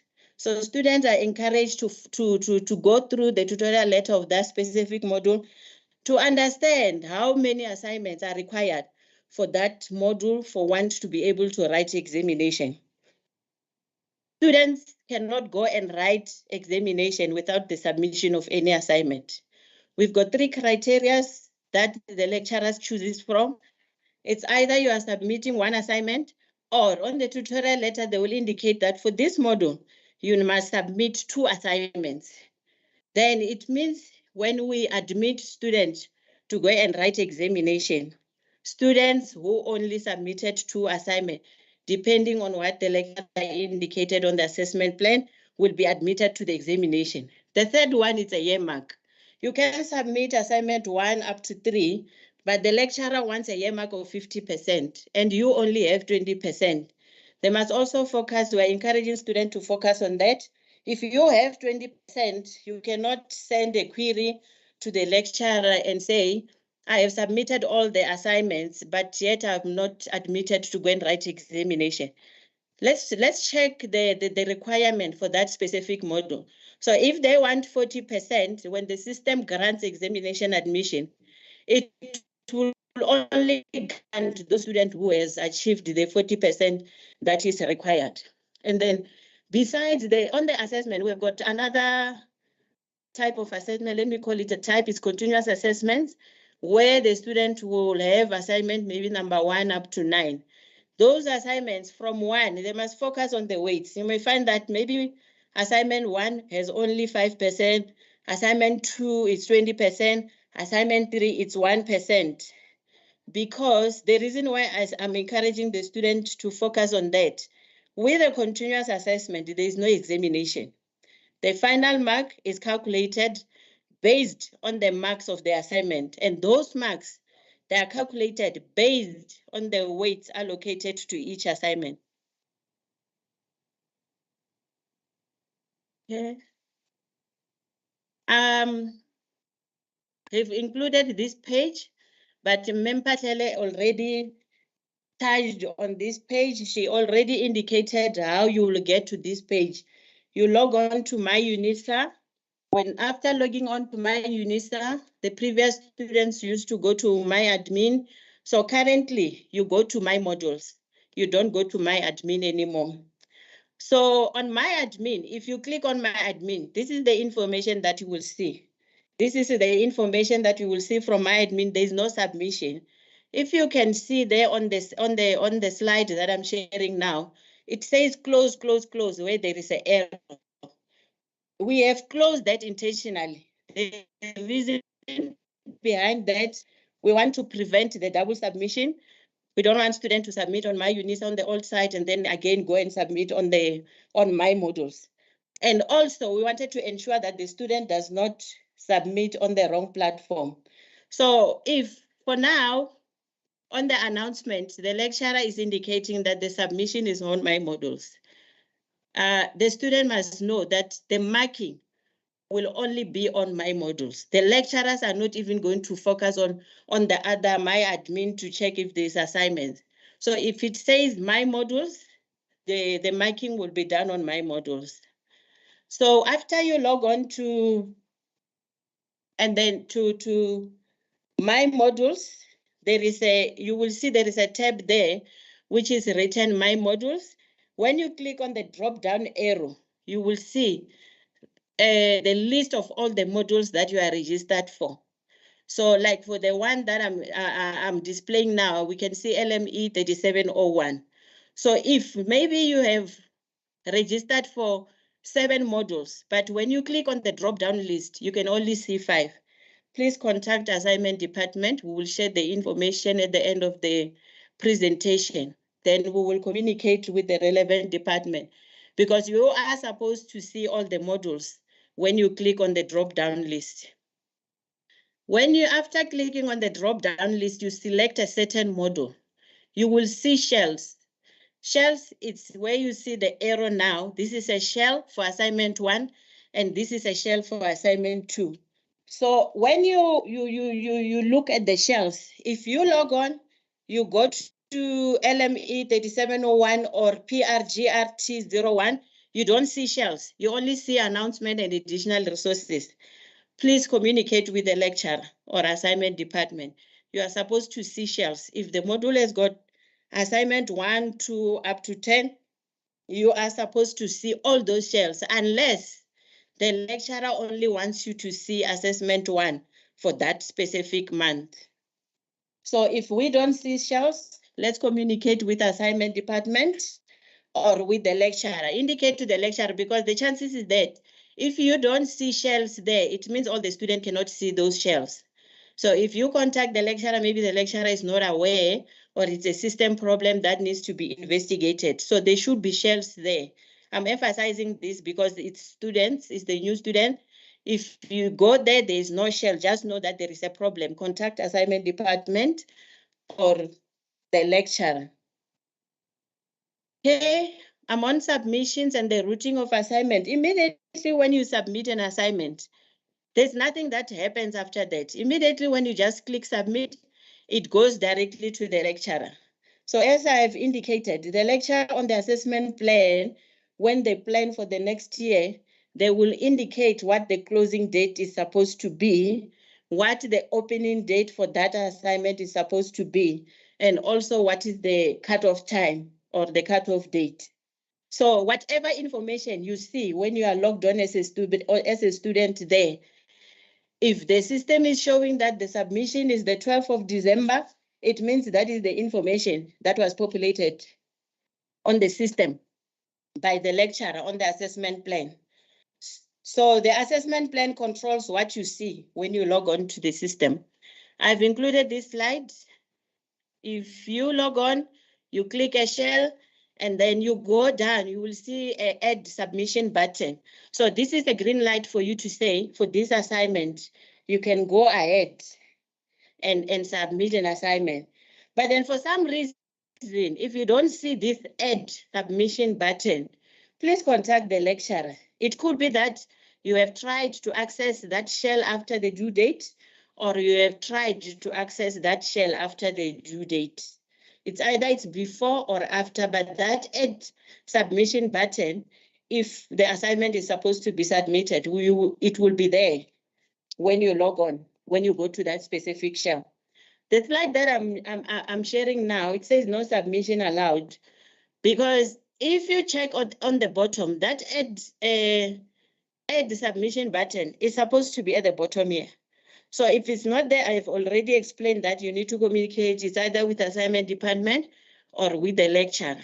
But you can also figure it out from yourself. If you know that the due date is supposed to be the 6th of May and you are only accessing that shell in June. So that could be the reason why it's no longer there. So in that case, I don't know, maybe you can communicate with the lecturer. Another important thing on the slide that I'm showing now, it says no attempt. If you pay attention on the submission status there. If it says no attempt, it means you haven't submitted an assignment. So when you submit an assignment, that status is going to change. So you can log on as a new student and go to a specific shell, and already it's showing that you have submitted. So this is supposed to be normal for new student. When you go to a shell, it will say no attempt because you haven't submitted anything. So the next one, I'm not sure if it's clear. It says the submission status there, submitted for grading. So when it says submitted for grading, it means that is a proof that you have submitted an assignment. So if you have submitted an assignment and maybe you didn't follow all the steps or something happened, the assignment did not go through. When you go back as a student and go to that specific shell and it gives you no attempt, just know that your submission did not come through. If the submission went through and the assignment department is able to see the submission and the lecturer, it's supposed to say submitted for grading. So no attempt. If you go back after 5 minutes, it says no attempt, please go back and try to submit again. If the submit button is not there, please contact your lecturer immediately. And then next one, Mempatele assisted us also here. She already indicated the types of the assessments. Single file upload, which is the essay type, quizzes. We've got forums. We've got different, she already covered that. But then what I wanted to indicate here when the quizzes, if you can see there on the slide, I indicated that it's marked automatically by the system. What the lecturer does from their side, they populate the questions there. Then when you do the MCQ or the quiz assignment, it's not marked by the lecturer. So if for those assignments you see that you have submitted is after 3 months is still not marked, please make follow up with assignment department because the lecturer won't know. They don't mark the quizzes. Okay. File uploads, no assignment. When you log on to the system, you go to a file upload shell. This is what you are supposed to see. Maybe there will be a welcome information when the lecturer is indicating different things. But then what you need to focus on is this attachment that is on top there, written PRGRT02 tutorial letter. So when you log on, for you to know the assessment that you are supposed to take when it comes to the file upload, that attachment is supposed to be there. If you log on, you go to that shell and that attachment is not there. Go quickly to the announcement and just check if maybe the lecturer has indicated where to find the assignment.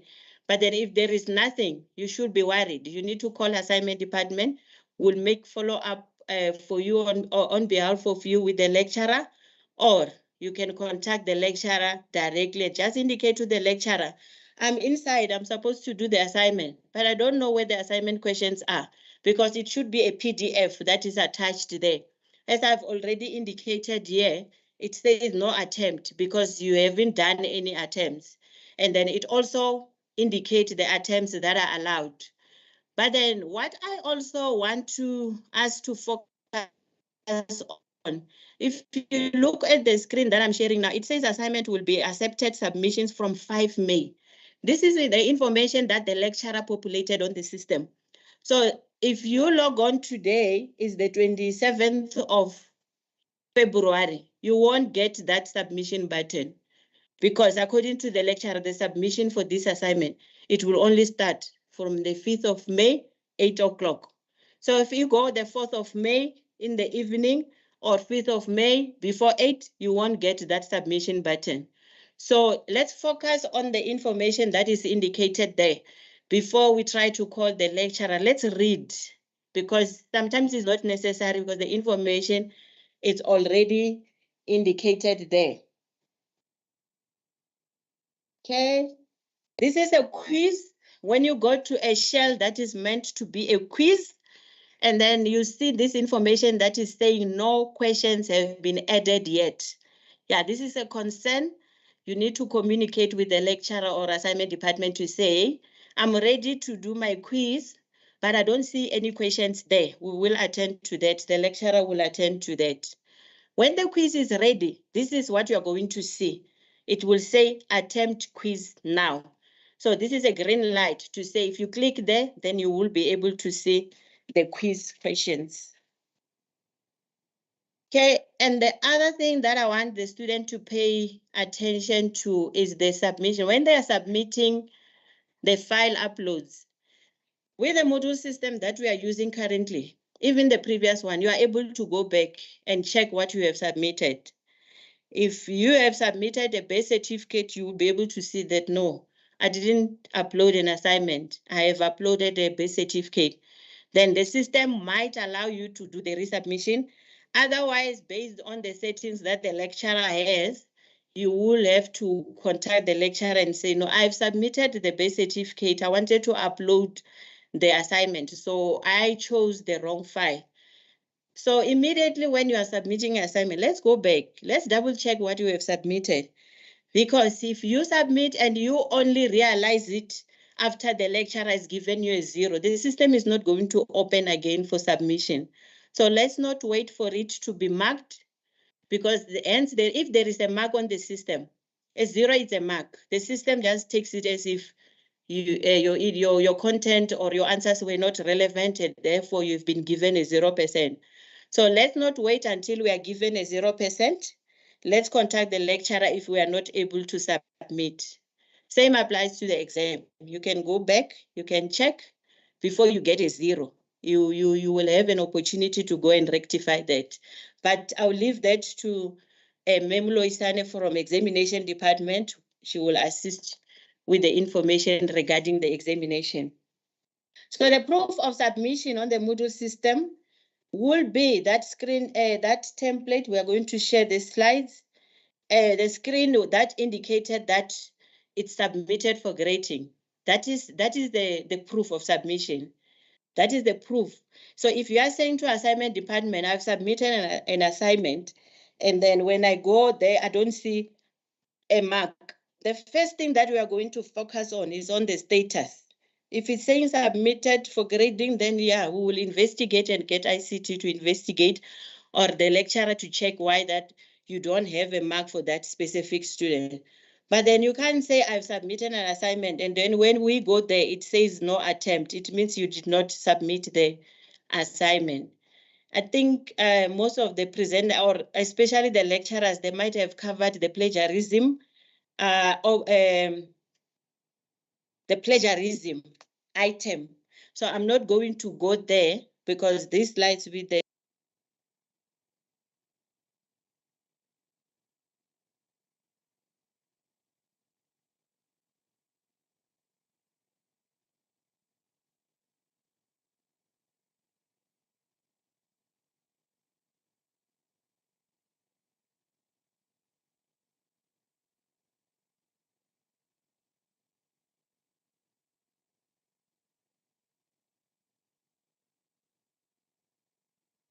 Should I think we have lost you? You can unmute if you have muted by mistake. Okay. Thank you, Prof. Where was I? Must I go back? Was I already on this slide or must I go back? Yeah. No, you can continue from here. I can continue from here. Okay. So assignments related questions. As I've indicated, this presentation was prepared based on the questions that we are normally getting. I'm worried, Prof. You sure I must not go back to the previous slide? No. I don't know how many minutes I was muted. The last slides you were saying that you are not going to talk about plagiarism. Oh, okay. I think I'm on the correct one then. Yes. So the submission portal, it's either it's before the closing date, it's before the opening date, we have discussed that, or it's after if there's no submission portal. It's only when it's before the closing date, or it's after, or even when the assignment is marked already. So if there's no quiz questions, the quiz is not marked. I already indicated you contact assignment departments. Marks not on the system, you contact assignment department. The module not on the drop-down list, I already covered there, and the shells and no admission, I already indicated with.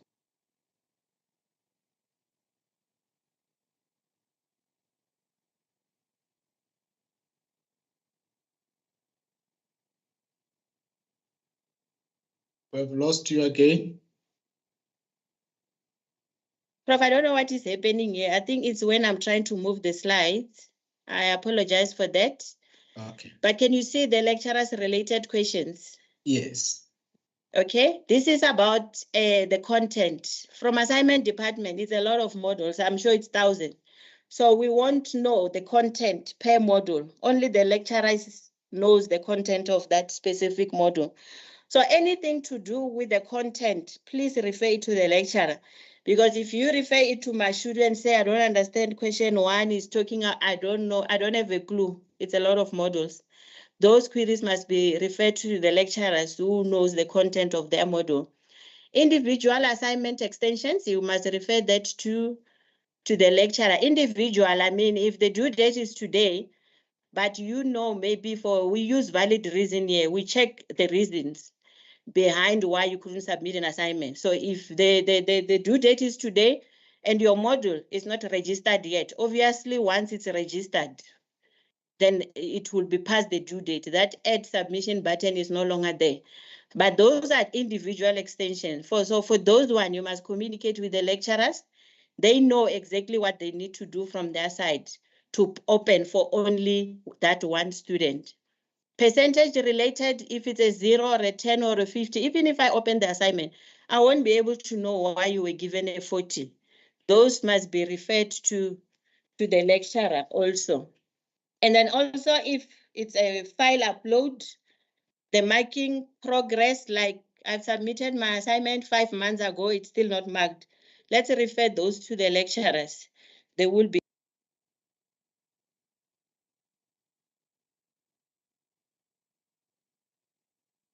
Okay, examination admission, I've already covered that. We have 3 criteria. The important information on this slide is the email address where you are supposed to direct your query, your assignment related queries to. Anything that has to do with assignment, please refer to assign@unisa.ac.za. There are colleagues who are working on that inbox who will be able to respond to your queries. Okay, I think I'm almost done. These are the colleagues that should be consulted if there is a, this is Mr. Rasibutsa. I think we are going to focus only on SEDU here. It's Mr. Rasibutsa is the manager in assignment department responsible for the College of Education. And then we have Mrs. Siko. She's also responsible for the College of Education in assignment department. In her absence, you can also send me an email. My email address is also on that slide. Okay, I want to also wish all the students the best with their studies. I think I'm done with my presentation, Prof. Thank you. Thank you very much. That was a wonderful presentation. You can see we have got professors in the assignment departments. They know their stories, right? So students, don't hesitate to send the email or share the frustrations that which you have, and also appreciate if you did receive good help from these good colleagues. Exam Memulo Isane, again. I think Memulo Isane will handle this one, or Mexico. I'm not sure. Okay. Memulo Isane. Good afternoon, colleagues. Afternoon. Yeah, it's been a long day, but it is worthy for us to be here.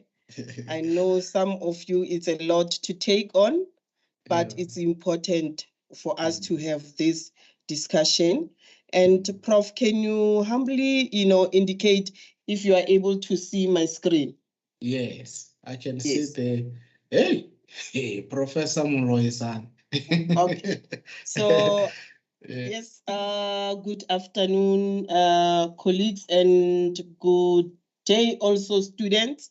And thank you for joining this orientation. It will assist you in order for you to navigate through the online examination. Let me also take this opportunity to appreciate the good initiative that the college created, Prof.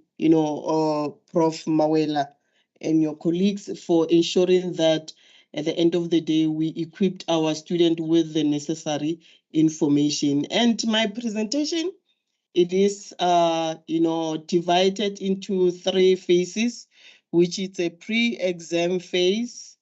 It is where the planning, as a student, you need to plan. And I'm happy Prof. Mpatlele, she said a lot regarding the MyUNISA, that MyUNISA, it is your university, it is your class. You need to familiarize yourself with everything that is happening. So, and if I may say that planning start when you register. And what is key also, it is important that you need to have the gadget that is suitable to take the examination. And furthermore, we'll move to the exam phase. It is where the actual examination happen. Allow me to say that it is the do's and the don'ts, so that you don't find yourself being, wanting while you have prepared your exam, and at the end of the day, you find yourself not being able to sit for examination. It's a crucial stage where you need to familiarize yourself with the online examination rules prior to the actual examination sitting. And the last phase is the post-examination phase. It is the after exam, what next? So you need to know as a student. As I've already indicated, note that all the examination will be conducted online. And we also cater for students with special needs. And in this one, you need to apply annually in writing for extra time. And also you need to specify, or you need to provide the medical certificate that also will specify the nature of your disability, so that the institution can, accommodate you accordingly. And the mailbox where you need to make your application, it is exams.disabled@unisa.ac.za. And what is also crucial is that you need to apply in writing before or on the 28th of February for examination that will sit on May and June, and the 31st July for examination that will be written October, November, and Jan, February. As we proceed, it is important to know that student must ensure that he or she is at the correct site in order to download the question paper. And if I may say also, as you receive the timetable, there are 2 dates on the timetable, which are the starting and the end of the date with the time of the online assessment. And also, you will be given a 15 minutes prior to the actual examination, which will be used for downloading of the question paper. And after you have written, you will be also granted a further 30 minutes for uploading the question paper. And as a student, you need also to familiarize yourself with the rules, because you need to know where you need to submit your examination. Kindly note that we will not accept any submission outside the communicated UNISA formal platform, which is my exams and the contingency link. In a case where you will be struggling to make a submission, then the primary lecturer will submit a contingency link to you as a student, and that's where you can make your submission. We do not take submission over an email. And again, as a student, we know that most of our modules are proctored, so they can make a submission in the Invigilator app, even though the purpose of the Invigilator app is to invigilate, not for submission. So as a student, again, ensure that you preview your submission, you check, you verify before you are submitting the file to ensure that you are submitting a corrupt file. We normally find a lot of queries where students are saying that I've made a submission and I'm surprised why I'm getting a 0. And when we check to the submission, you find that student, submitted a wrong content, or students submitted a question paper, or students submitted, a blank page. So it is important, student, once you are done with your examination, before you submit, make sure that you verify that you are submitting a correct, file. And furthermore, you need also to check your answer script that it does not have password protected or read-only file. You will be surprised, how many, scripts that we received where students are submitting a password protected file.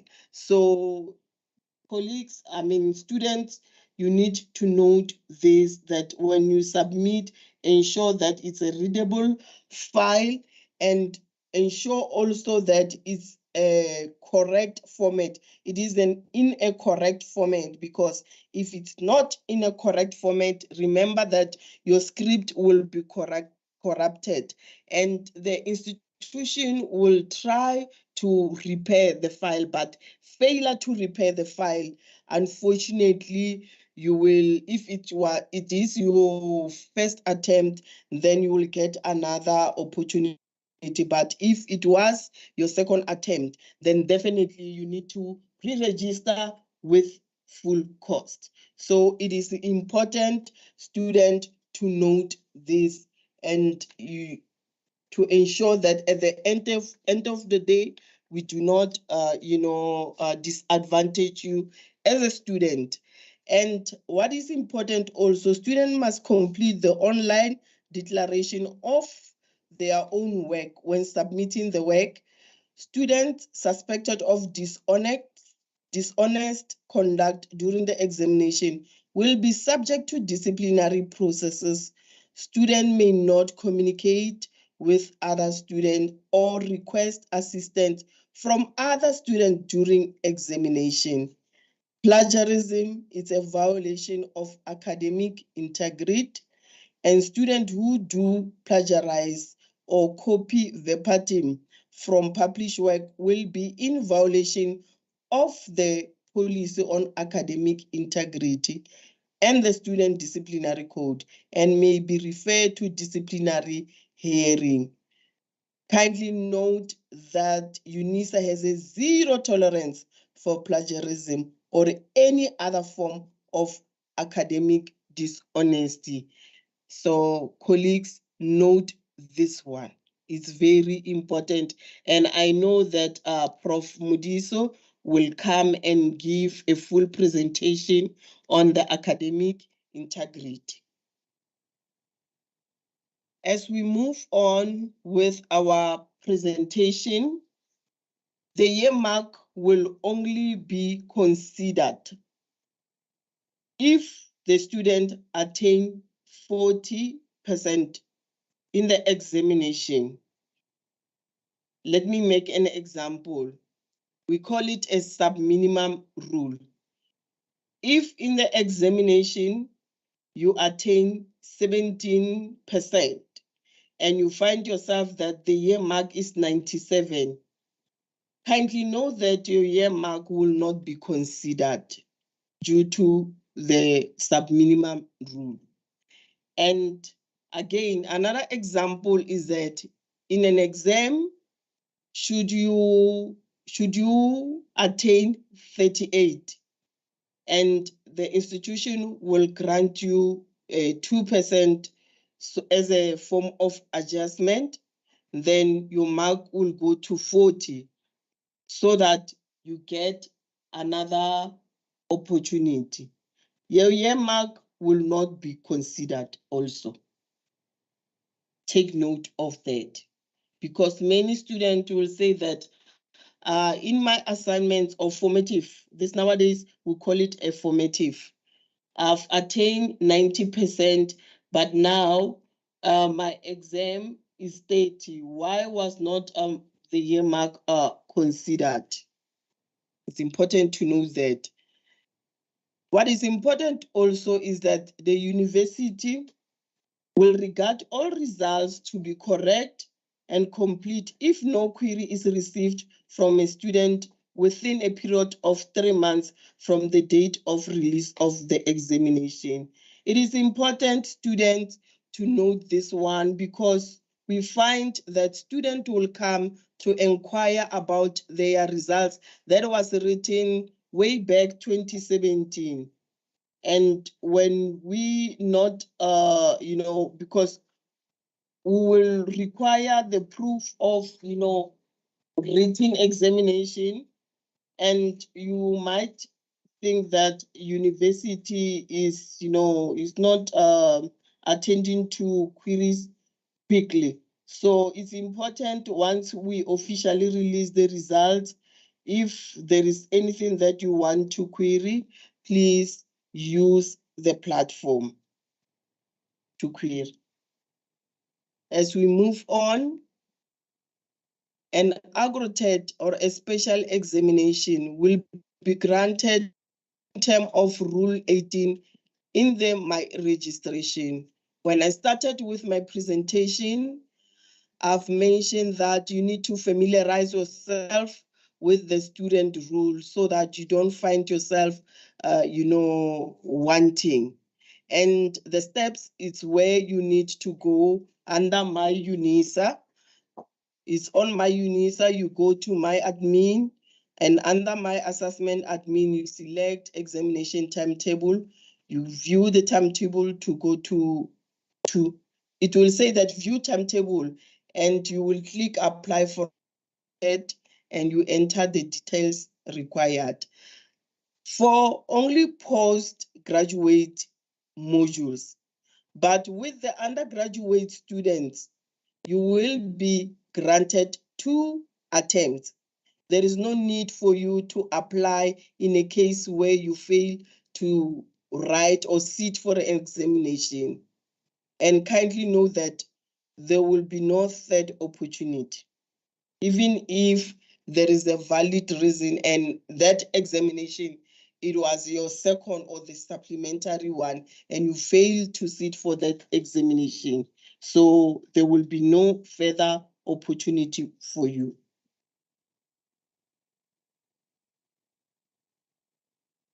As we move on, after the examination have been written, then what? As a student, if you are not happy about the final mark, it is your prerogative to use the post-exam processes. You can still apply for the remarking, And what is important with this process is that the criteria, you should have attained 35% to 47 as a final mark, or 68% to 74 as a final mark for you to qualify for the remark process. And while you are still waiting for your remark, and if you have the supplementary examination in the module, continue preparing for examination until the remark results has been finalized. And should you pass for the remark, then your account will be credited. You can still purchase your script, and also what you need to note here, you are only going to be given the marked answered file. Documentation that does not relate directly to the student will not be provided. Just like you cannot, purchase the memorandum. You find that other students, they will say, no, I will need my script with the memorandum and also the question paper.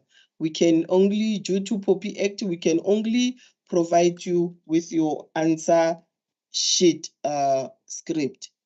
And these are important email address where you can communicate with us at examination.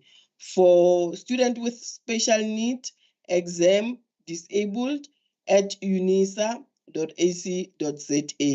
remark at unisa.ac.za, purchase script as one word at unisa.ac.za. All other general queries relating to exams, you can still send your query at exams@unisa.ac.za. I just want to pause and thank you for your time, and I will be in the platform to take question. Thank you, Prof.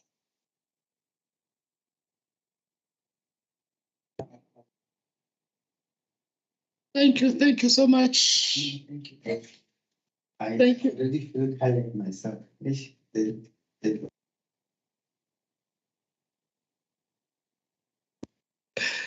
Thank you, Memories. I really appreciate. Thank you so much. Your exam, is the engine here. We're dealing with sensitive issues, and I think students are really appreciating the detailed presentation. I think we need to make sure that these presentations, Ms. Ngobeni and Ms. Ntosa, will put them together properly so that we can make them available to students. Invigilator app, while we are trying to chase time, and Tate Molokwan, you can hear my voice is coming back and going again. Hi. Tate Molokwan, if you are hearing me well, please, can you come in and tell us about this Invigilator app and Iris app, please? Thank you. Good afternoon, colleagues. It's Pilisiwe Maneli standing in for Mr. Mlukwana. Oh, thank you. Thank you so much for your availability. You may go ahead.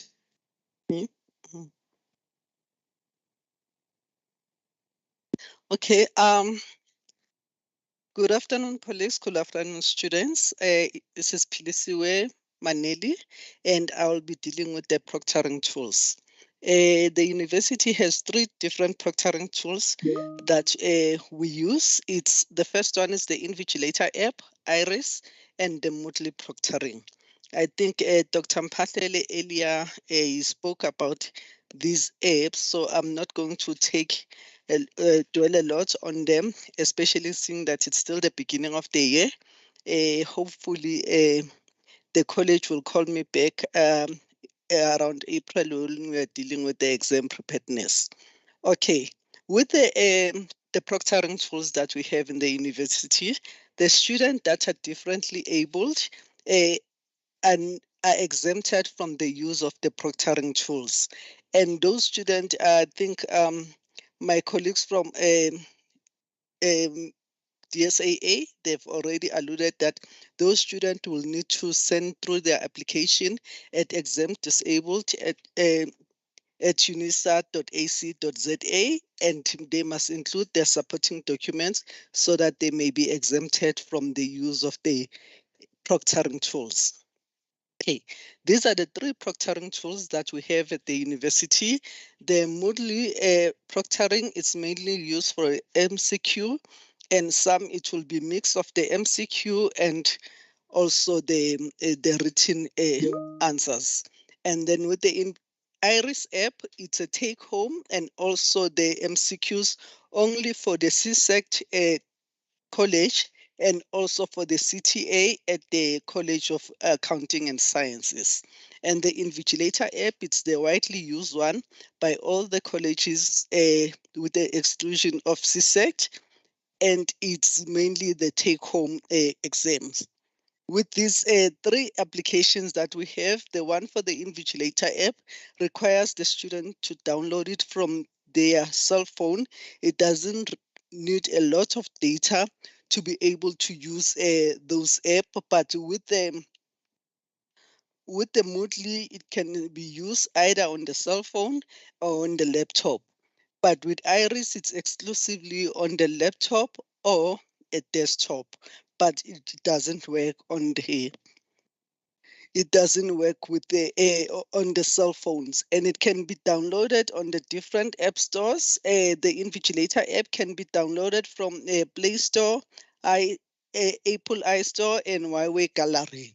And we encourage the student to make use of the demo exercises that are provided to make sure that they ready themselves for the writing of the examination. And why do we use these proctoring tools as a university? This is to ensure that we preserve the academic integrity of the examination and to ensure that even you as a student, you have confidence when you go and apply in the work market to know that this work that you to make sure that the qualification that your paper is printed on is worthy. And while I'm speaking on that, I would just like to pause a bit and dwell on this. I know that the colleagues who went before me, Ms. Poshoko, Dr. Mpatlele, and also my colleagues at DSAA, they touched a lot about the plagiarism and the ethical conduct of the student. We have really received a lot of complaints, and it's even worse when you hear your kids at home talking about the teachers who studied at UNISA, to say that every time they ask them to questions, then the teachers won't even be able to answer them in the class. They will say, okay, give me a day, I'll go and research about it, because those students, they really didn't study. They just copied from the work and they passed, but that qualification, really, they don't have any head knowledge on the qualification that they obtained. So we'd like to pledge with the student, please, UNISA is 150 years. Please don't taint our image. So make sure that you study and you show yourself approved when you go to the workplace. Okay. What these apps does, especially the Invigilator app, it instructs the students to take the selfies, and also the prompts the student to take it takes random microphone checks as the student is busy writing. The student will have to have either their student card with them or their ID document to prove that it is them who are writing the examinations. And I think I will just like to jump, as I've already said earlier, that seeing that this section, it deals with the examination, and for now we're very far from the exam. I think the assignment was the one that was supposed to be called for this, because with the Invigilator app and the examinations will only be required to go thorough with our presentation in around April. Hence, we have requested the colleges to please call us back to come and give a thorough presentation of this of the work that we actually do, because for now I feel we are just going to be bombarding students with the information that they don't really need. But just to go on the important questions that the student normally ask about when you speak of this downloading of these different proctoring tools, that as South Africa, we know we have a different pandemic of load shedding that we are dealing with. So how do we deal with it when I'm supposed to be writing an exam and now there's load shedding? I normally say, as South African, we are used to adapting. We've even adapted to living around load shedding. So I believe in even our students, they can also make adjustment when it comes to the writing of their examinations to make sure that you either go to a different area where there is no load shedding on the day that you are writing your exam, meaning that your preparedness includes you checking the load shedding schedule to see when there is going to be load shedding in your area or not. And if you know there's going to be load shedding, especially if you are using we are using the iris, because that one, it requires you to take to be recorded throughout your exam, so it needs you to be connected on the data the whole time. So I will urge the student to either move to a different centers where they've already given you the addresses where you can be able to freely go and take your exam there without being worried of the load shedding and stuff. And also, since UNISA provides students with the data, we urge the student to make sure that you've got signal where you're going to be writing, to make sure that when you are writing your exam, you're not going to be disturbed. However, the university does give the student a second opportunity to write your exam if you fail to write due to load shedding. But as I've already alluded, that we are living with the load shedding. So it might be that you are going to postpone your exam this semester to say you're going to write in the next exam period, seeing that there's load shedding. But this is our reality. There might be load shedding even on a different date that you are writing. So rather make alternative means to make sure that you are thoroughly prepared when your exam starts. Okay, and just one last emphasis that I would like to make.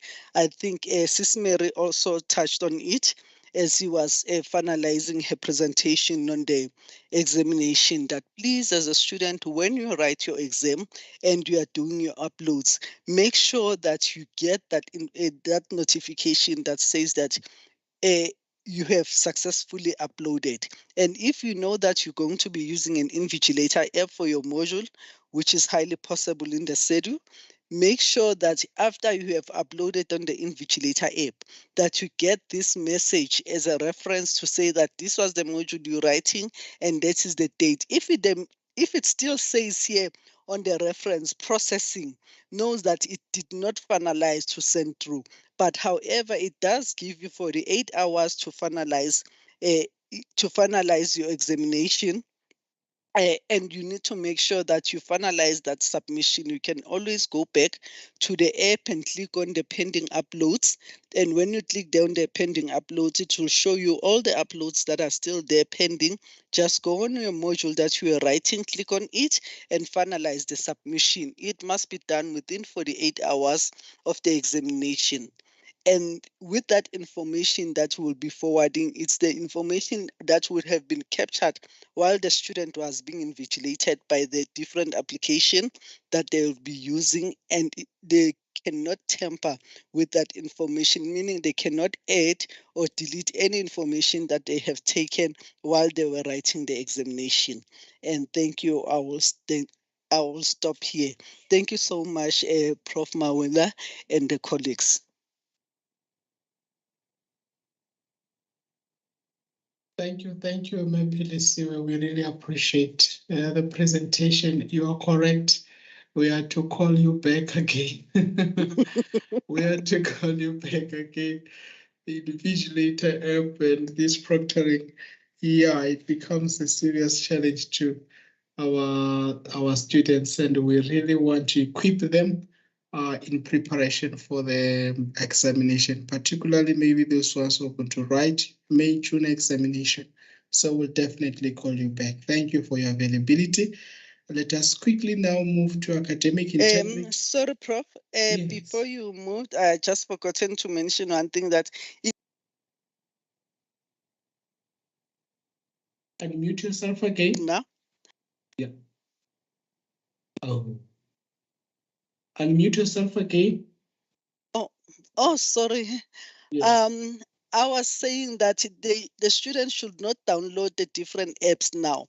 They can only do their downloading after they have been admitted for the examination, meaning after they've submitted all their assignments and gotten the admission to write the exam, can they download the app, because the information has not been loaded on the different apps database for them to be able to download them now. Yes. Thank you so much for that. Yes, correctly so. I think, yes, thank you very much. And I think Mema Shudu, she also highlighted this point of saying that students, you must first know whether you qualify to write the examination or not. Let's touch base on academic integrity. Prof. Modise, I know she is here. I saw her. Prof. Modise, there she is. Prof. Modise?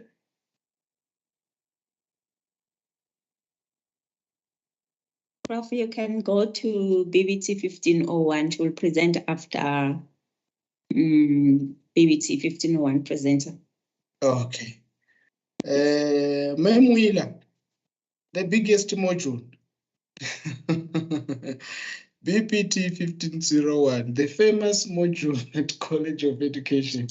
Are you here, Ma'am Wheeler?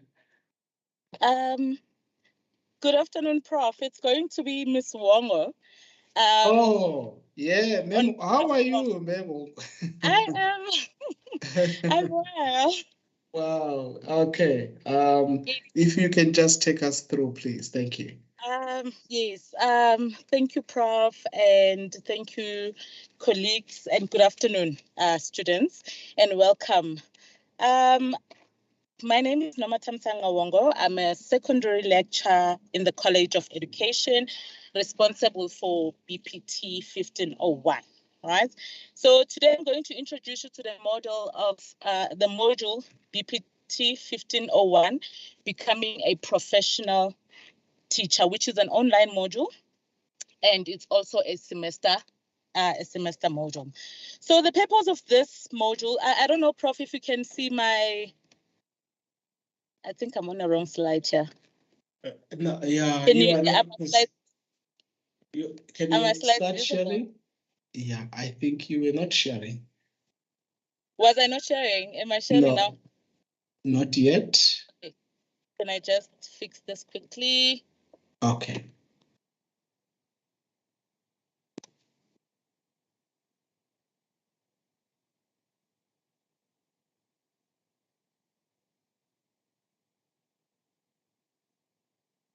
Is it visible now? I hope. Yes. Okay. Yeah. Like I said, good afternoon. Mode. Okay. Am I fine now? Okay. Can I start, Prof? You can go ahead. Okay.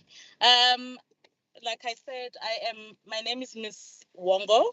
I'm standing in for Dr. Moila. I'm a secondary teacher or lecturer for BPT, becoming a professional teacher, and Dr. Moila being the primary teacher. So the primary lecturer, sorry. The purpose of this module is to familiarize students to the roles and responsibilities of becoming a professional teacher. It is to familiarize them on the characteristics and the attributes that entails in becoming a good and a professional teacher. And we don't only look at that, but we also look at the classroom, right? How do you as a teacher deal with diverse students? How do you make all teachers how do you include all students in their different learning needs? How do you include them in the classroom? So basically, becoming a professional teacher entails the ethical conduct of being a professional teacher. So This model,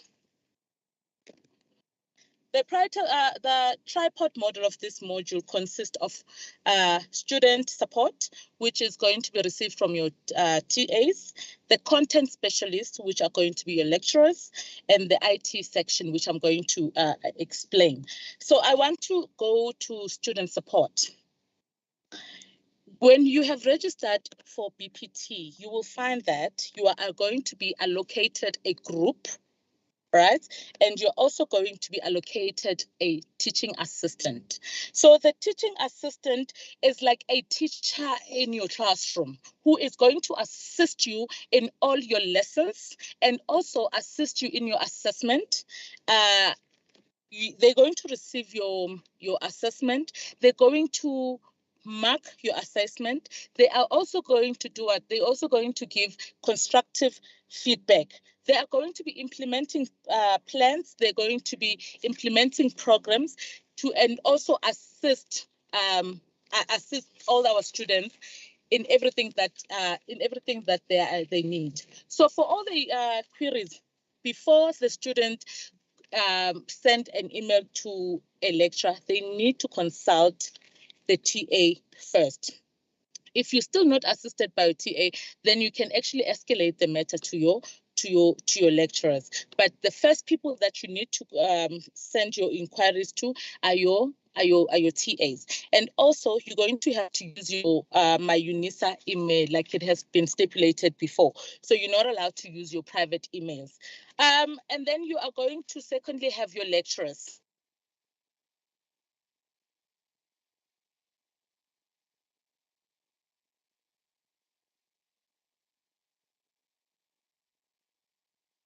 I think you muted again. We lost you. Newongo?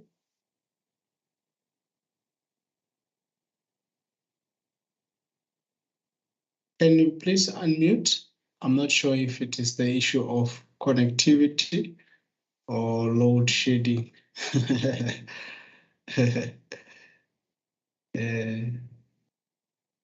You see, Memanili, you were talking about load shedding. Here it is now. Okay. Prof, I'm back. I think I'm back. Oh, there you go. Yes, my network is a bit disturbing. So I was still explaining the importance of having their TAs. Their TAs are teaching assistant. They are teachers. They act like teachers. So they are going to be assisting in their lessons. They're also going to be assisting with their assessments, but not giving marks. I mean, giving answers, of course. But they are going to assist in everything that they're going to need. And also, whenever they have queries, those are the first people that they need to consult before they actually consult the lecturers. So their TAs are going to be visible there all the time. They are going to be visible all the time to assist them, to support them in everything, in all the support that they're going to need. And then they're going to be having also lecturers, and the lecturers the primary lecturer is going to be Dr. Moela, and I'm going to be assisting Dr. Moela as a secondary lecturer. And we are going to be setting up programs and plans. We're going to be setting up their tutorial letters, assessment plans, marking plans, etc. And we're also going to be responsible for their content. So we're going to be developing their content. So they will see that when they go to their group site, they're going to have their lesson from lesson 1 to lesson 6, which I'm going to go and touch on later. They're going to have lessons which they have to do first before they do their assessments. So the lecturers are actually responsible in actually coming up with the content for those lessons. They're also responsible for the research and improvement of the module. So anything that is going to be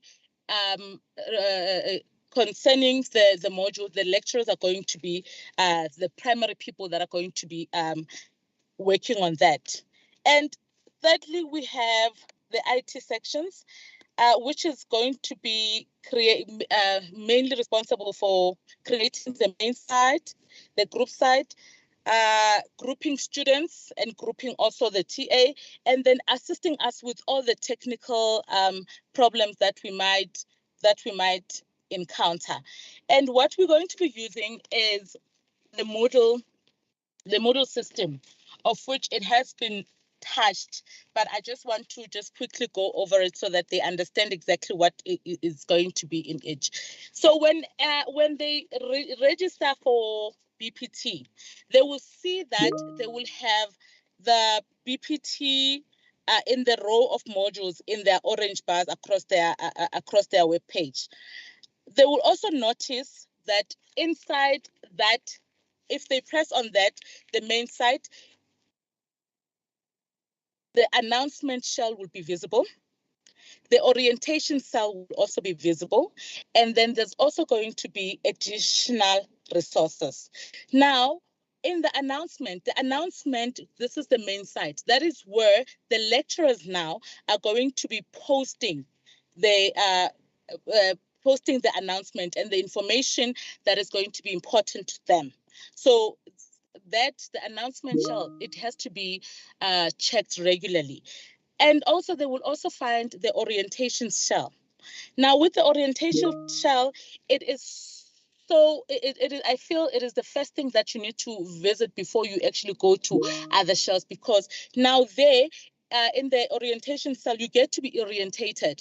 There is a video that Dr. Moila has posted where she orientates all the students, trying to assist them into locating other shells, into working with the module system, and also how they're going to be working with their forum, how they're going to be posting their assessment, how they're going to be doing their lesson in their lesson shell. So I think that one is the first shell that they need to visit when they are actually dealing with their main sites. And also in the additional resources, that's where they're going to be finding their tutorial letters. They're going to be finding different policies like your DBE professional learning policies, national qualifications, revised policy, etc., and all those PDF policies. Now, I urged our students to go through the tutorial letter 101, because the tutorial letter 101 will actually give you more information also about the module. So you will find all the contact details that you're going to need. You will find all the information that you're going to need. So I feel that the tutorial letter, they must actually take a good cognizance on that. And also next to their main site, they will also find that they have the group site as well. Now, the group site, that is where they're going to be interacting with their TAs the most. Because again, in that group site, you're going to find your announcement shell, you're going to find your discussion forum, you're going to find your lesson shells. So each lesson has got its own shell. And your announcement shell, it's going to be your TA that is going to be posting announcement on a regular basis. So I heard Professor previously telling students that you need to visit these sites all the time. I also feel that you need to visit them all the time, like every day. Make sure that no day passes without you visiting the announcement shell, because all important information will be posted there.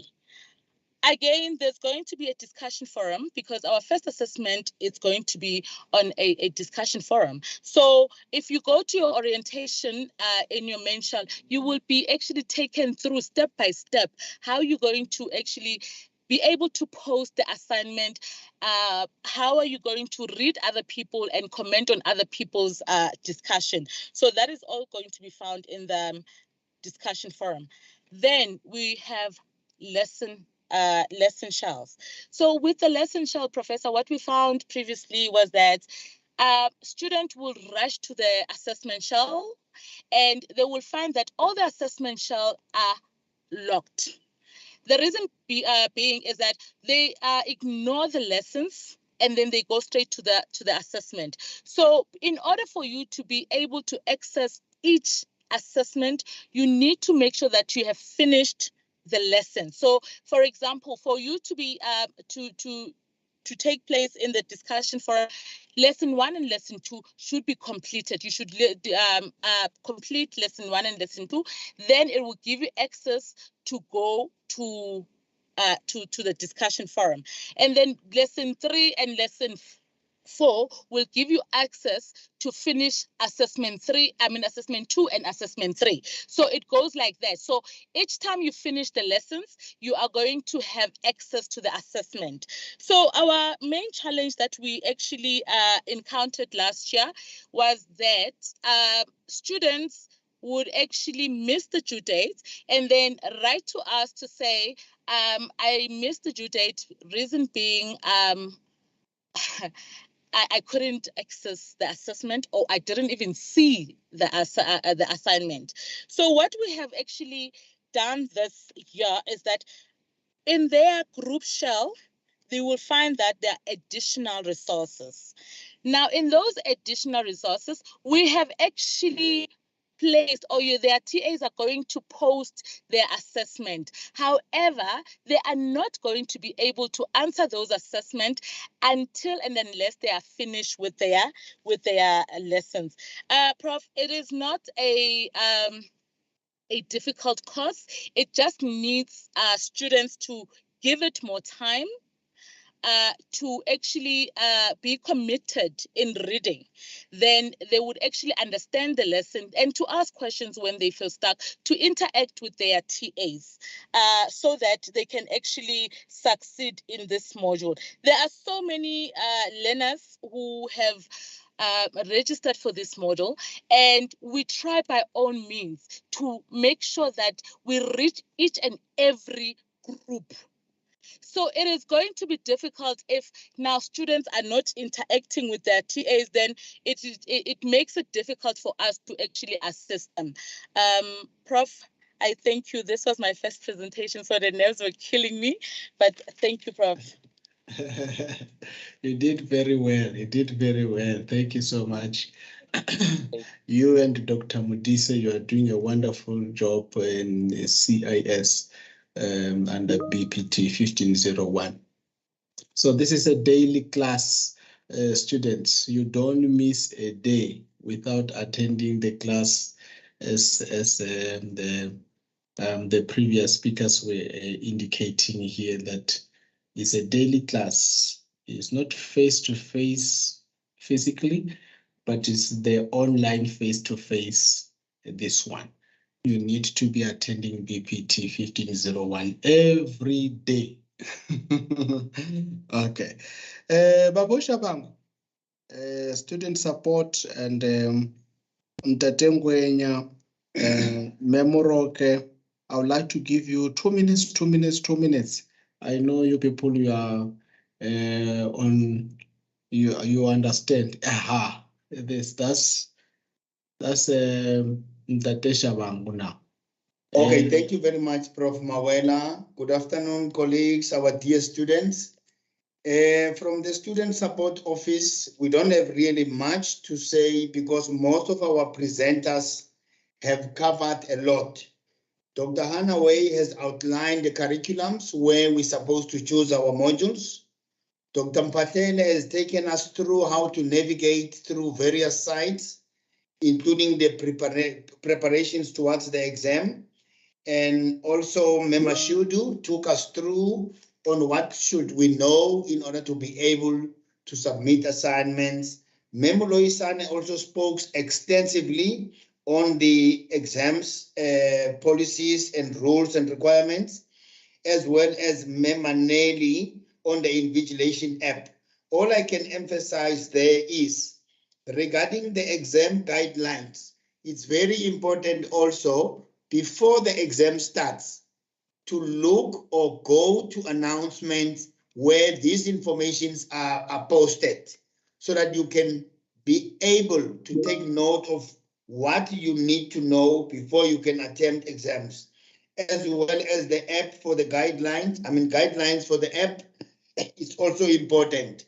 Now, in my slide, I'm just going to slip through, colleagues, to the last part where we have attached a number of service departments. Now, this information you will find inside the tutorial letters to know exactly where to send your query, to avoid sending one query to the whole university. If it has to do with registration, cancellation of modules, change of personal details, then you need to send it to DSAR. There is an email address given there for any assignment related inquiries, examination, admission, year mark allocation, and all those, timetable, aggregate and supplementaries, remarks, or purchasing of script, you send it to DSAA. For any teaching practice related to placement, allocation of a supervisor, mentoring, you send it to teaching practice unit. Study material related, SMPD. And for academic support, e-tutoring, ASCs. Umama Manzi has already spoken. And then Dr. Mpahlele has also spoken extensively with the ICT navigation around the system. Now, these are the contact numbers of the Student Support Office in the college. In this office, we've got 3 subsections. We are in the student support. We've got RPL, which we're going to give 2 minutes now, just to tell us more about themselves. And we also have got Funza Lushaga, Bursary Coordinator, Mr. Ngwenya. I saw some students were waiting to hear more from him. Thank you very much, Prof. Thank you so thank you very much. That was 2 minutes indeed. He had a very long presentation. You could say that's a student support, and I believe that our students in the College of Education, they are so proud to have you, Babosha Bango. Your office indeed is doing a very good work. Can we have Memoroke to just give an understanding of what is RPL? Memoroke? Good afternoon, Prof, and greetings to all SEDU students. My name is Virginia Tlhopefo-Moroke from SEDU RPL office. I've actually requested Maud to share, to project map. Okay, there it is. Thank you. Okay, I'm going to share with you a brief overview of the RPL process, focusing mainly on what is RPL, the purpose, the requirements and the restrictions of RPL, just the ABCs of RPL. So in RPL, basically what we do, we try to help students to apply for credits based on their work-related experience. We try to help students to gain admission into qualifications based on their work-related experience. As you see the definition there, RPL is a way to get skills and knowledge gained through work-related experience recognized towards the university qualification. RPL is not based on previous studies from other institutions. I would like to emphasize or repeat that RPL is not based on previous studies from other institutions. RPL is not a process of credit transfer from one institution to to another. If you want to apply for credits based on your previous studies, please send your inquiry to adwacredits@unisa.ac.za. I have touched already a bit on what is the purpose of RPL when I mentioned that we're giving people or students an opportunity to be awarded credits based on their work-related experience, and also those who don't meet the admission requirements to apply for admission via the RPL route based on their work-related experience. But there's something that I want to mention again. When I say work-related experience, it does not necessarily mean you're gonna be given admission or credits because you have work-related experience. The focus is on the skills and knowledge gained through your work-related experience.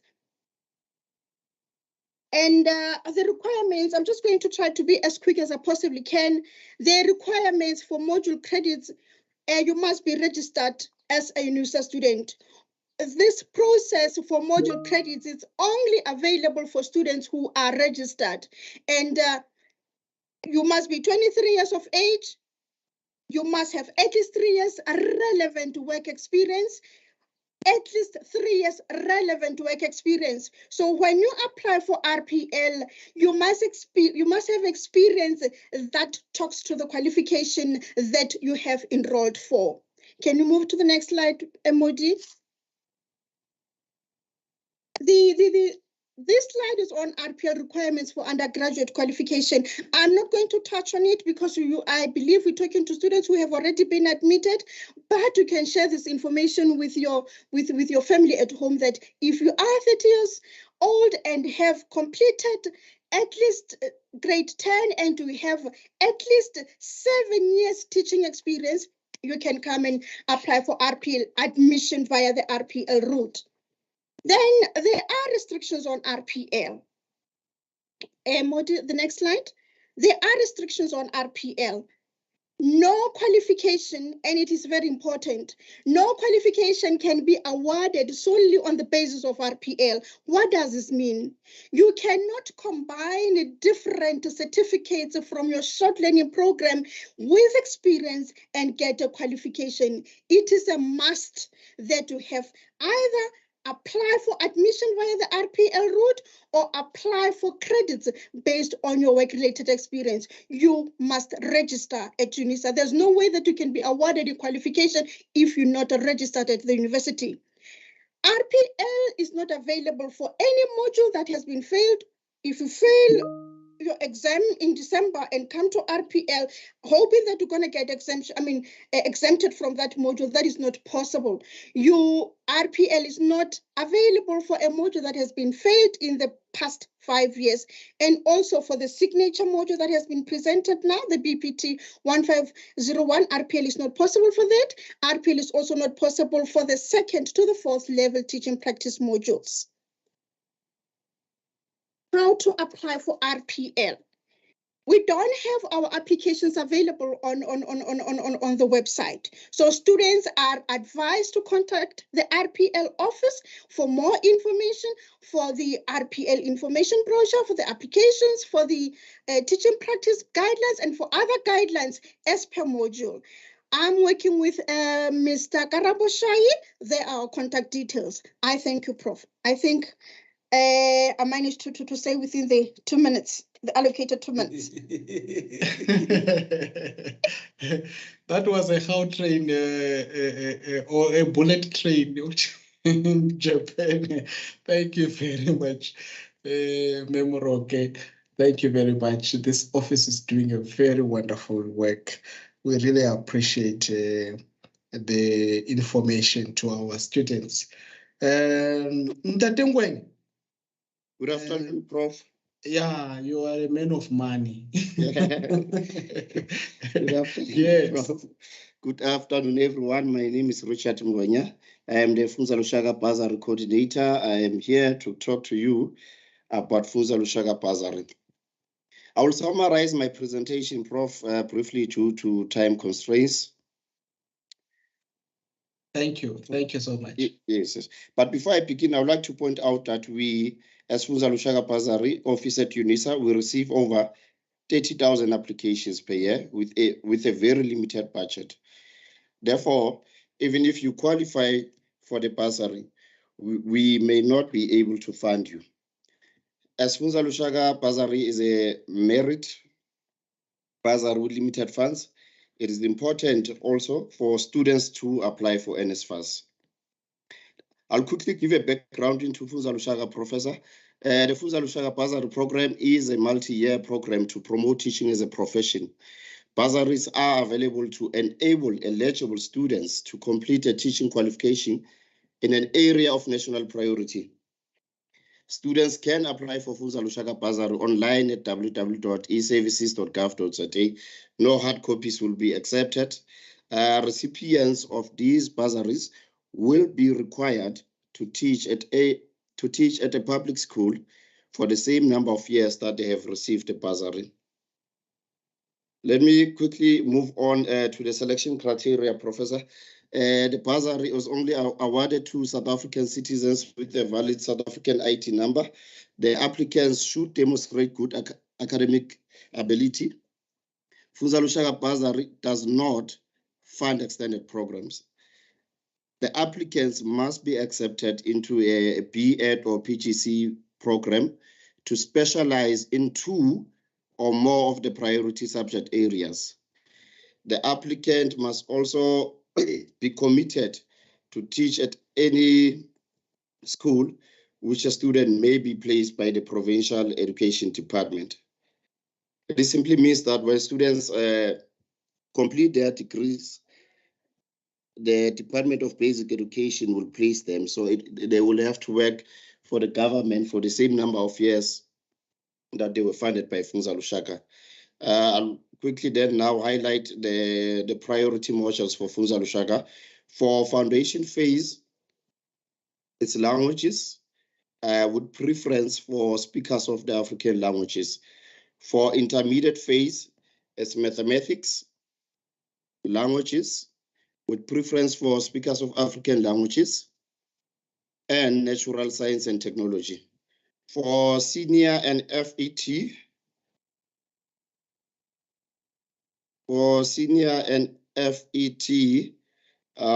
agricultural sciences, technology, CAD, engineering, graphics and design, physical science, mathematics, life science, IT, mechanical technology, technical science, and technical mathematics. For first time, the criteria for awarding of the bursary for first time entrance to the university, an exemption, endorsement, or admission to a bachelor degrees, pass at matric level. At least level 4 pass at matric level in the 2 subjects which the applicant will specialize to teach. Sorry. For students who wish to specialize in foundation phase, a level 2 in mathematics or a level 4 in maths lit at grade 12 is required. For students who wish to specialize in intermediate phase, a level 4 pass in mathematics and a level 4 pass in home language at matric level is required. Students who wish to specialize in teaching of technology subjects such as CAD, IT, and other technical stream subjects, and who do not have these subjects at matric level must have at least a level 4 pass in mathematics or technical mathematics. For new applicants who are already at the university, the student must have passed all modules registered in the last year of study. At least a 55% average cross all the modules studied in the last year of study. The student must have at least 66% average in modules studied in the last year of study.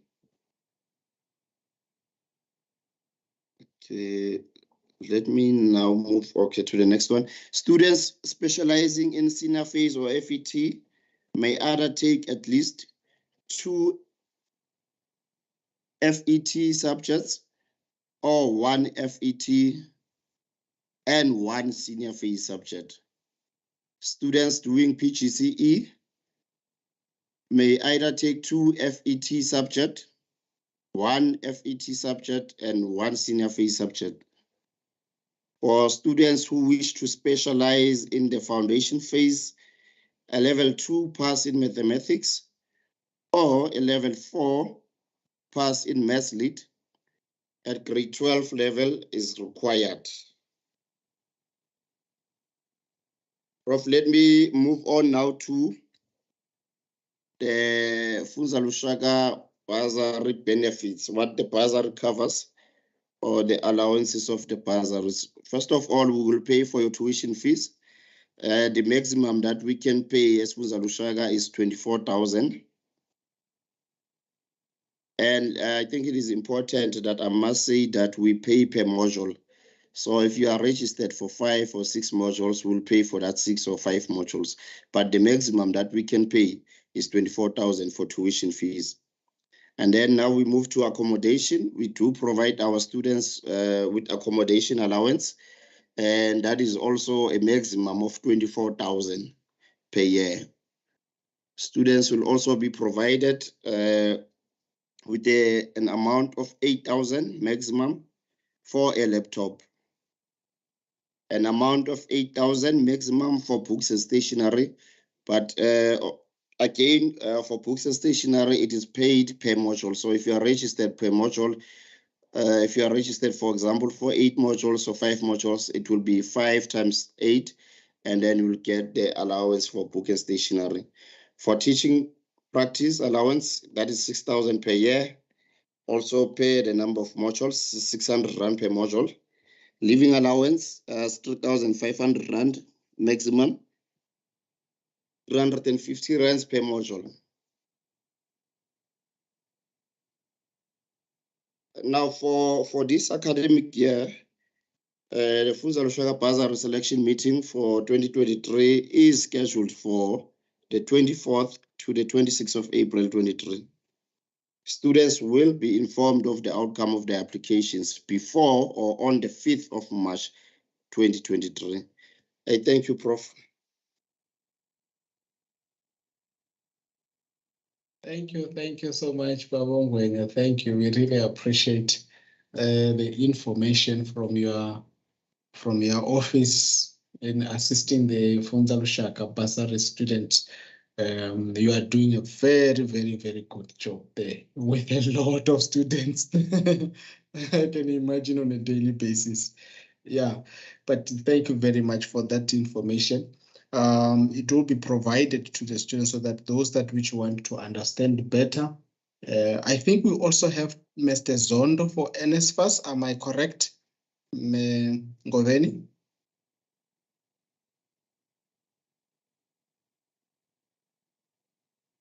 Sorry, Prof.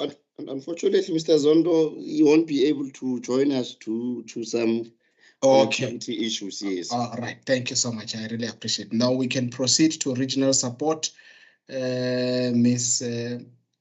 Masalesa. Mema Salesa, please, are you around? The regional support. Prof, it's Gideon Masamola. Masalesa is not in, but I'm the one who's going to do the presentation. Oh, thank you, Bob. Thank you so much.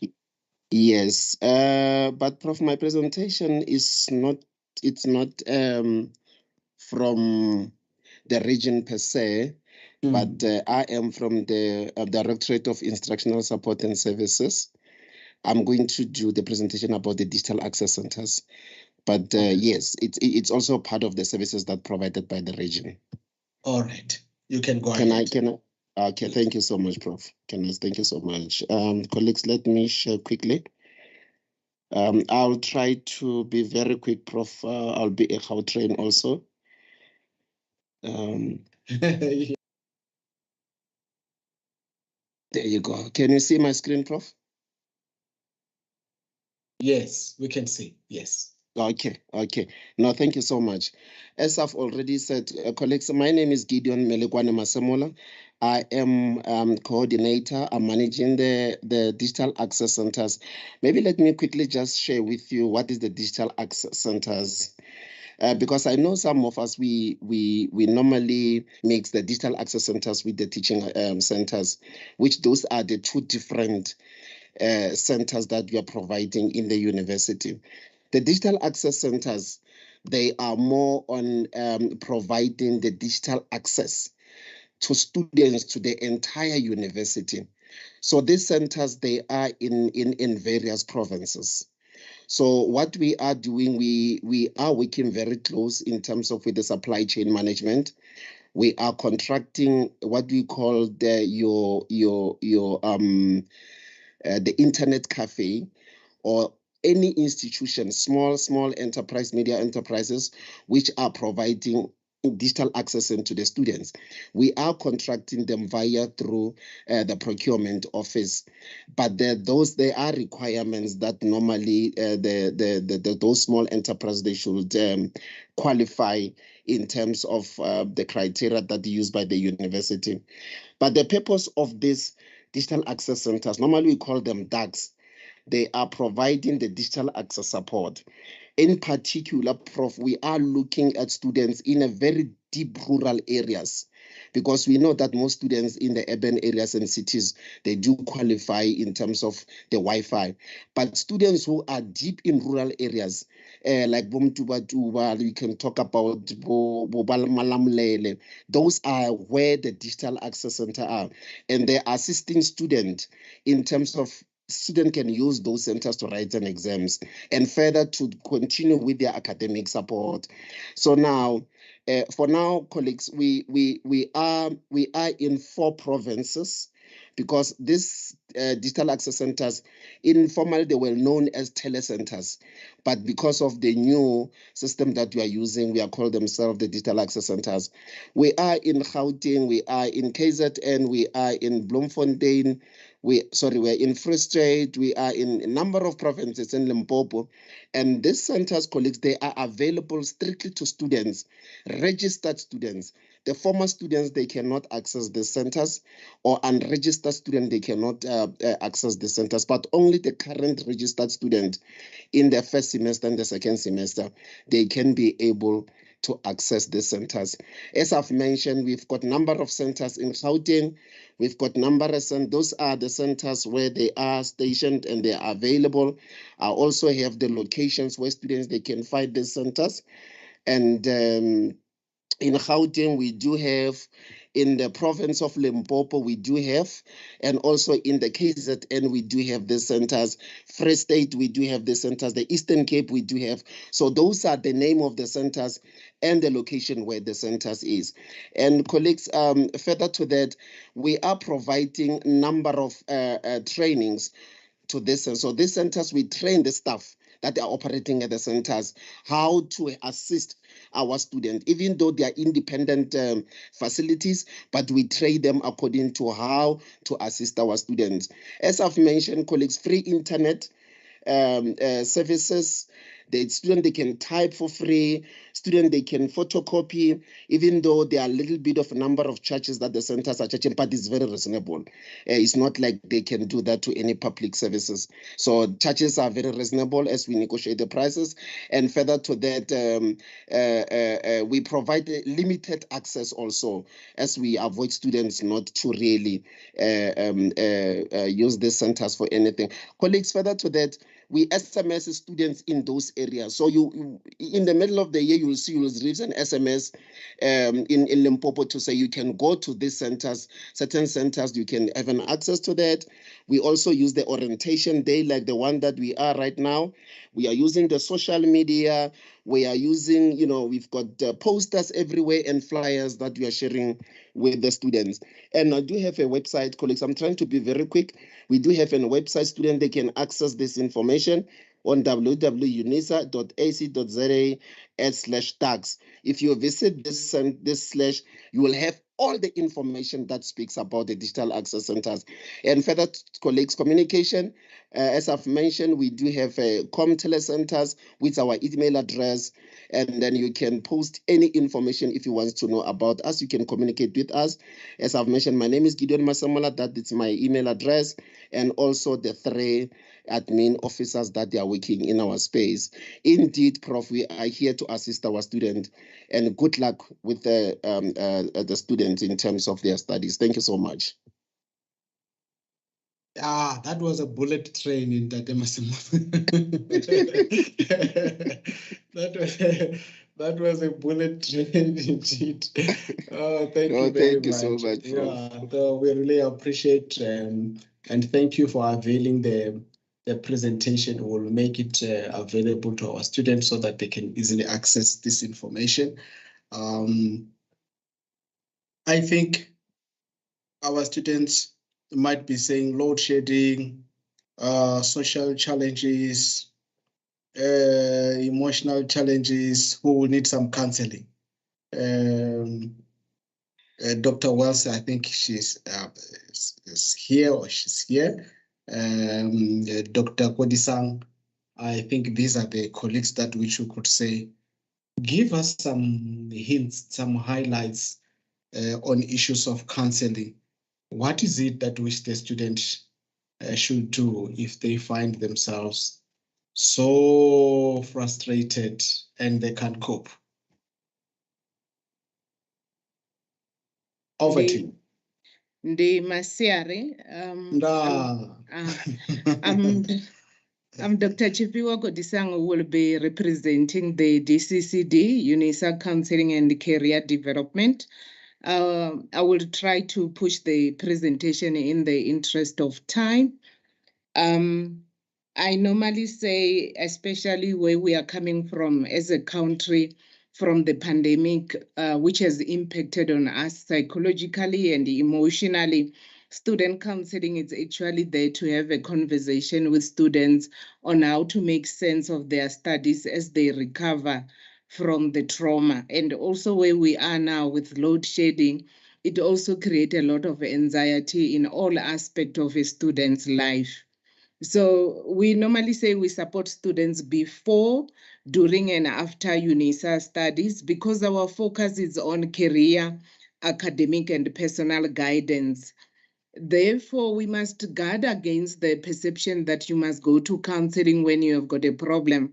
Counseling is just a space to make sense of where you are and to have conversation about how you look at your life. And you have got a soundboard that won't judge you and create space to just listen to you. So we support you first with planning and managing your career. A lot of people choose qualifications because maybe that's what is available, but you are still not sure. I mean, most of the conversations I have with people who are teachers, they will say, I want to be a teacher, but I also want to be a psychologist. So if you want to have those conversations to plan your life, as a teacher, you are still welcome to have conversation with us, looking at career opportunities, but also dealing with challenges with regard to your studies. Studying at UNISA have got its own complications. Sometimes because you are studying, you are employed, you have got a family, and also that you are a human being, there are challenges that impact on you. So just to have conversation, sometimes the challenges is about your own thoughts where you have got fears. Will I manage? I've not been studying for some time. And the counselor is available then to have conversations with you about that. What do students normally ask us? And this is just to normalize that if you have got these questions, there is nothing wrong with you. You have got a space to have conversations about these questions. Even when people are already studying, they normally ask, what should I study? I'm doing education, but I want to be an educational psychologist, or I want to be a psychologist, or one day I want to become a lecturer. You know, you need space for that. And you can then talk to a student counselor regarding those career opportunities that you want to prepare for. Also, issues about study skills. We are now registered and we have been told about this, my UNISA and all those things. A lot of people then feel very overwhelmed with the study load, how to manage time, how to manage this online studying, and it can really paralyze you. Sometimes you need a counselor just to help you how to manage this tutorial letter 101. Some time ago, I remember a student who brought all the study guides and said, once the courier man delivered this, I started struggling. I'm even scared to open this. It's quite normal. It's a new thing, but the counselor could take you the journey and hold your hand as you summit this Kilimanjaro where you are thinking, I might fall. Then we are human beings. Student counselors are there to also provide psychosocial support. I mentioned earlier, we are coming from the pandemic. I know how much most of us are affected. Even some of you, maybe you are studying because you lost your job and you're now thinking it's much better to be a teacher so that I can secure my finances or my career. But you also have a lot of uncertainty. Will it happen again? Or we have lost family members.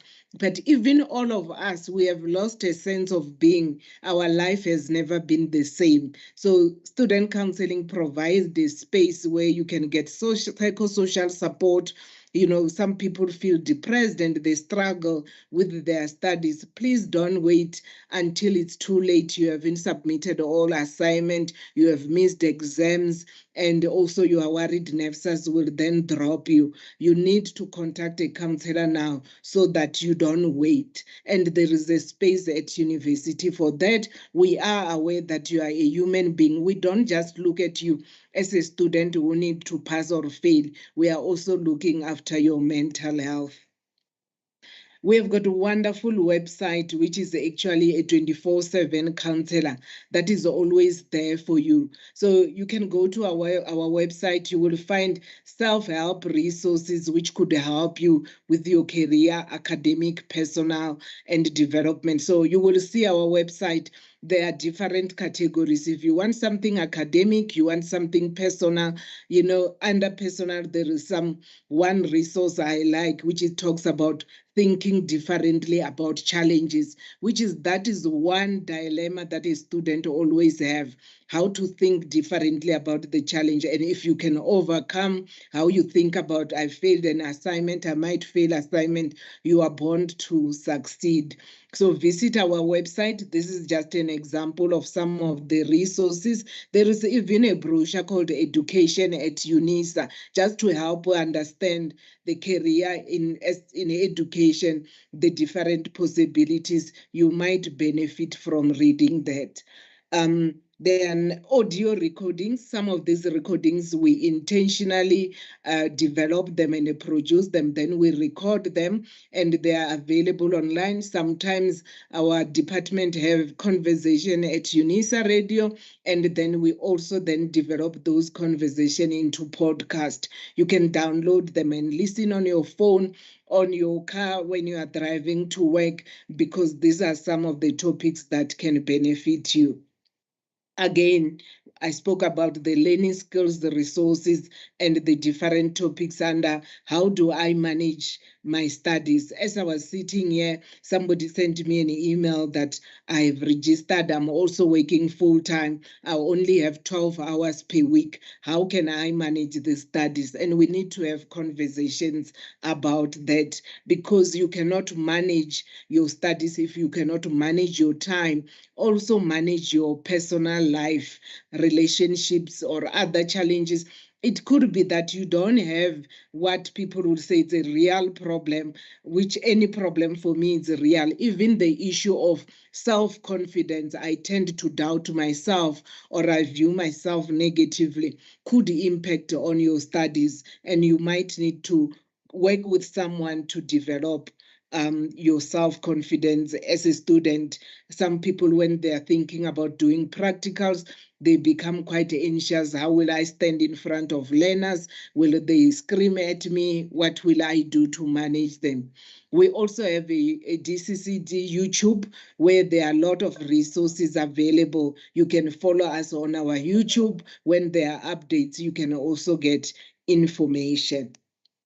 We have got counseling services across all the regions. So you are welcome to go to Limpopo. You can go to Polokwane office. Our counselors will be there. If you are in East London, our counselor will also be there. What is also nice about the counseling services, you can send us an email. We can do counseling through an email. You can also book an appointment on MS Teams, and then you have got a menu of options of counselors, and you can decide whether you want somebody who speaks your own language or you want somebody who speaks a different language. You also have an option, even if you are based in Gauteng, to say, I want to book a counselor in East London. But you can see our website is there. I will also provide this presentation to our coordinator so that you could receive it with all the different links and resources. Otherwise, I thank you very much. Bye. Rolivo vochipewa hendi bhasi ya rukoto. Rolivo akapanda. That was a quick one for counseling and also career guidance for our students. And we really, really appreciate your availability, colleagues. I think we are coming to the end of this session, and we'd like to invite our director, Professor Seroto, to come and give us the vote of thanks. Prof. Seroto. Good afternoon, Chair, colleagues, and our students. I won't be long. It has been a long day. Yeah, I'm just going to do a very brief vote of thanks. Now, on behalf of the university and the College of Education in particular, I would like to express my sincere gratitude, Chair, to all of you for taking the time to participate in this orientation seminar. Your presence has made this event truly remarkable. The presence of the college management, Prof. Tabani in the morning represented the Dean and all the staff members. Your presence, colleagues, is highly appreciated. We are extremely grateful to our distinguished speakers and presenters who have shared their valuable knowledge and insights with us.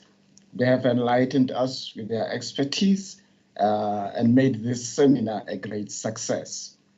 We'd also like to thank the organizers of this seminar for their support, without which this orientation seminar would not have been possible. Thank you, Prof. Mawela, together with your team, for a job well done. Your contribution has made a significant impact on the quality of this seminar. We would like to extend our appreciation also to our hardworking staff who have worked tirelessly behind the scenes to ensure that this event runs smoothly. They have put in countless hours of effort to make this seminar a success, and we could not have done it without them. Lastly, we would like to thank all the participants, our students in particular, for their active participation and engagement throughout the seminar. Your questions and comments have made this event a truly collaborative and enriching experience. We hope that this seminar has been valuable to all of us, and we look forward to your continued support in future events. In conclusion, Chair, I just want to reiterate what Dr. Hanaway has said in her presentation. And she said, teaching is the one profession that creates all other professions. Without teachers, there would be no doctors, no engineers, and no lawyers. Thank you all once again, and have a blessed day. Thank you, Chair.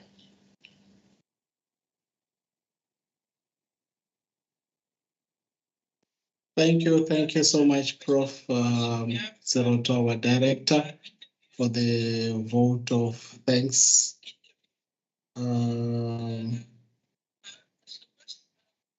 I see Prof. Mutise, she says I have not presented. I have called Prof. Mutise. Prof. Mutise, I think you were not. I was here, I've been here, Prof. I spoke to Miss Ngobeni. I visited the ladies' room.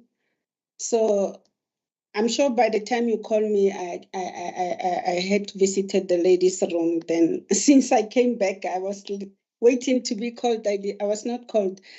But I don't know if maybe I could record this presentation or what, I don't know. Yes, I think we'll respect the protocol since Prof. Seroto has already gave the vote of thanks. I will appreciate my professor. Just record it. We'll share it with the students. My apologies because I thought you are not around since I called. There was no response. Oh, I indicated to. No. Okay. Yes, Tswana se bereke mosawro moja morago ke kgosi this time. As the bereke se Tswana ka mona. As the bereke ba no, re berekisa Sekgowa. Vote of thanks is done. Yes. Okay. No, really, thank you for understanding, and thank you, our students here. You will get the recordings from Prof.